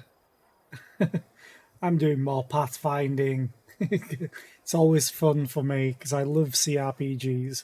I know it's not everyone's thick cup of tea, but for me, I just adore them. You've been seen, and now you cannot be unseen. Now everything is clear. Once again, please accept my gratitude for the miraculous rescue. I hope I never again have cause to meet a creature as voracious as that dragon. Hand over the bloodstained page. I found it in the molten scar. The storyteller cringes and puts his hand on the bloodstained page. His face contorts into a painful grimace, his voice trembling with terror. No, he is here again. That terrible grating voice, the horrific semblance of a face, the monstrous appearance, myriad insects forming a body with 2 arms and 2 legs. He touches me and disgusting creatures attack my flesh, covering me. They are eating me, they are hungry and will devour everything except my eyes and tongue, so that I can see this damn page. So that I can translate the runes written in the ancient, long-forgotten elven language, and I translate. It hurts so much. I tried to lie to him. I changed the translation, but he saw through my lie. He got angry. Now I'm not lying. I'm not. He takes one of the insects from my face and squishes it with his fingers over the inkwell. Then he dips the quill in it and writes with my blood right over the runes. And I continue to dictate. Calistria, when will this be over? Let me die. Xanthia, let me die. The storyteller jerks back his hand, terrifying. Oh gods, such horrible torture. This poor man was tortured to decrypt my notes. He was so tormented that his suffering became thick like molasses. My mind is drowning in it. My own memories are hidden by these images of horror. I can try to get through to them, but I will need your help. Tell me everything you've seen and heard. I will try to lean on your words, to use them as a light in the darkness of my forgotten past. This game is all about demons. Basically, in this mythos where we are in the world, I think it was 80 to 100 years ago, someone called Arilu Vorlesh literally tore open a way into the abyss where all the demons are from. But it expanded and it's now a huge area. We're in what's called the World Wound, because it's literally a wound in the world that's now corrupt by the abyss. So there's lots of demons and torture and corruption and things like that. So yeah, it's pretty good because they have so much lore that they can work with around that. But a lot of people probably don't like the sounds of it. But it's not a nice story. It's like how paladins are lawful good, not lawful nice. Essentially. This is like chaotic, completely. Chaos. It's just great when you introduce it into stories. Not too much though, you've got to have some boundaries. Okay. The storyteller takes the bloodstained page carefully, as though handling a dangerous insect. I see a magic shape. There is a force pulsating in the centre. You've seen the ritual. Tell me, what was its central point? Its magic knot. Basically, the storyteller is a very old elf. Like most elves, even when they're old, look young, because elves. He looks old, which for an elf is like, what? He's also blind, but if he touches items, basically he can see their past, he can see their stories. Hence he's called the storyteller. You find out about him more and more as you play through Pathfinder Kingmaker and then Pathfinder Wrath of the Righteous. He's got like an ongoing storyline through both games, and it's pretty good. You also learn that he's the last of his kind, essentially. All the other people from his civilization left the planet. And I don't think it's to another plane of existence. They just left the planet to go to another planet. Okay.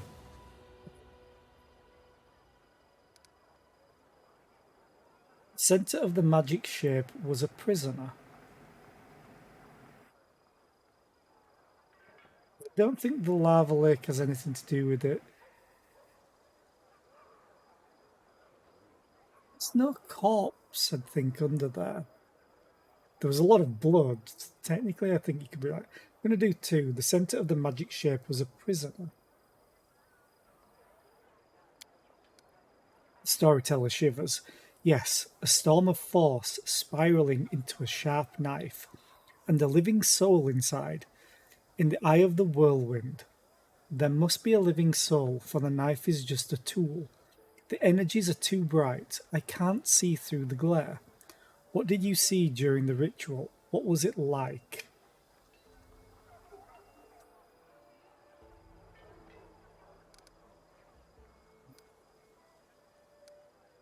I want to say it looked like a small rift was opened to the abyss.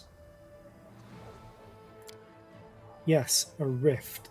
An umbilical cord connecting the worlds, allowing not only sentient creatures but planar energies to travel through it. I remember it, and the sound. I remember the sound. Words appealing to some force. Those performing the ritual. Did they utter some incantations? Yeah, they repeated the word Ravuk. Because it has, I think the meaning was like lost name or something like that.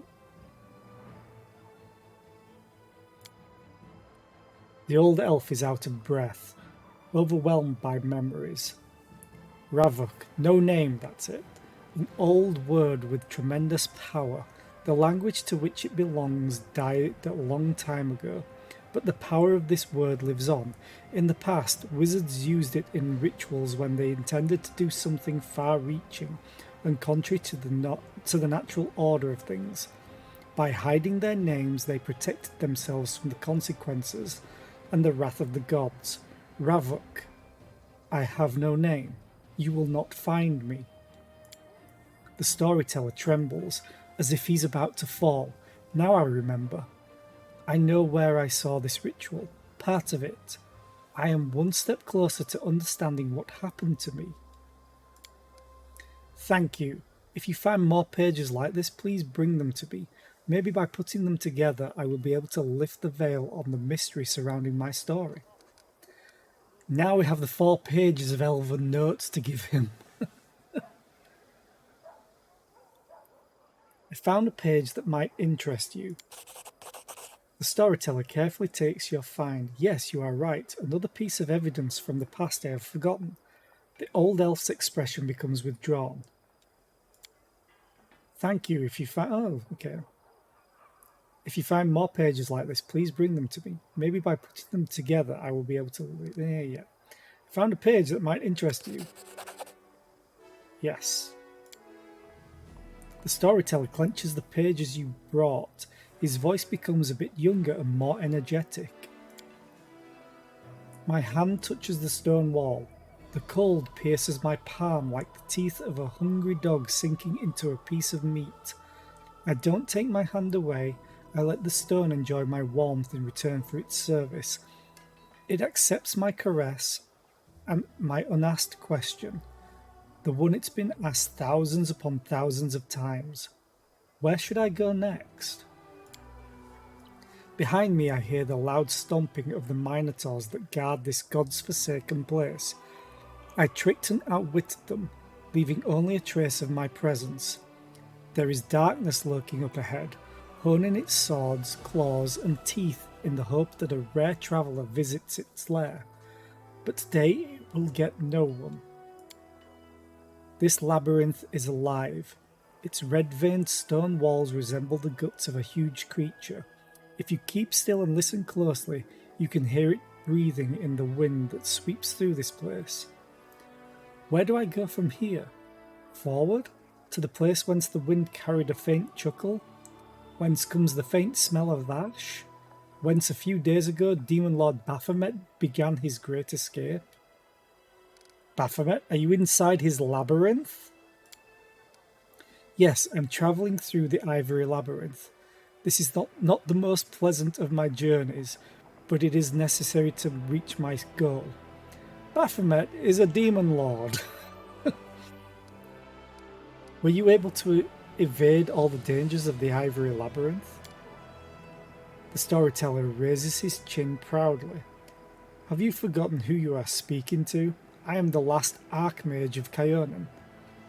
I have been to many dangerous places, and this is just one of the many. It won't be the last. What do you need from the Ivory Labyrinth? An answer to a question, a key to a secret, knowledge that can save many lives. A sliver of a smile appears on the storyteller's lips. My kinfolk were weaklings and cowards. They ran from danger, but one stood up to my enemy. And Baphomet will give me the weapon to win. Please continue. For several years I have thought about how to defeat Earthfall.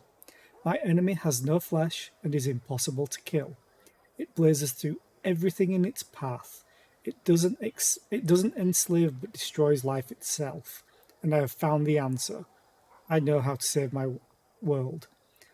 Earthfall is literally a bunch of meteorites that struck the planet. This is why all his civilization left the planet. It's like the cloud of dust thrown up by Earthfall's impacts settled in Galarian's upper atmosphere and blotted out the sun for 1,000 years, creating the Age of Darkness. Anyway, let's continue. Earthfall came to destroy Galarian. Its strike was brutal, and my world barely withstood it. But what if Earthfall was resisted by not one world, but several worlds at once? What if Heaven or Elysium come to help the dying Galarian? If I manage to merge my world with another one, meld them together, the power of the disaster will weaken. the denizens of Galarian will be able to temporarily take shelter in the adjacent plane. Civilizations will not die. Our culture will continue to exist. We will not be forgotten. Baphomet, the cunning and insidious lord of Minotaurs, was once a captain in Asmodeus' prison, but only 10 years passed before Baphomet was able to escape, taking his own prison with him, which later became the Ivory Labyrinth. Such an achievement deserves respect, and it is the goal of my research. Moving matter between planes is what interests me now. I stop near strange symbols covering the wall of the labyrinth. I run my hand over them to ensure they are real, encrypted riddles drawn by Baphomet during his imprisonment. I take out the bark-covered notebook and painstakingly copy the symbols into it.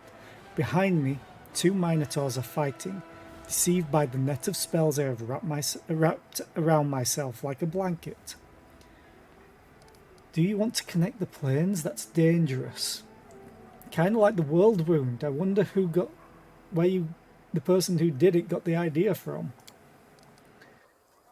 The elf is silent for a moment. When he talks, there is disdain in his voice. Dangerous, difficult, almost impossible. But tell me, is this risk not worth it?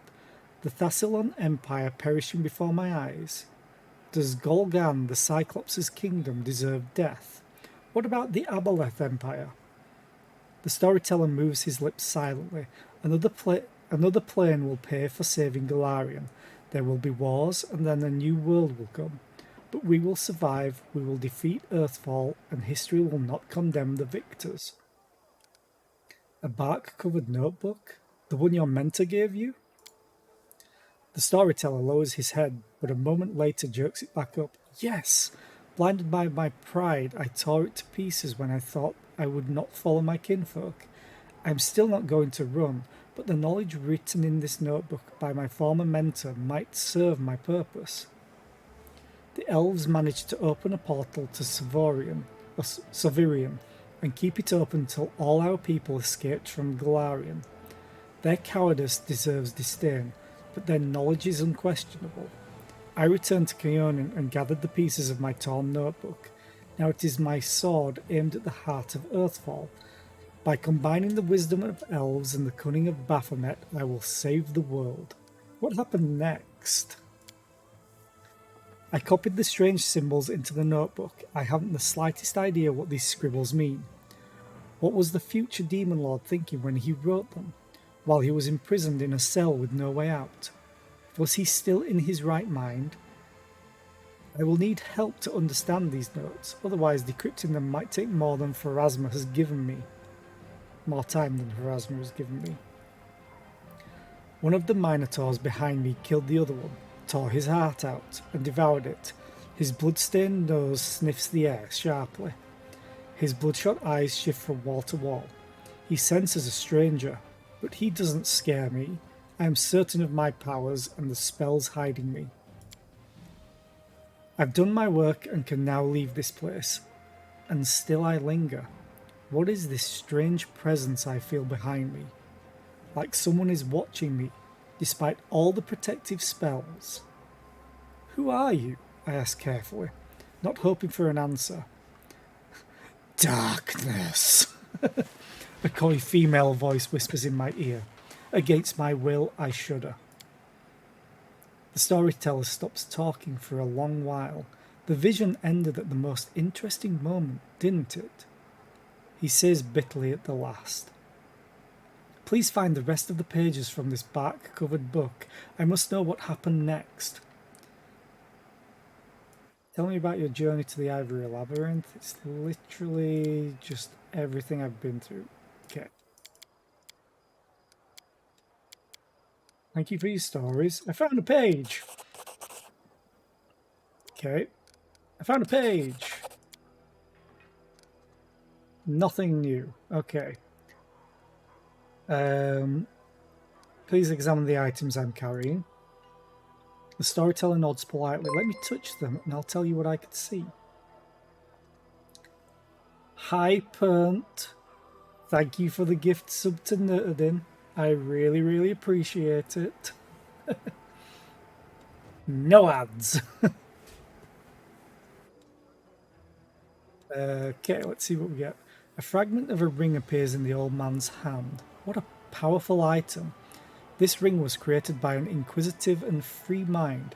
As a rule, such people either become geniuses and creators of a new era, or meet tragic ends. What was the fate of the creator of this object? We can find out together. Get me 4 vials of magic essence and 2 bars of cold iron, and I will reforge this ring.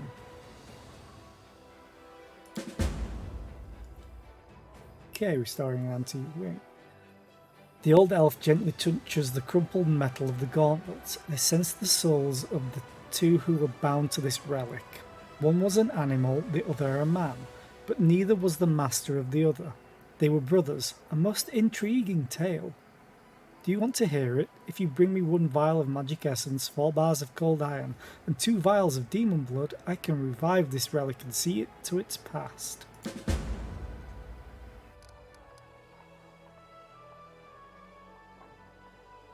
Okay. I wish the relic mod showed me what these do. But I'm going to quickly Wrath of the Righteous Storyteller Relics. What do they give?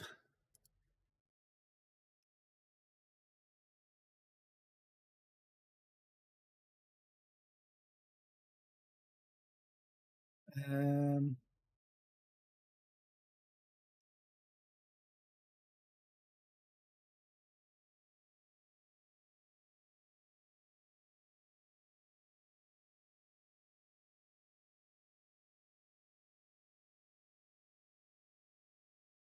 I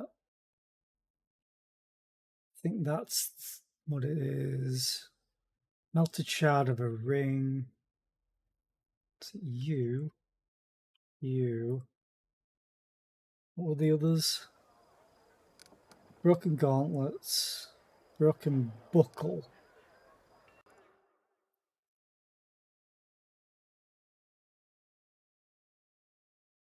Mm,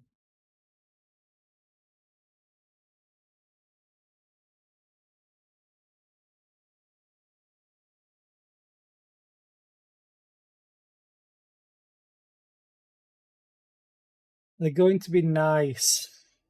I'm not Tug.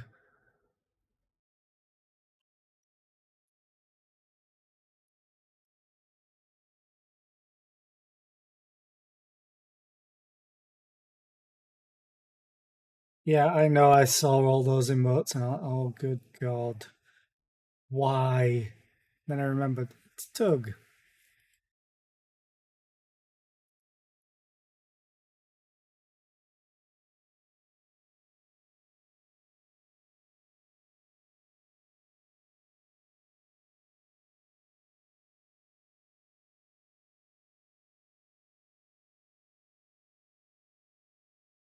I think I've just got the gauntlets, the ring,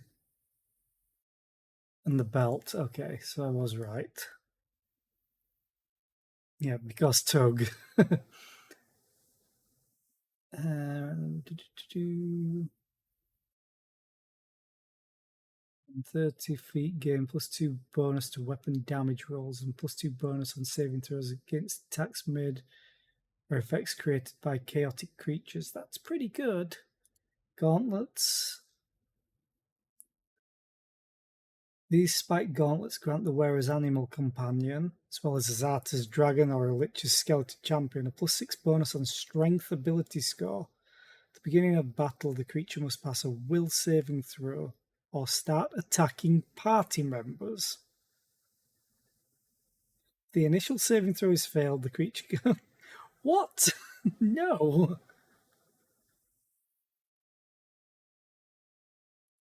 And Covenant and the Inheritor.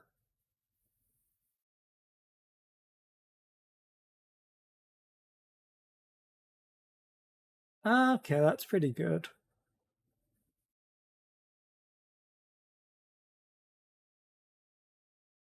So I probably want the ring.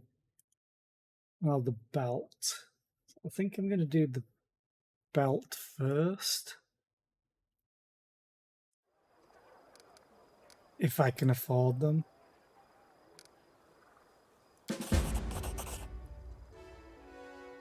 Okay, the elf cautiously uncorks the vials and begins to work his enchantments. The essence evaporates, turning it into light that streams onto the buckle. The light thickens, becoming gold. The Covenant of the Inheritor. That is the name of this relic. This buckle once adorned the belt of a glorious knight from Mendev. It is the embodiment of a promise made to a young girl by a powerful deity. A great promise that has changed much in the world. When you touch the restored relic, a strange vision comes to you. It's as if you can see the events that happened to it in the past. A burning sensation spreads across your chest from the very point where your mysterious wound sometimes opens. What is this? The influence of the storyteller's spells? Or is it something else? I had a vision. I'm never going to keep this away from him. The old elf frowns. How strange. You are a remarkable mortal. No one has ever shared my visions before. What do you think caused it? Perhaps these things have something to do with your destiny, or the fate of someone related to you. I do not have an answer, only advice. Seek out such relics, look for what links them all, and you will know the truth. Ring. And then I can't afford it. Yeah, I had a feeling. The storyteller sets the ring fragment and the bars of metal on his open palm. He clenches his fist, crumpling the metal like paper, and pours essence from the vials over it. You feel terrible heat rising from the elf's hand. When he opens his fingers, you see a beautiful ring. A remarkable object, this.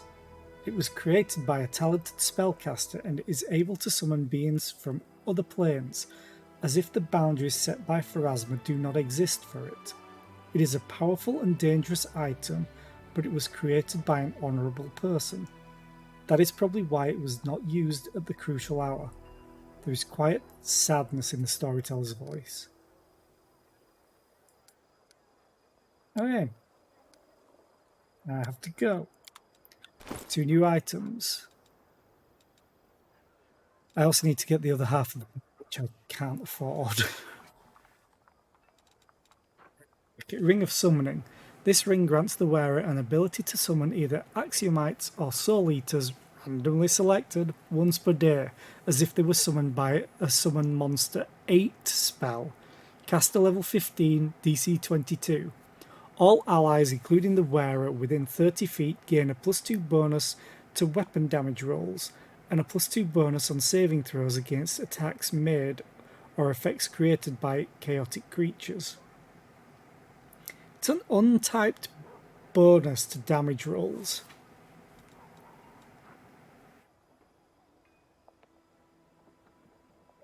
This. I don't have Smite Evil.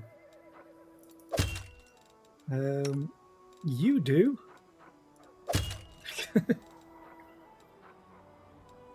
And then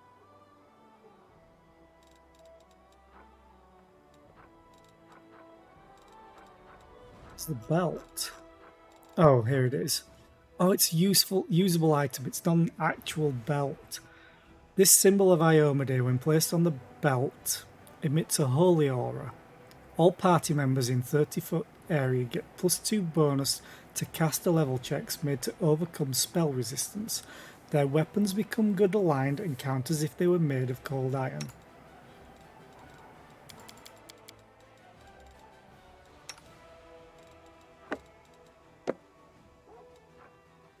Aaron's going to be up front. I would have given it to myself, but I want all of the pets. And the Book of Dreams. Speaking of which, while this book is active, each time you use an ability that lets you summon multiple creatures, their number is increased by 1. Okay, so that will work on the Ring of Summoning, hopefully. Not that I've ever used anything that summons, like I have this as well.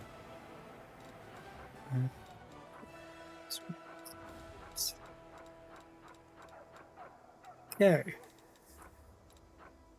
Who had the other half of the pair?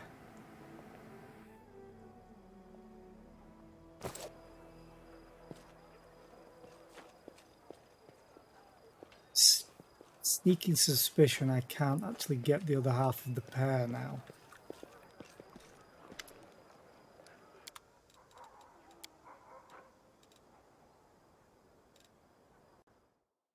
Let's check. The half of the pair.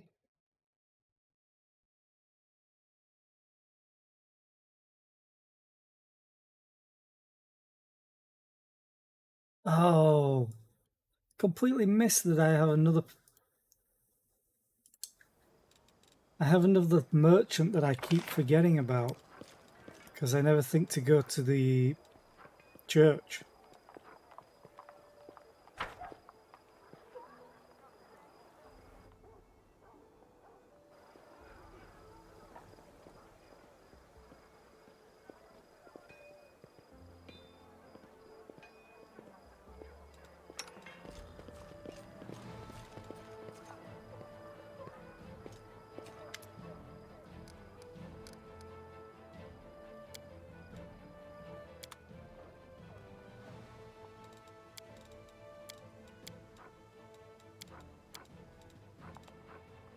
$38,000 gold.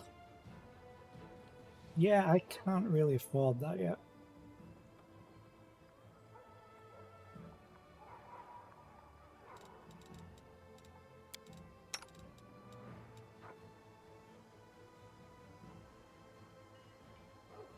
Attack and damage rolls.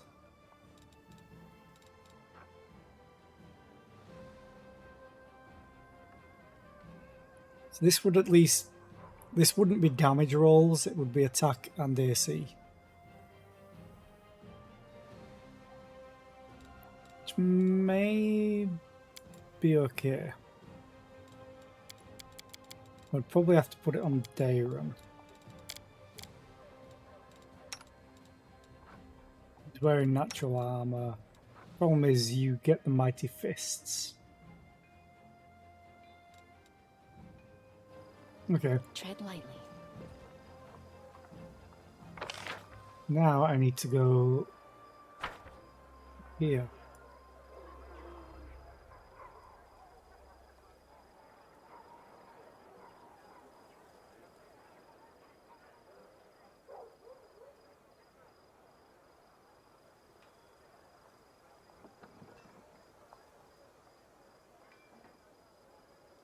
I think Wendoag wants to talk to me.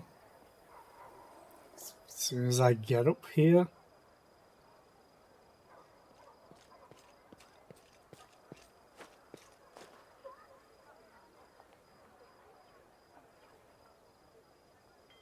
Okay.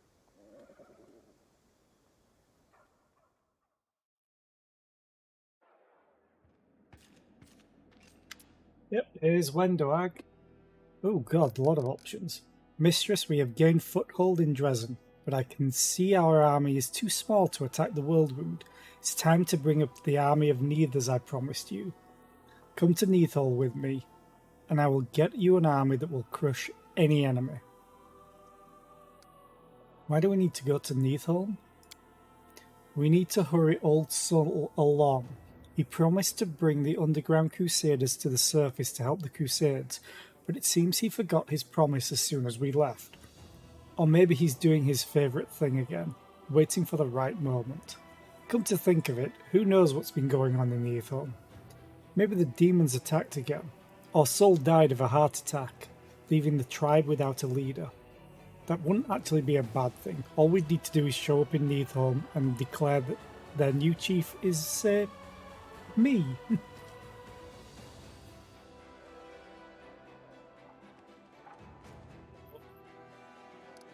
I'll just order him to do it. He'll hardly disregard a direct order from the Crusade commander, right? Ha! He's a devious one. Don't underestimate him. If he doesn't want to join the crusade for some reason, he'll tell the hunters to scatter throughout the caves, hiding in the darkest crevices. The tribe will disperse and it'll take us years to round them up again. No matter how repellent I find it, we need his support. But there are very different ways of getting it. Wendwag pointedly plays with her weapon. Point taken. How are you going to turn the Mongols into the invincible soldiers you promised me? You're going to eat people. When we have our army of underground crusaders, we'll catch the demon there. I hate the demon names. Savamalek. And give his blood to the soldiers to drink, as I once did. He won't give it up willingly, of course, but it will make for an interesting hunt. Why couldn't we get the Mongrels' support before now? The Neither's tribes are scattered throughout the caves, and their chiefs, I'll tell you this, Sol is decisive, impetuous even, compared to many of the other chiefs. To gather them, we needed time, and that's exactly what we didn't have when Canabras was burning, and demons were laying waste to the streets. And then there was the march on Dresden. There's no chance that terrified Neithers, glimpsing the surface for the first time, would have been able to keep pace with us on that march. What can we expect to find in the caves of Neitholm? I think we'll find the tribe working hard, preparing for war. After you destroyed the shield maze, everyone must have believed that the promised times had come. The surface is calling to the underground crusaders. Well, if that's true, it can only be to our benefit. Let's go pay a visit to Neitholm then. Neitholm has been revealed. Wendwag answers with a deep fawning bow. Okay, next is me talking to Irabeth. I think.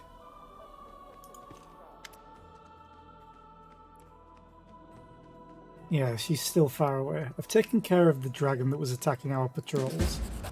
It's one less problem to contend with. Now we can take the extra lookouts off dragon duty and reassign them to more useful tasks. Excellent work, Commander. I have to go. Bye. Underground army.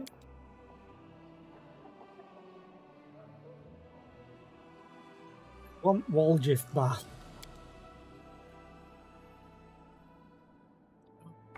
That's a good opportunity. Okay. I'll sell things later. Wait a minute. What was that? Oh, the kineticist rod that I don't care about. I'll sell you later. Potentially.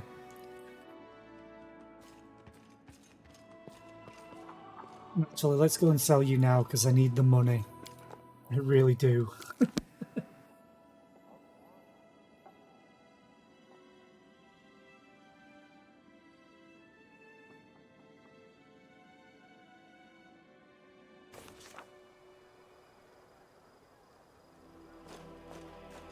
Okay.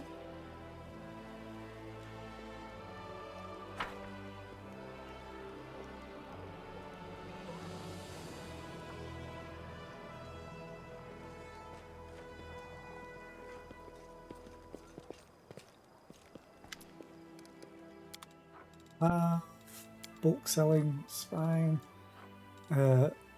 Buy to you. I'll sell you as well.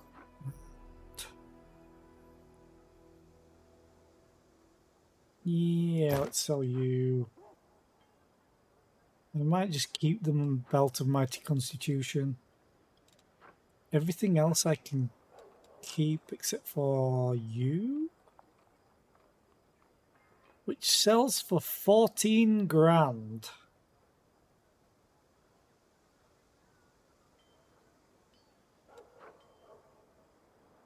You sell for 18 grand.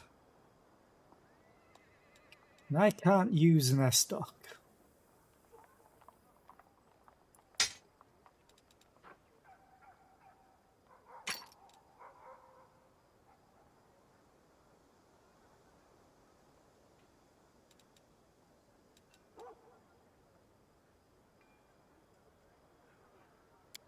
Deal. Now, guess what? We need to go talk to Arsino again. Because I have enough to buy half of the pair.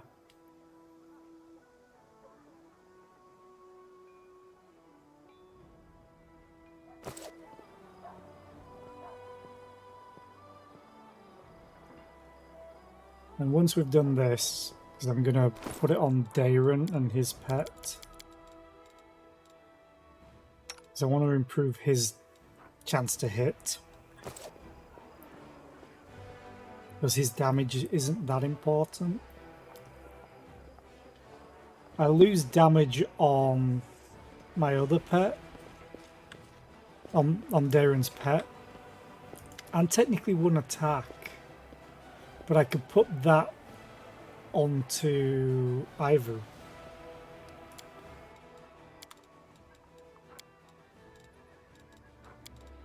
Sending half of the pair, deal.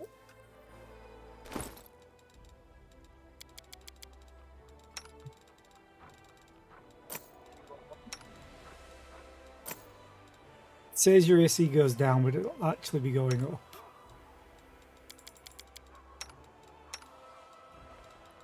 I'll put that on you. Then Ivu. You can take that. No. Ivu, you can take that.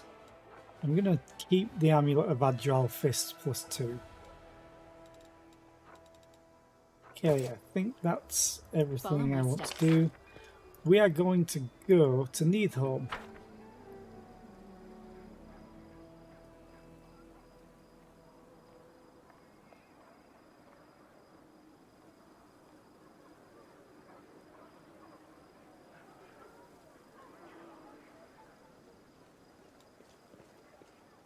Quick save. Wait.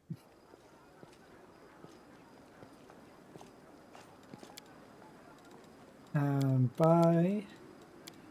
Hello. Oh, I probably need Wendoag.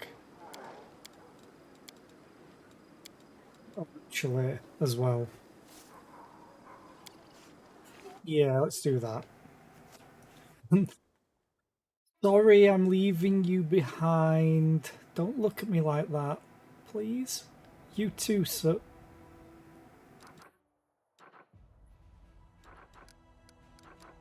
Still, yeah, wait for the result. Needhome has to be down here somewhere. I would have thought. Go to Needhome with Wendoag, yeah.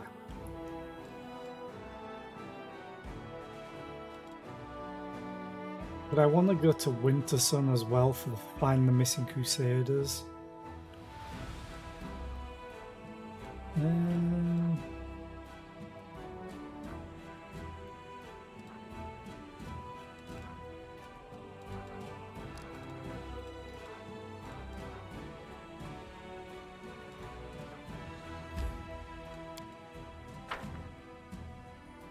Not actually checked how much resources I have.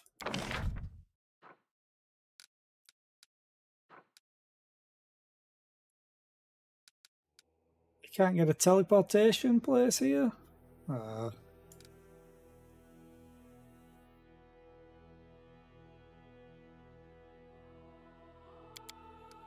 Review. I should probably do more of this. Wish I could just switch to my other places.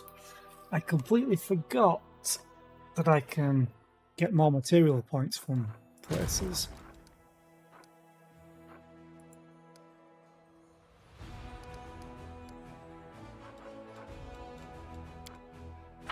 The Crusade map, because I want to.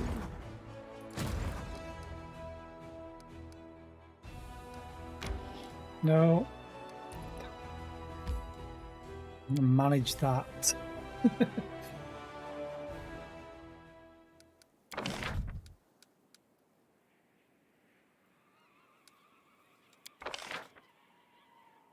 Five.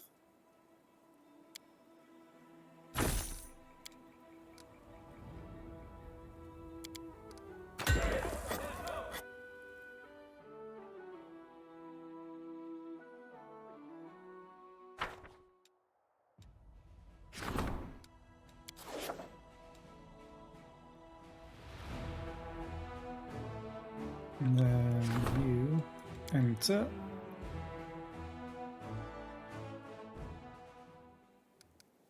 Build 45 of them. Yep, supply center.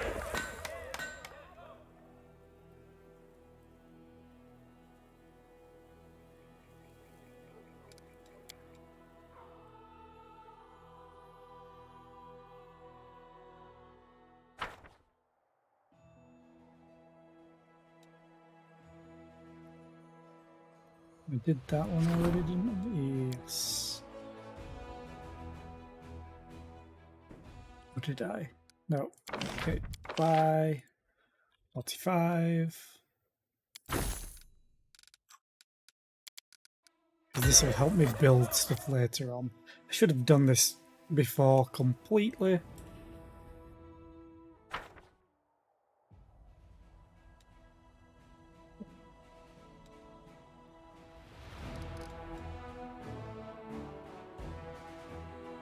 Yeah, don't I?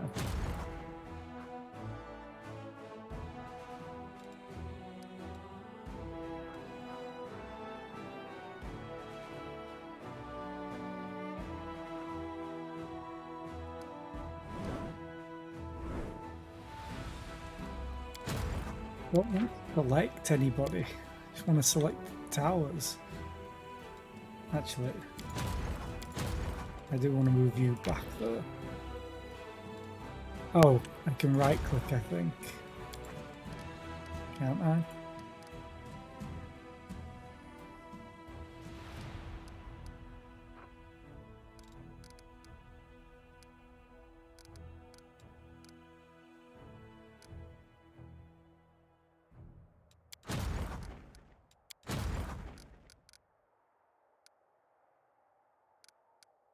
Can't I just click? God damn it.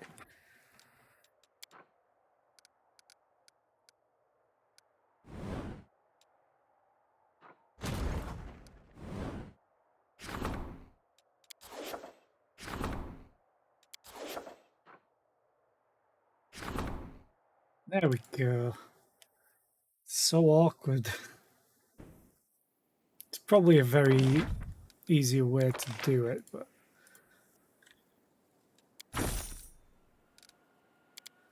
center. Okay, that's all that sorted. Now I can move my army. Well, should I move my armies? No, probably not.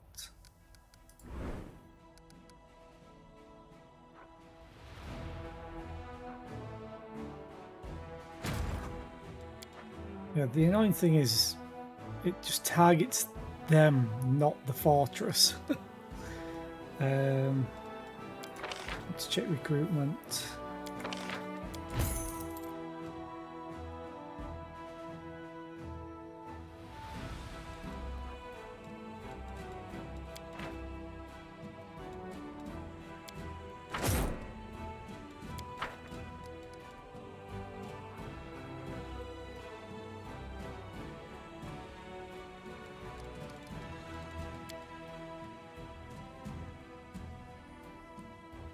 Okay.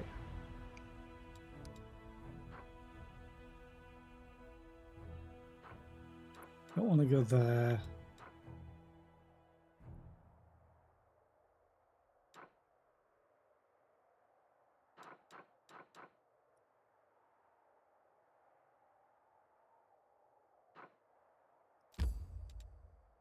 One day and 14 hours. Sure. That'll probably move.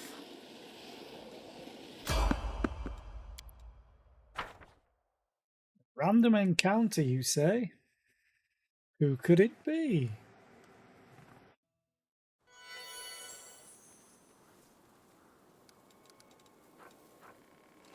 Thought they were mostly buffed. No, they're debuffed.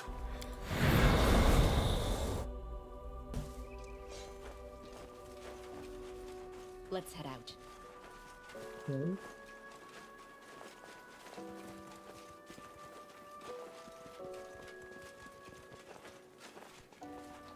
Wire.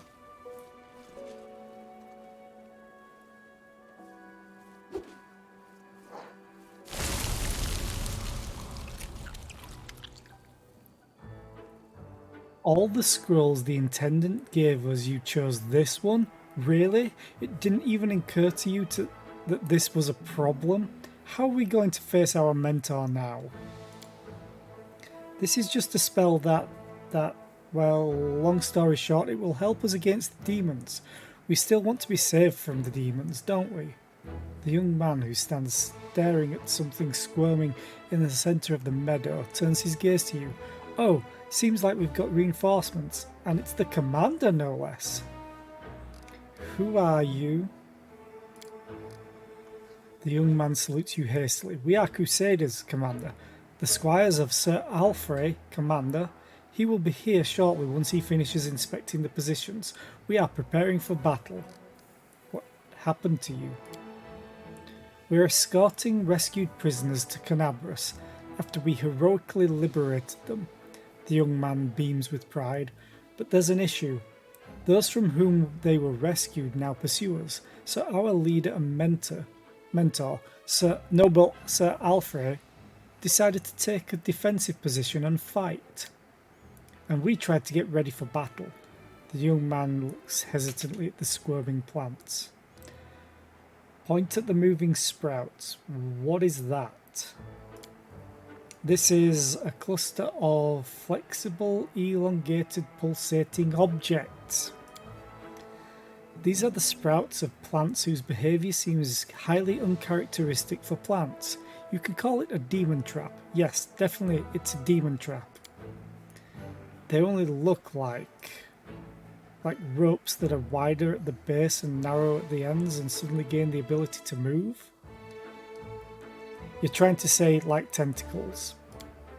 We don't use words like this here. Like pollen. Yes, that's right. The plant shoots are full of pollen. So where is your leader?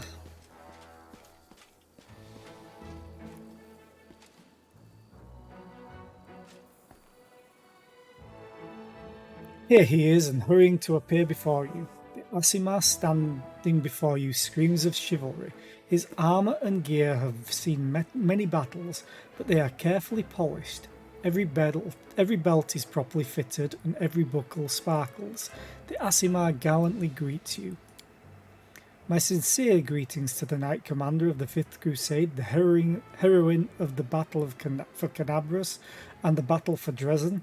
Meeting you is an indisputable honour for me. I am Sir Alfred, probably, a loyal follower of divine Iomade, a knight, a nobleman, and a crusader. These young men are my squires, and we... The knight interrupts himself and turns his gaze to the sprouts springing forth from the ground. His eyes go wide. What is this? Sir, as we were about to depart the garrison, the Intendant Arcanist gave us a scroll that creates a demon trap. We decided that now is the best time to use it. This is a very good trap. These wriggling serpent-like grabbers can firmly hold the demon. Exactly. These rope-like moving sprouting pseudopods have the optimal shape to grab and immobilize a demon. Why don't you just call them tentacles? The first squire grows pale. The second one clutches his chest and steps back. A martyred expression appears on Sir Alfred's face, and he seems to struggle for a moment. Then he says, I respect your opinion immensely, Commander, for it is born out of your wisdom and experience, and yet it does not seem to me that these vine-like magic devices deserve to be called that. Why? Still, what's your problem with tentacles? Squire gives you an accusing look. The knight adjusts a strap on his armour with a nervous gesture. I am flattered by the interest of such a heroic leader in my humble self. But if you will allow me, I would prefer not to answer the question about my issues with the limbs of typical octopuses and other sea creatures. They are connected to a harrowing and traumatic episode in my past, one I prefer not to remember. I am positive that, compared to the scale of affairs and tasks the leader of the Crusaders must face every day, This issue is insignificant and hardly worthy of mention. So it is thalassophobic. Forgive us our tactless questions, noble sir. Darin gives the knight a disarming smile. Every person has a right to have secrets of his or her own, and it would be most disrespectful of us to infringe on this right. I thank you for your tact and sympathy, my noble comrade in this crusade and my kindred in celestial blood. The knight nods gallantly to you.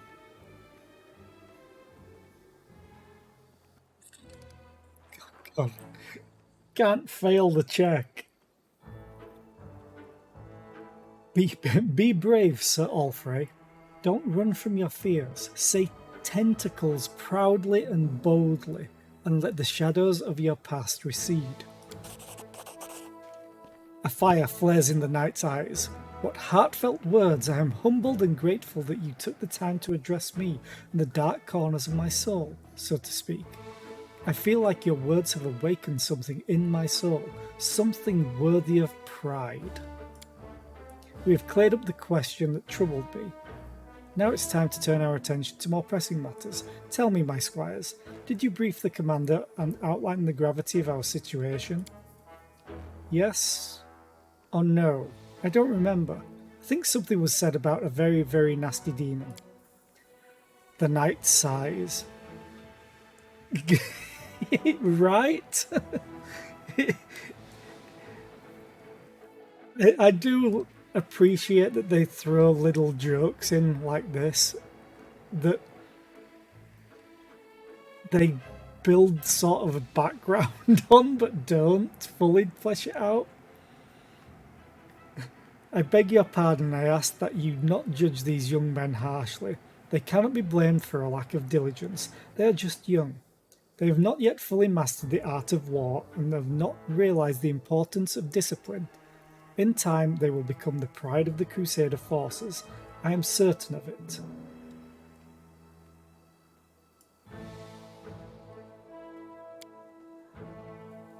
The squire smiles as he listens to the knight's words. The second squire proudly thrusts out his chest as he discreetly tries to wipe a clump of mud off his armour. I'll brief you myself, Commander. A monster really is pursuing us, but it's not a demon. It is something even more heinous and unnatural, a demodand. The assessment of it as a very, very nasty creature is accurate. My squires and I raided its lair and liberated several prisoners this thing was going to drag to the abyss. But now the monster is coming after us. I estimate it will be here in half an hour. We plan to fight. I'll be happy to help you. This is wonderful, Commander. It will be an honour to fight side by side. Please prepare yourself for a very, very nasty demodand will soon be here.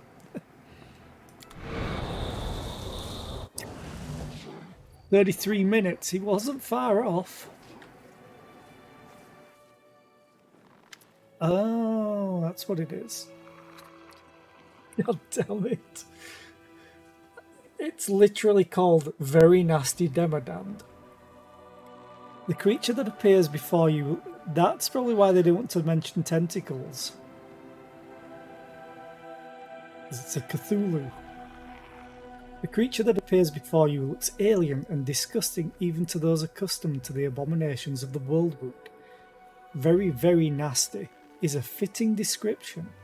Its flesh seems to boil and melt, and long dark growths constantly shift and stretch along its flesh. The Demodand stares at Sir Alfrey. A mortal with the blood of heaven? I recognise your smell. It was you who dared break into my lair and steal my offering to my masters. For this you will become an offering yourself, you and everyone with you. Are you trying to threaten me with your puny weapon? It would barely scratch me, but I can crush you like a maggot. I am the commander of the 5th Crusade, and these people are under my protection.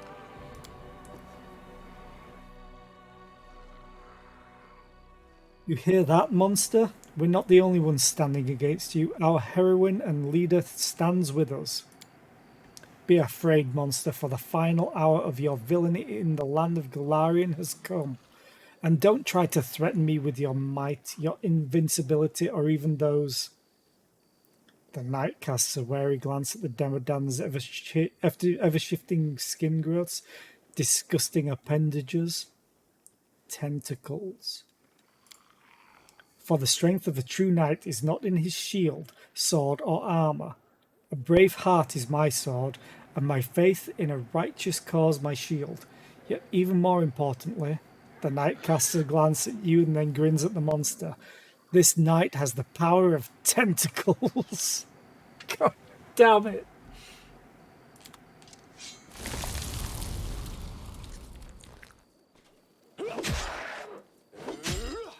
Save the last one for me. He didn't do very much damage at all. Aim carefully.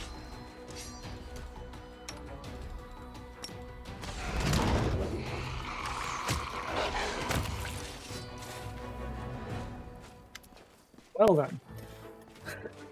Sir Alfrey catches a breath, looking around the battlefield. I thank you for your help, Commander. And I thank you even more for persuading me to confront my fears. No more twisting, elongated vine-like things for me.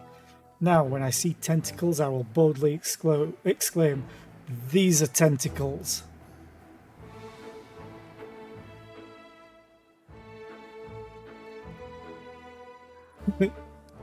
Yeah. I'm gonna help. I like to kill monsters that threaten me, especially ones with tentacles. Cutting off the tentacles with which evil grasps our homes and hearts, we make the world a better place, the knight solemnly pronounces. I also love the music that's been playing in this section. Whoa. Before you move on to do the great things that lay ahead of you, allow me to present you with a small gift. A humble knight, no matter how noble, could hardly possess something that would surprise you. But let this gift serve as a memento of our encounter. I mean, it sells for 12 grand. So yeah, thank you.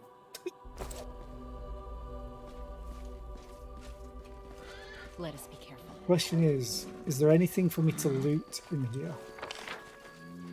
Don't think so.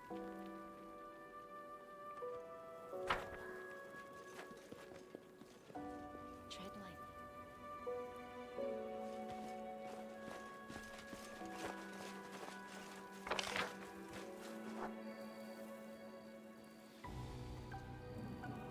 lightly. Okay.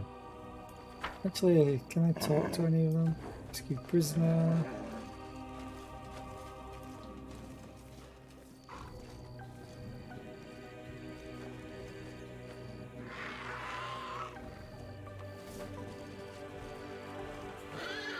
Well then.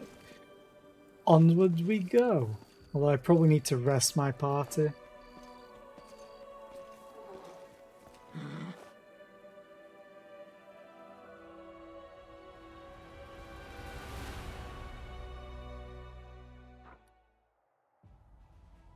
An enemy army has reached you and now attacks. Oh, yeah, I forgot that was moving. Who's defending?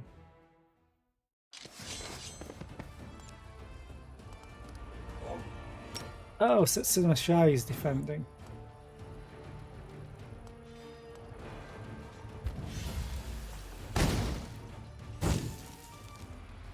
It's 5-1.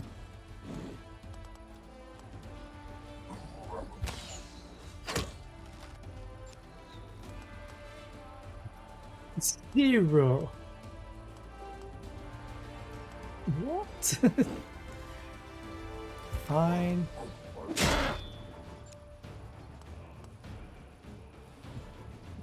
Okay. Hey, I killed one. Smite evil, swift action. 1 to 2. 1.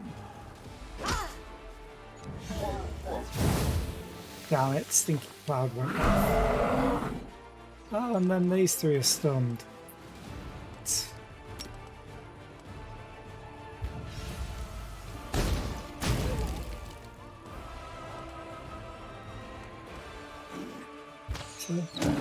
Good.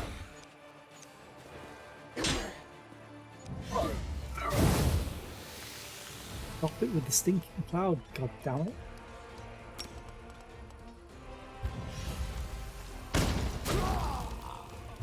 Die. Good. I guess it's a nice source of XP as well. Or stuff like that.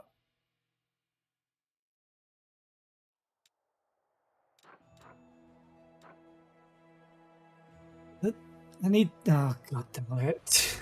It was early then when I visited the court before. Fine.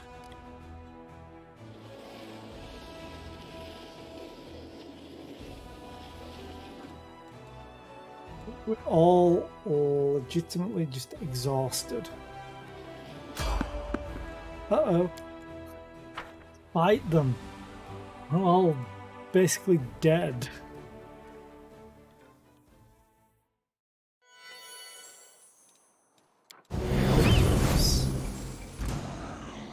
Spooters and a ferocious shear.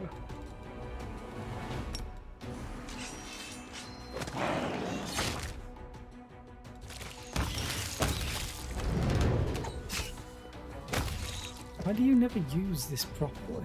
I feel tired.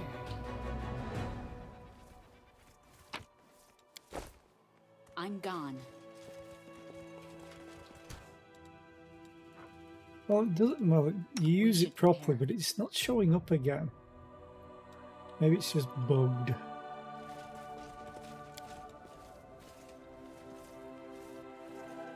All exhausted.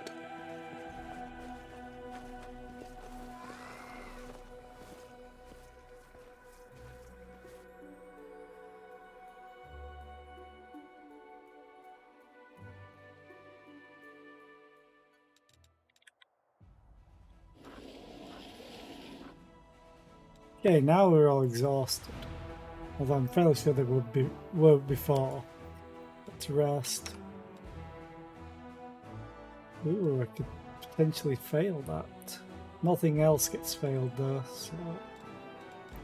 in resting.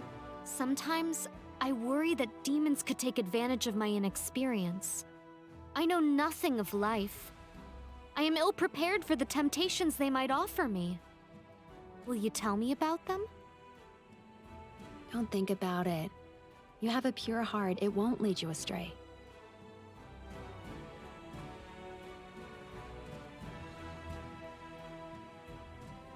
Did she just talk to herself? She asked a question and answered it. Are you feeling okay, Arushale?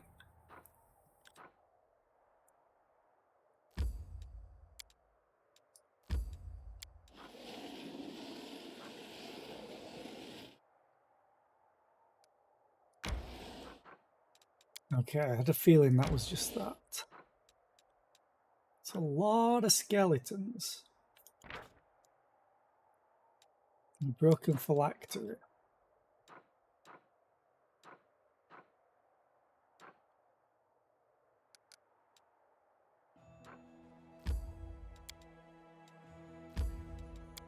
Give me 2 hours? Sure.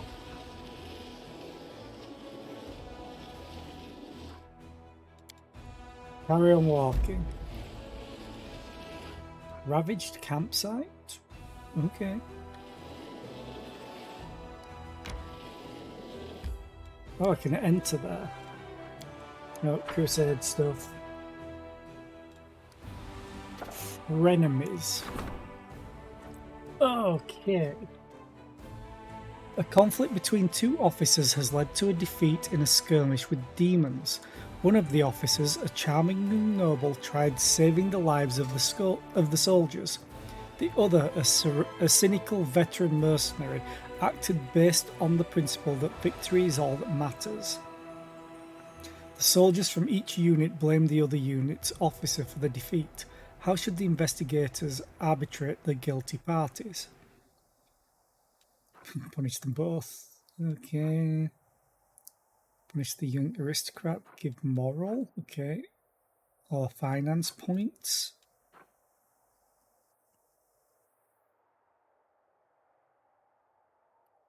That's a lot of morale.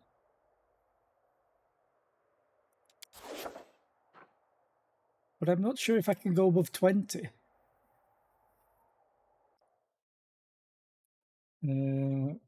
What's the righteous morale cap? You can only have 20 positive morale, but you can get up. Why?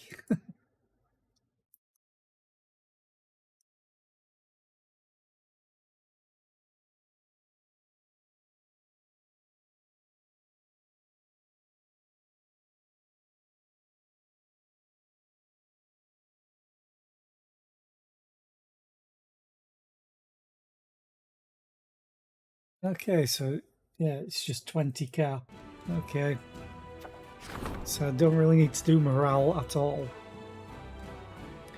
Reconcile the two officers. Recruitment growth for all trainable units from the main barracks and the main archery range increases by 15% for 30 days. Ooh.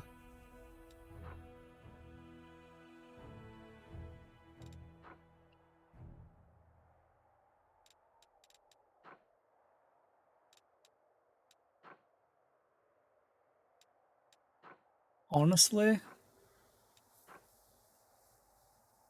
I think I'm just going to go for the XP.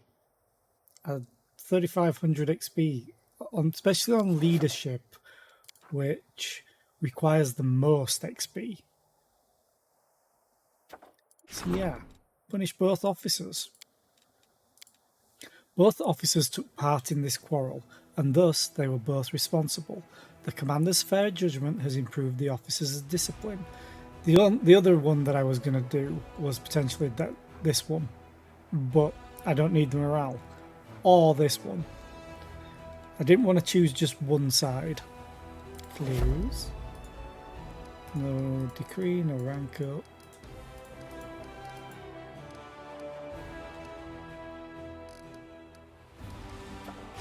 Invitation from the Free Crusaders. Yeah.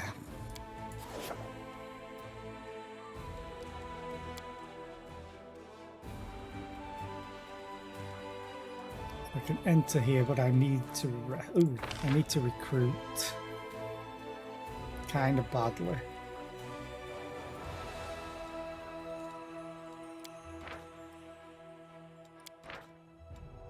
Didn't I have Hound Masters somewhere? Let's crusade this one. Yeah.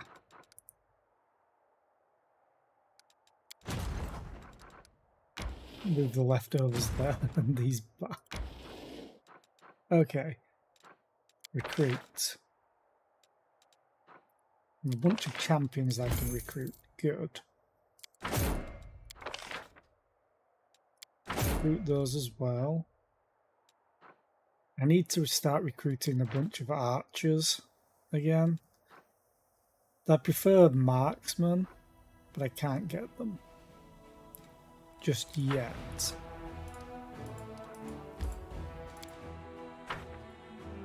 I should be able to build something new, I think. Oh yeah, the watchtower's built. In adjoining buildings, only the arsenal can be built in each fort. Only one arsenal. Oh, except for Dresden, I can build multiple.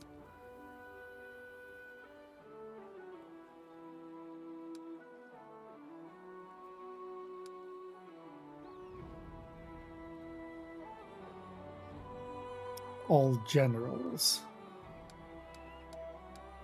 I do need to build the main stables at some point, because that's one of the quests in my journal.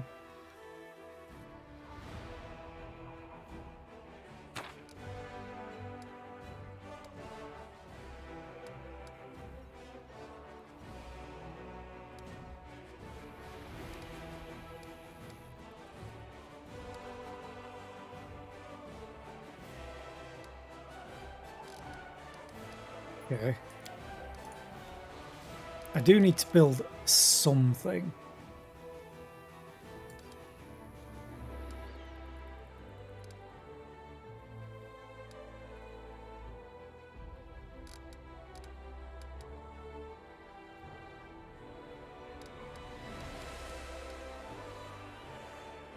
But I really don't want any of those.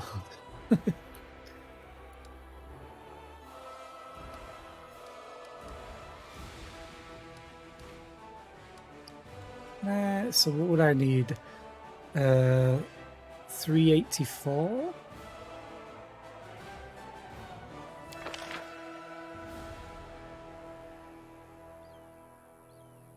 I can't afford 384.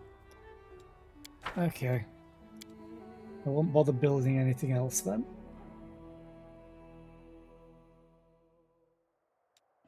Do you really need to check what else I can build in the other ones?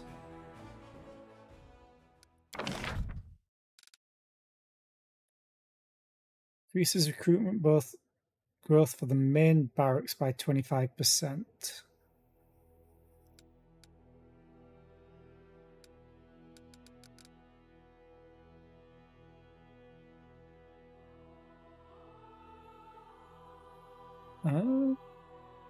An inn increases finance points income by 200 if there are no buildings that provide recruitment growth in the fort. Only one inn can be built in each fort. Okay.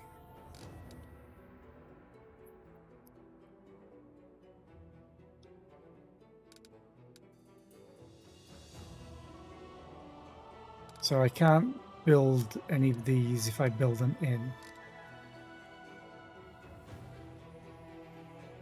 It's 114.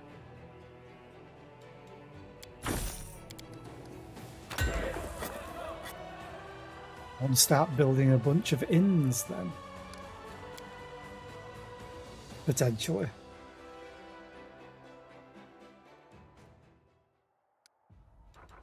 And let's finally rest, I suppose. I still cannot dream, Desna. I have not earned the right. I have not solved your riddle. Well, at least I can stand watch over my friends and guard their slumber. Creepy.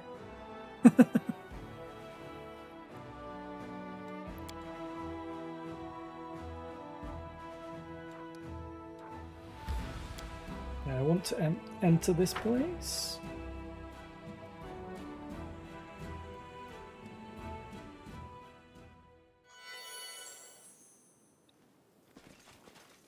Oh. Oh yeah, get your hands off that. It's mine. Yours? Well, watch me. Wait, someone's here. Run. No, nobody's running. Draw your weapons and fight, you cowards, or I'll cut you down myself.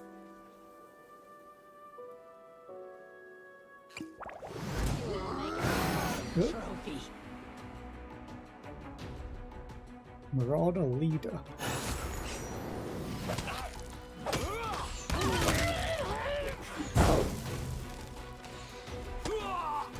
Kneel before me. Send you off there. Yeah, I think I should have been here a long time ago. With all the gear that they have, the level of gear. Ooh. Ooh. Momentum. Whenever the wielder of this +2 light hammer confirms a critical hit with it, all the members of their party are affected with the equivalent of the haste spell for 1d3 rounds. I'm sorry, what? That is amazing if you can get awesome crit rate with it.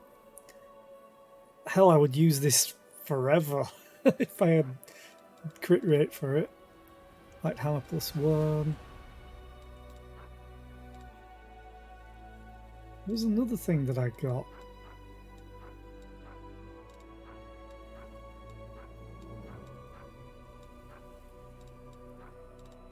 Oh, blood clarity. Whenever the wearer of this Cloak of Resistance +2 lands a killing blow, they gain immunity to mind-affecting conditions for 3 rounds.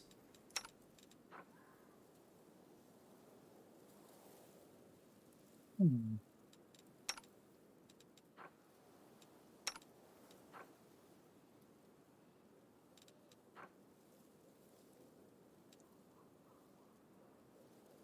actually have good will save. You don't is the problem.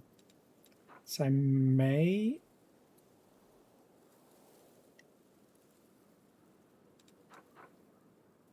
give you that instead. Actually, I suppose it doesn't matter because it's a killing blow.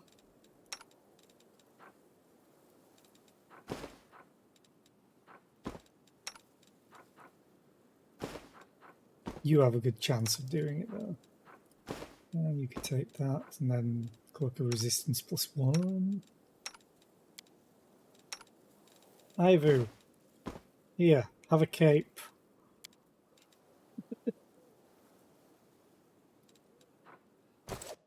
Okay, so there must be more loot around here. Yes. Give me my loot.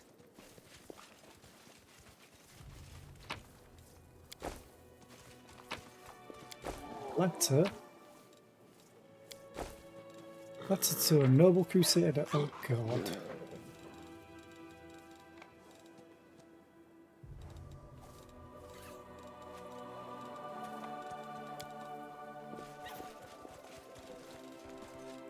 Oh, I also forgot to check. Yeah, it's still not showing me my damage. But I think that mod is kind of breaking things. Well, I could probably have just reloaded my game. That might fix things. Follow my steps.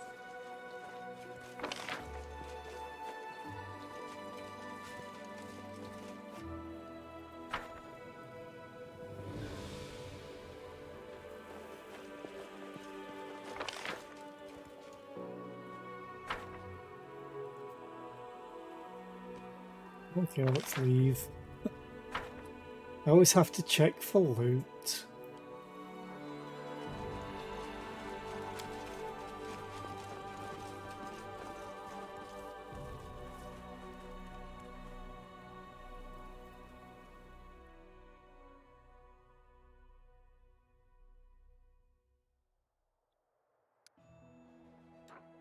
And then let's go all the way over. 22 hours? Sure.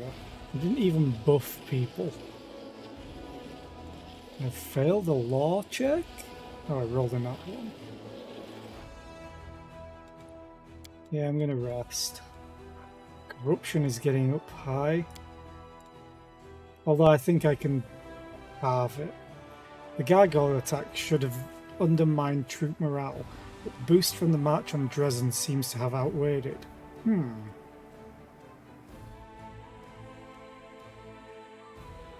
Their desire to fight is stronger than their fear. Maybe they are not as pathetic as I thought.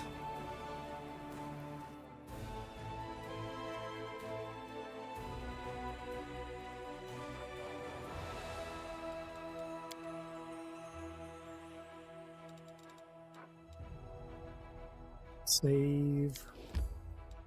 Yes.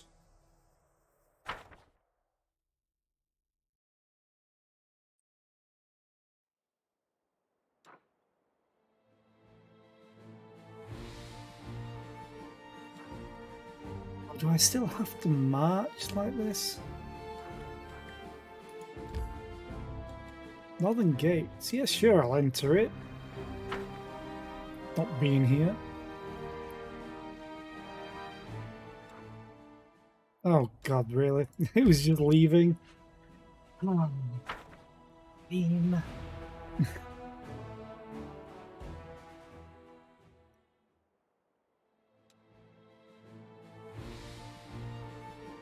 You're gonna make me walk all the way through, aren't you? 5 hours.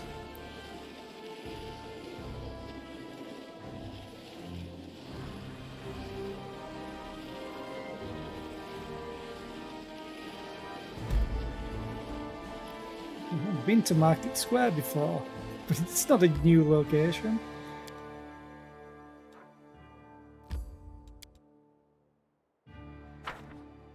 Probably going to have to go that way to leave anyway, so I may check out the Market Square later. Okay.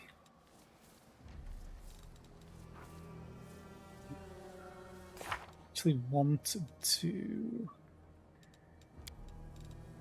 buff setup. Instant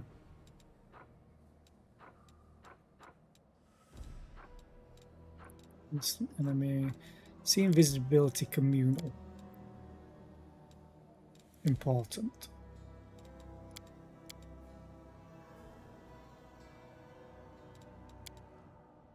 I realised I forgot to do something as well. Welcome your company. Oh, you are active. Good.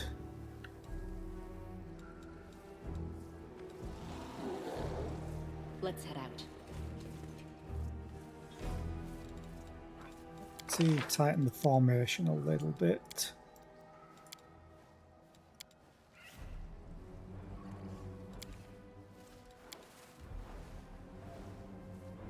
That'll do.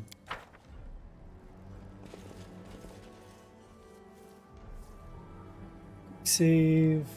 Autobots. I love that mod so very much.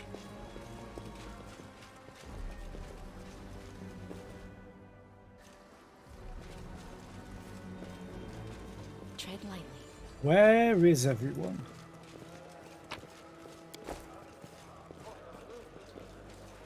I hear the noises of people.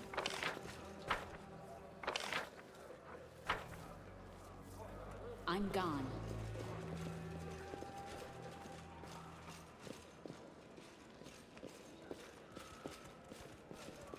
Mongrel, Dyra. Shall we trade? Look, sell.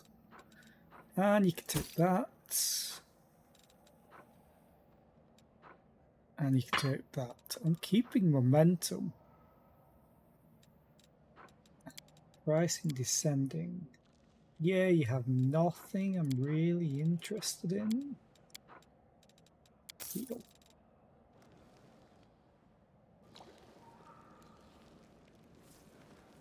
Loot.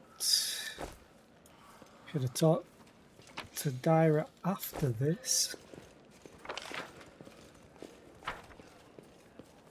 No.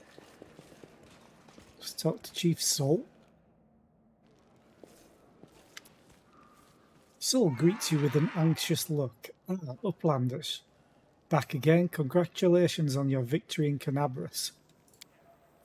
Wendoag rudely interrupts the chief. The mistress doesn't have the time to listen to your empty chatter, Soul. She has a war to win. And instead of leading troops, she has to personally come here for an army of underground crusaders.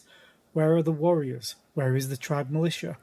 Why are they still not on the surface? Wendoag aggressively barks out the words at the stunned old man, who looks helplessly at the hunter, incapable of saying a word.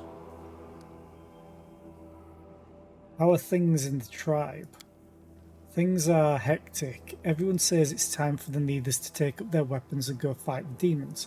But there are others, of course, fewer, but their voices are loud. They are afraid of you. They think you've come with evil. You've brought a terrible fate to the Neithers. Soul looks away and continues with feeling. Of course, most are rooting for you, but we are a tribe and have to listen to the voice of every tribesman. I hope you can persuade them. And until we persuade them, you aren't sending the tribe anywhere? Have I got that right, Soul? You're a slippery one, like a stone at the bottom of an underground stream. Come on, give me the name. Who still has doubts? It's Lan, right? Is he setting the tribes against us?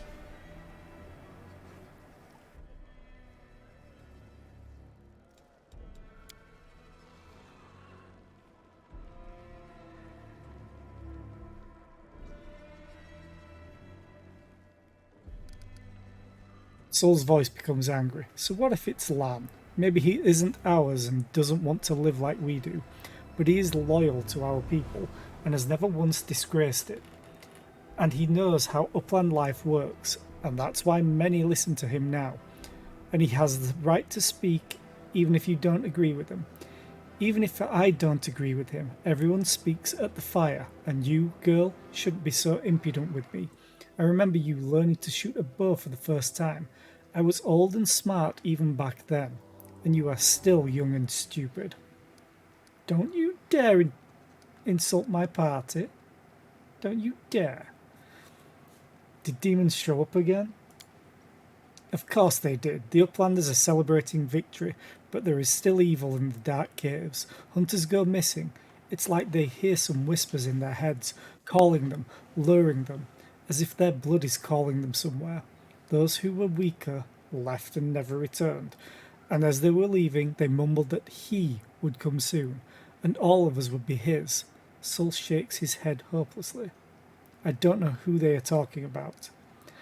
Haven't I earned your trust? I trust you. Many others do too, but not everyone. And it means that if I lead the tribe, our family will be divided. Neither cannot be divided. That is how we will die.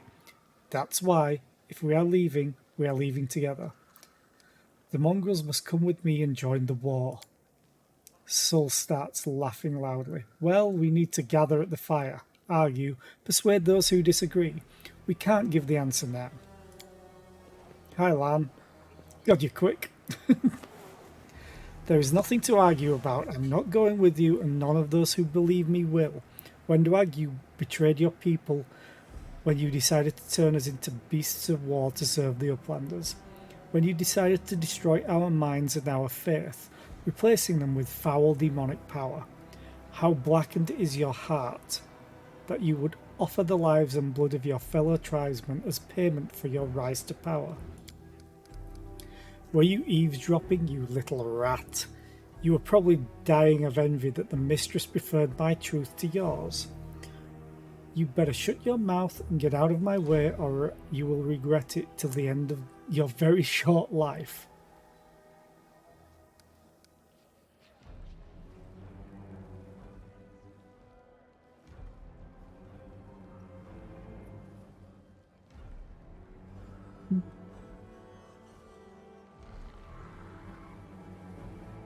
Join us, Lan. I thought you wanted to go up to the surface with all the mongrels.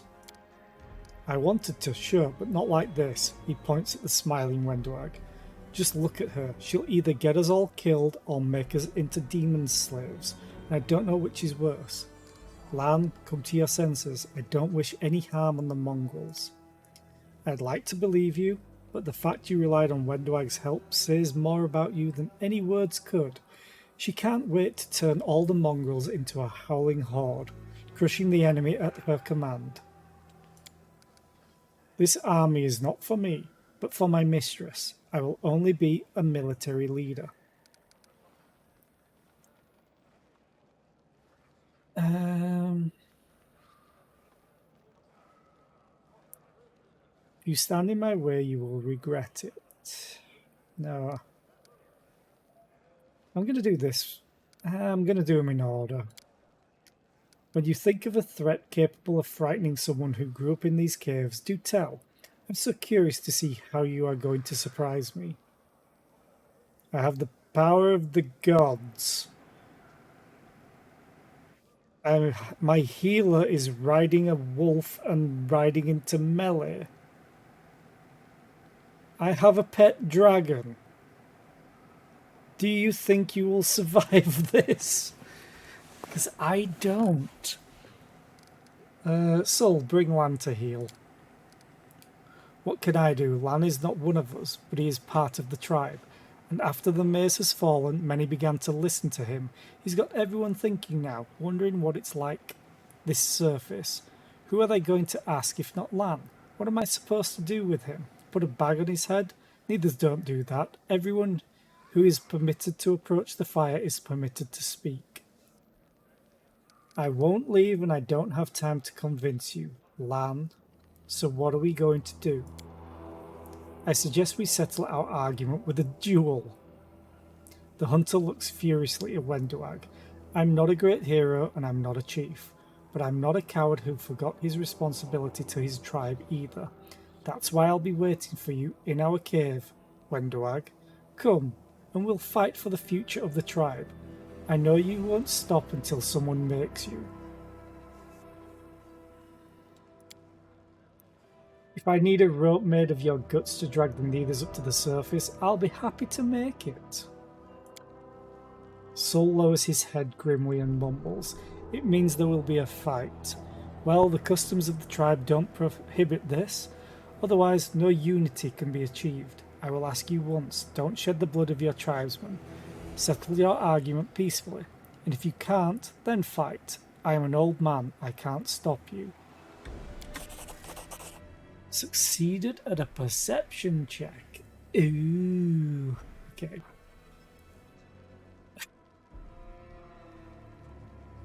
Okay, I couldn't fail at the perception check. Who's got 34? Does Wendoag have 34 perception? Christ. You notice the nearby tradeswoman and Lan exchange secretive looks. Wendoag says softly, "I thought Lan would bring us trouble. We'll have to get rid of him. The cave he was talking about isn't far from here. We used to hide away from the tribe there, to spend some time alone. It's a good, quiet place. It will be easy to take care of him there without involving the rest of the tribe." I think she and Lan are plotting something. Dyra? That dirty bitch. We'll have to visit her before we go to Lan. I'll tickle her pretty face with my knife and she'll tell us everything about our boy's plans. Let's try to convince him to back down. Scoffing with disdain, Wendoag nods. More talking? Fine. If you want to spare the scum after he dared to talk back to you, I obey, mistress. The huntress's menacing words don't sound very sincere, as though she said them as a formality and not out of true feeling. Hey, Dyra. What are you planning? Dyra looks at you warily, and at Wendoag with unconcealed fear. You're back. Shall we trade then? Inhaling loudly, Wendoag smiles broadly. I scent fear. What are you so afraid of, Dyra the coin?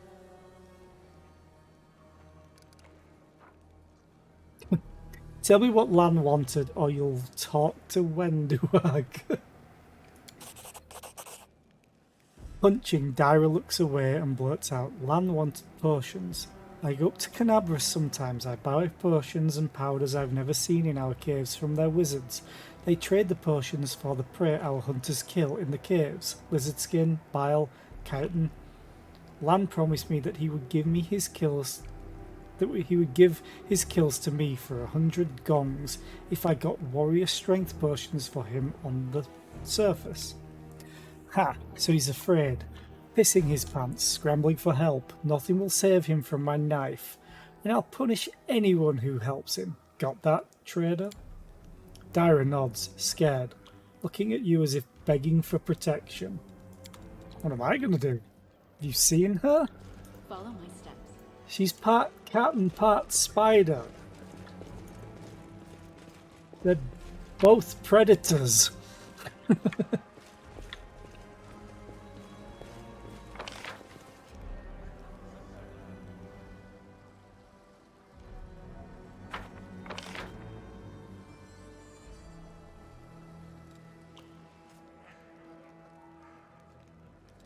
Waiting for loot to show up on the map, but I don't think there will. Oh.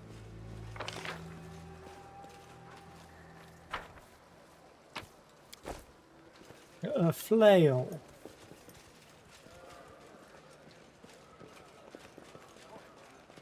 Okay.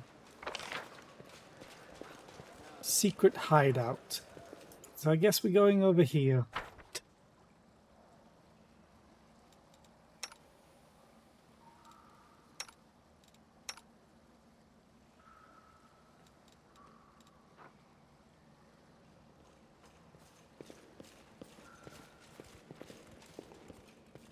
Let us be careful.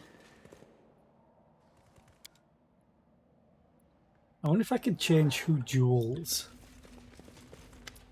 Oh, seeing you, Lan chuckles hopelessly.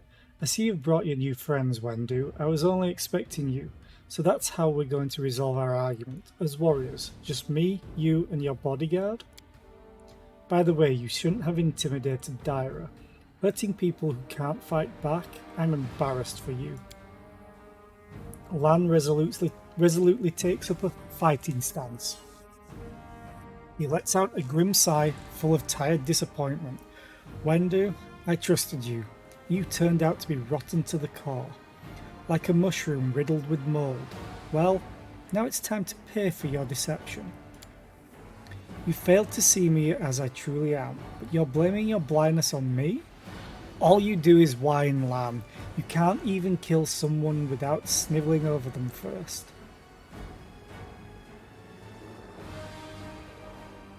Why are you getting in our way? Raising his head proudly, Lan holds his bow in a tight grip. You and Wendoag want to turn my people into your fighting animals, toss us into the fires of war like fodder. I won't just stand by and watch it happen. Idiot, our fellow tribesmen are gaining the power that was destined for them, and you want us to keep languishing in poverty in these catacombs instead of going up to the surface and showing the world how strong the Neithers are?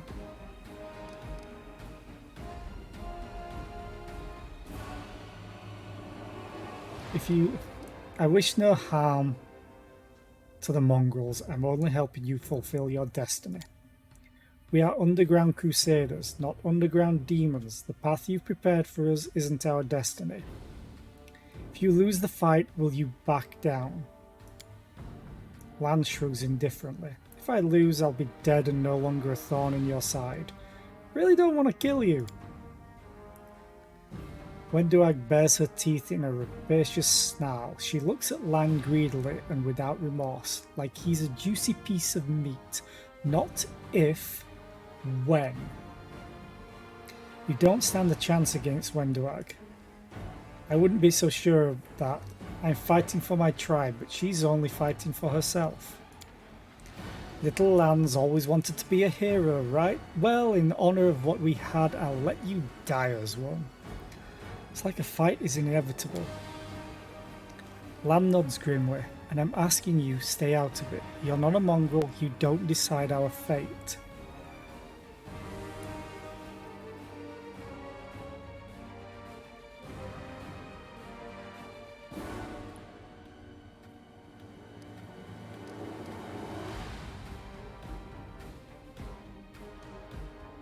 Okay, just Wendoag and Lan, even though he's cheating. Well, at least your mistress has some sense of honor. You slime, you have no right to judge my mistress's actions. Yet another obstacle.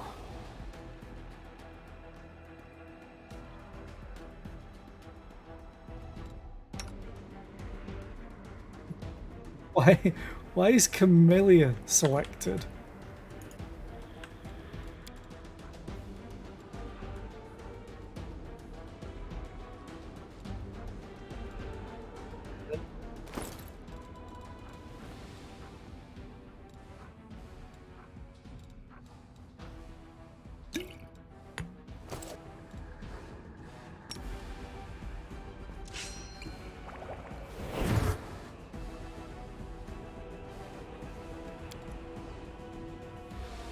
Kick his ass.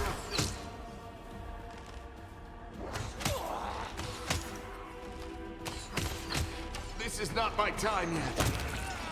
Are you sure about that? Weakened by his injuries, Lan stubbornly raises his bow, spits the blood from his mouth and smiles. When are we going to stop dancing and start fighting?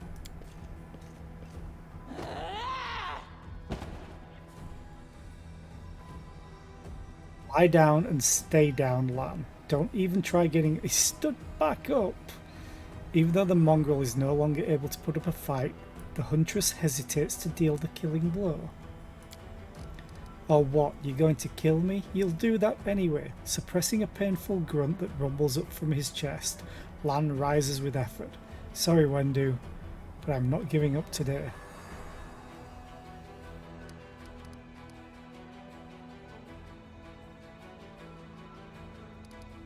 Good work, Wendoag. The huntress casts an admiring look at you. Thank you, mistress. Any animal can be taught a few tricks. Have you learned how to jump through hoops yet, Wendu? Have you had enough, Lan? What are you talking about? I could do this all day, but seriously, no, I haven't had enough. If you want to get rid of me, kill me, but you won't be able to intimidate me and make me back down. I really wish I had an intimidation check then. You are such an idiot. You have a death wish.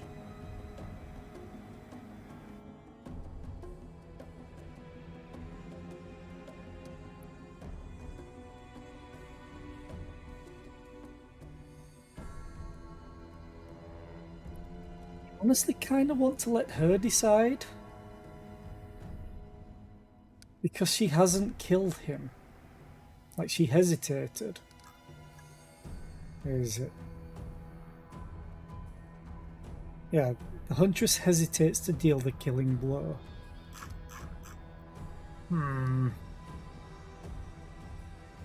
Oh, was there an ad playing during that? Damn it!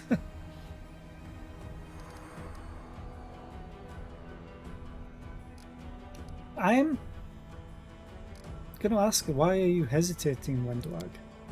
I'm savouring the moment, mistress. It's nice to see my enemy crawling at my feet. Succeeded at a perception check. Wendoag smiles mockingly, but you notice a glimmer of uncertainty in her eyes.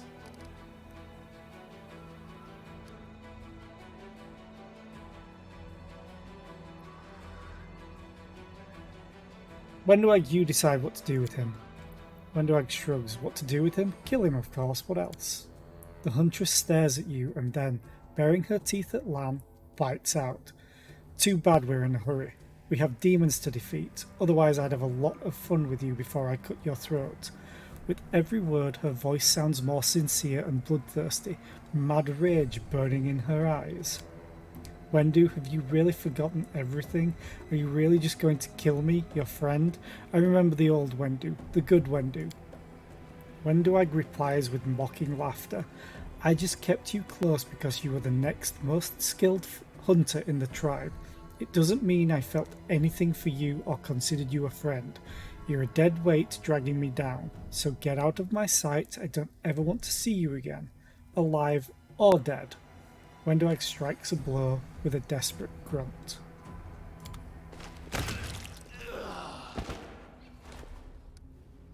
You did kill him.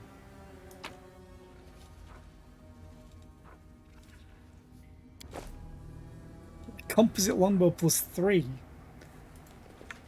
Damn, Lan. Well,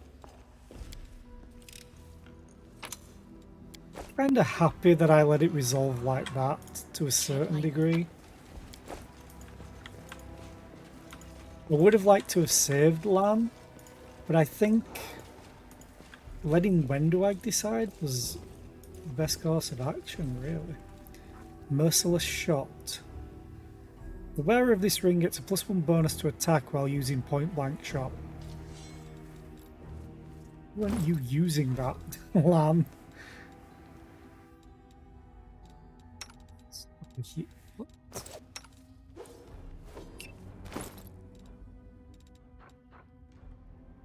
Composite longbow +3. You have keen composite longbow. Keen is the critical rate, I think. Hold iron, good aligned.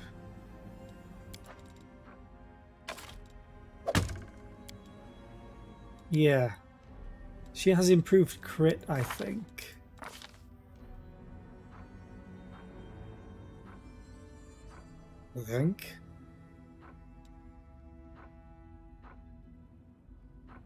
Improved critical.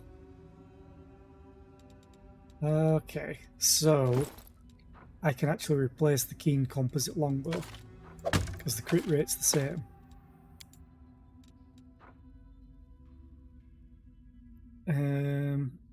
Composite shortbow I could probably replace as well. Oh, you have 4 attacks. Technically you have 5 attacks now. because the first one fires twice. This is getting amazing. Attack rolls. Okay.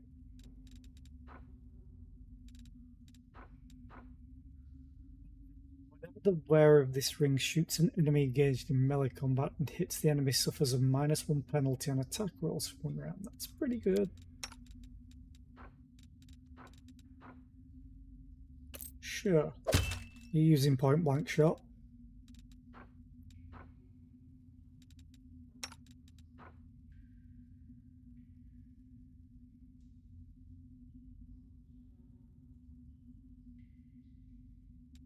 You have improved crit or not? You do, improved critical longbow.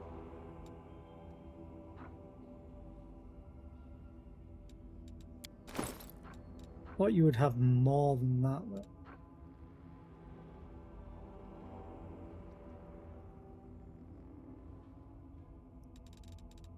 Okay. Well, let's go and talk to Sol. Tell him he's down a mongrel. I'm gone.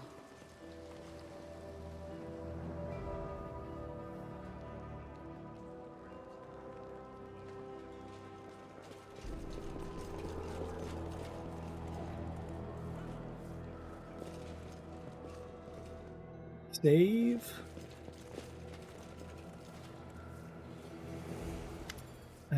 Sol looks worried. So what? Has land back down? Yeah, about 6 feet under down. Looking at Wendowag's cruel grin, Sol seems to understand everything and cringes in anguish. Are there others in the tribe who want to speak out against me? No, mistress, no one dares to resist you anymore. The neithers will obey. The old man bows with obvious effort, his entire ancient body shaking. Are you ready to follow me? We'll be ready, but at least let us say goodbye to these stones. Let us say goodbye to our ancestors. You think the shield maze was the only thing you broke? You made a hole in our lives, and now you are taking us somewhere, and we don't know what awaits us. Forgive our fear, forgive our lingering. Lan is dead. Looking down, Sol sighs gloomily. Destiny. I saw him learn to hold a bow when he was a little boy. He's always been devoted to the tribe and was prepared to give his life for us. Daring. A true underground crusader. Sol's worried eyes focus on the roof of the cave, as if the old man is trying to see beyond it, to see the sky he's never laid eyes on. So the time has come. The old prophecy is coming true. The underground crusaders are going to the surface to seek vengeance against the demons for their grim lot. Nice. Wendog takes a resolute step forward. It's not you who will lead them to the surface, Sol. We need a new chief, young, strong, and ready for hard trials. We are going to war where your experience will count for nothing. So I will lead the tribe. I, Wendowag, the strongest hunter in Needhome. Is there anyone who would dispute my right to lead the tribe and our people? A satisfied smile plays on Wendowag's lips as she watches her kin nod and mumble approvingly. You see, mistress, the army I promised you is in your hands. The Neithers will show their true might, and will never have to live in these dank caves again. I will lead this army in your name, and we will rip to shreds anyone who dares to resist you. Wendowag's ecstatic speech turns into a battle cry that spreads throughout the village, echoed by the other mongrels. Yay! Do you have any loot over here? No, you don't. The hour of our destiny has come. The underground crusaders are marching to the great battle. Hey, Dyra, want to buy anything of Lan's? Please leave me alone. I got it. Follow my steps. Okay, let's get out of here. I want to see if there's anything new in the market square. I don't think there will be, potentially. But you're so quick, Darren. So fast.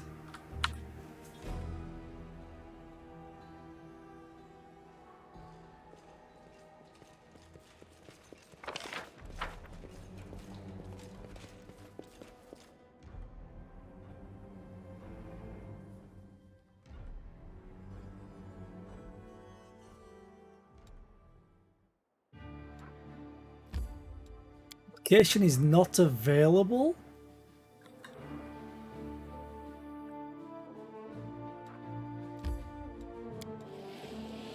But I discovered it.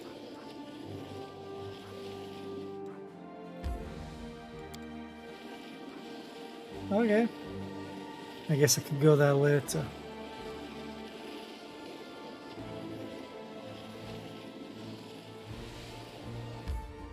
Yep. I want to enter that location.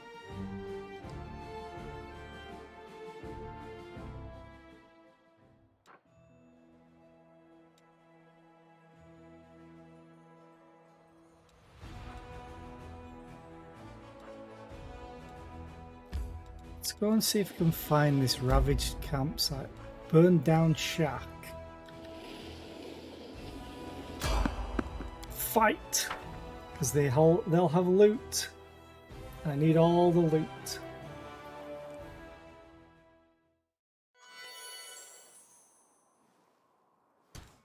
Our duty calls. Yeah, it's not playing.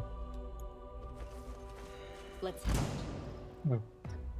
Oh, almost ran by them.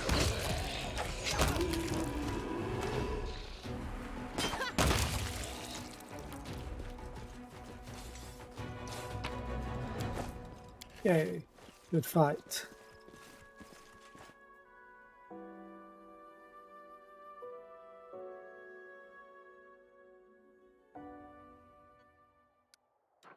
Yeah, I'm gonna quickly try and go to this. Nope, keep going. And then I'm probably going to end the stream soon after. As soon as I can find out where to go. Oh, it's just that. In that case, I'm going to teleport to Dresden. Because they want to meet me in the court of Purple Gang. Or hashtag Purple Gang.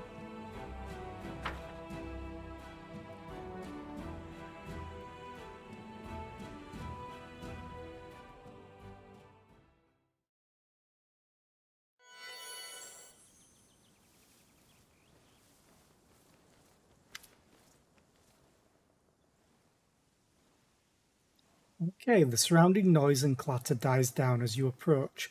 Aranka waves to you. Selena, I am so glad you're here. Forgive the chaos, it started when we tried to decide what the new song for your court should be about. I've already composed a melody, but it looks like we can't agree on lyrics. Care to lend us a hand? Okay, the assembly quickly builds back up to a storm of noise. The indecipherable din of voices gets occasionally drowned out by shouts of Battle March, the Zebra Song, and remember to put the roses are red rhyme into it.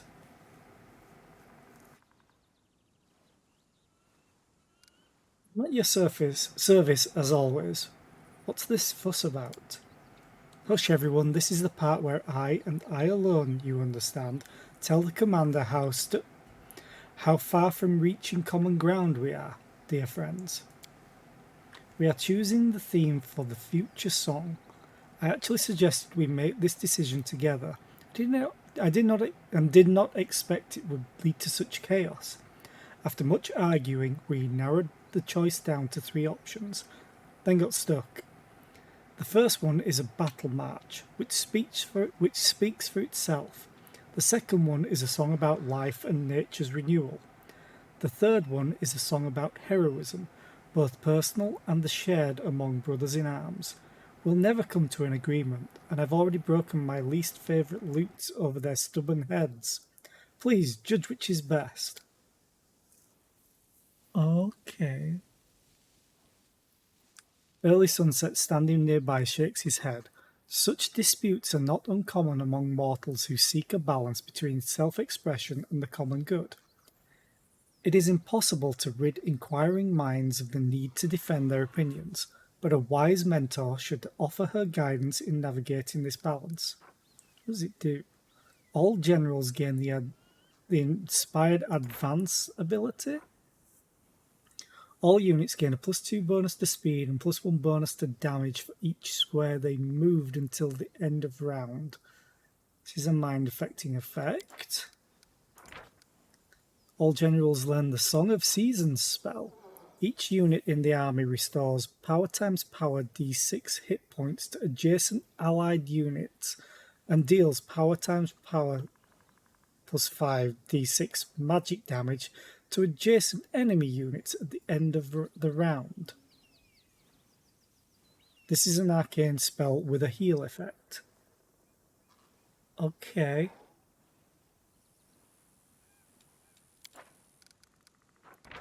All generals learn the Heroic Ballad spell. Flanking grants a +4 bonus to attack instead of a +2 bonus to attack, and a +4 bonus to damage for 1 round. And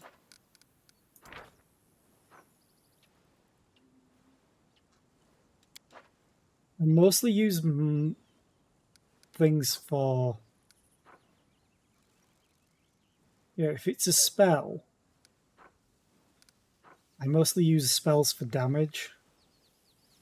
So as much as I want to do one of these two in particular, I'd probably have to go for Inspired Advance. I thought you were here to advise me and not the other way around. Aranka laughs. We all advise each other. We give you a piece of our mind and you give us a piece of yours. Early Sunset gives a half bow. I would like to point out that a mentor doesn't have to look like a wizened prune next to a chalkboard. I believe that by settling disputes, you will receive priceless experience and essential wisdom. Why not compose 2 or 3 songs, or even 3 songs? Someday we will, but this one is special. I asked everyone to contribute for a reason. I wanted something that would matter both to ourselves and to the other Crusaders. This song is going to be our gift to them, which is why it's so important. So we must choose an important subject. A battle march accompanies soldiers into the fray. It unites them, helping the troops to hold fast or attack as one. A song about renewal would both inspire hope and incite anger against those who ruin this land, and a heroic song would be good for morale. We do have a hero to look up to, after all. She's standing right in front of us, Aranka smiles. Because the Song of Seasons, each unit in the army restores hit points to adjacent allied units. Oh, that's a lot better than I thought. It's a lot better than I thought. As long as things are adjacent. I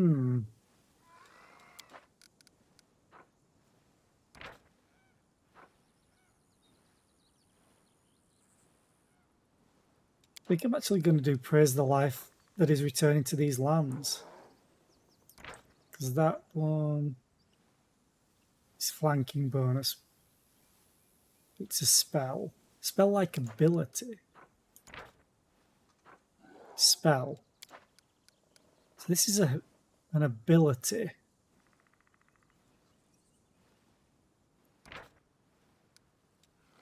Okay, now I'm going to do this. Because healing and damage, as long as things are adjacent.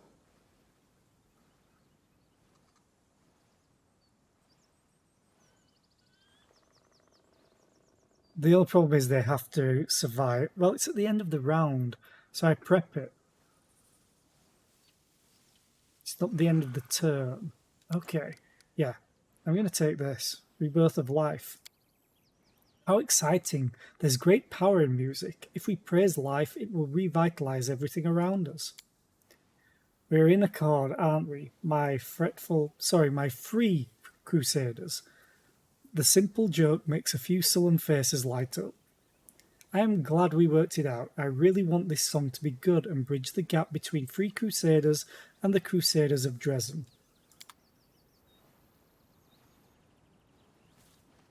Okay.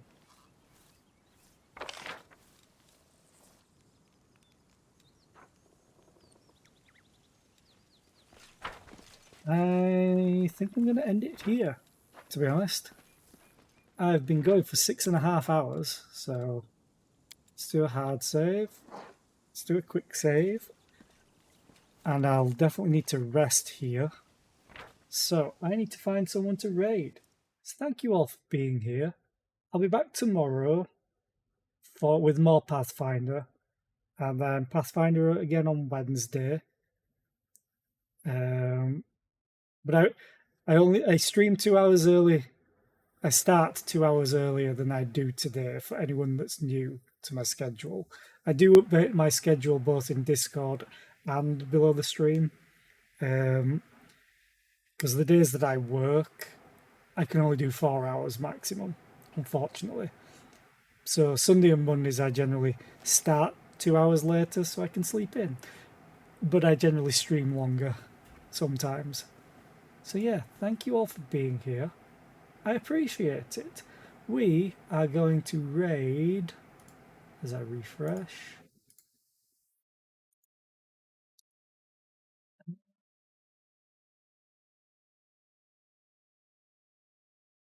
Wait a minute.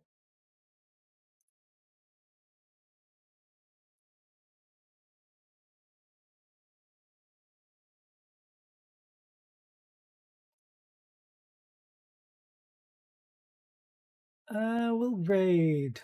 Ooh.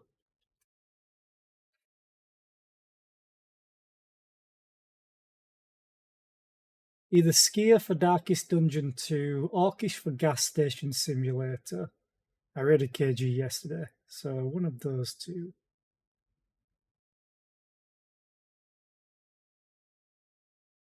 You know what, let's raid Orcish. Gas Station Simulator sounds like it's going to be a nightmare. So yeah, thank you for being here. Hope to see you tomorrow. Goodbye.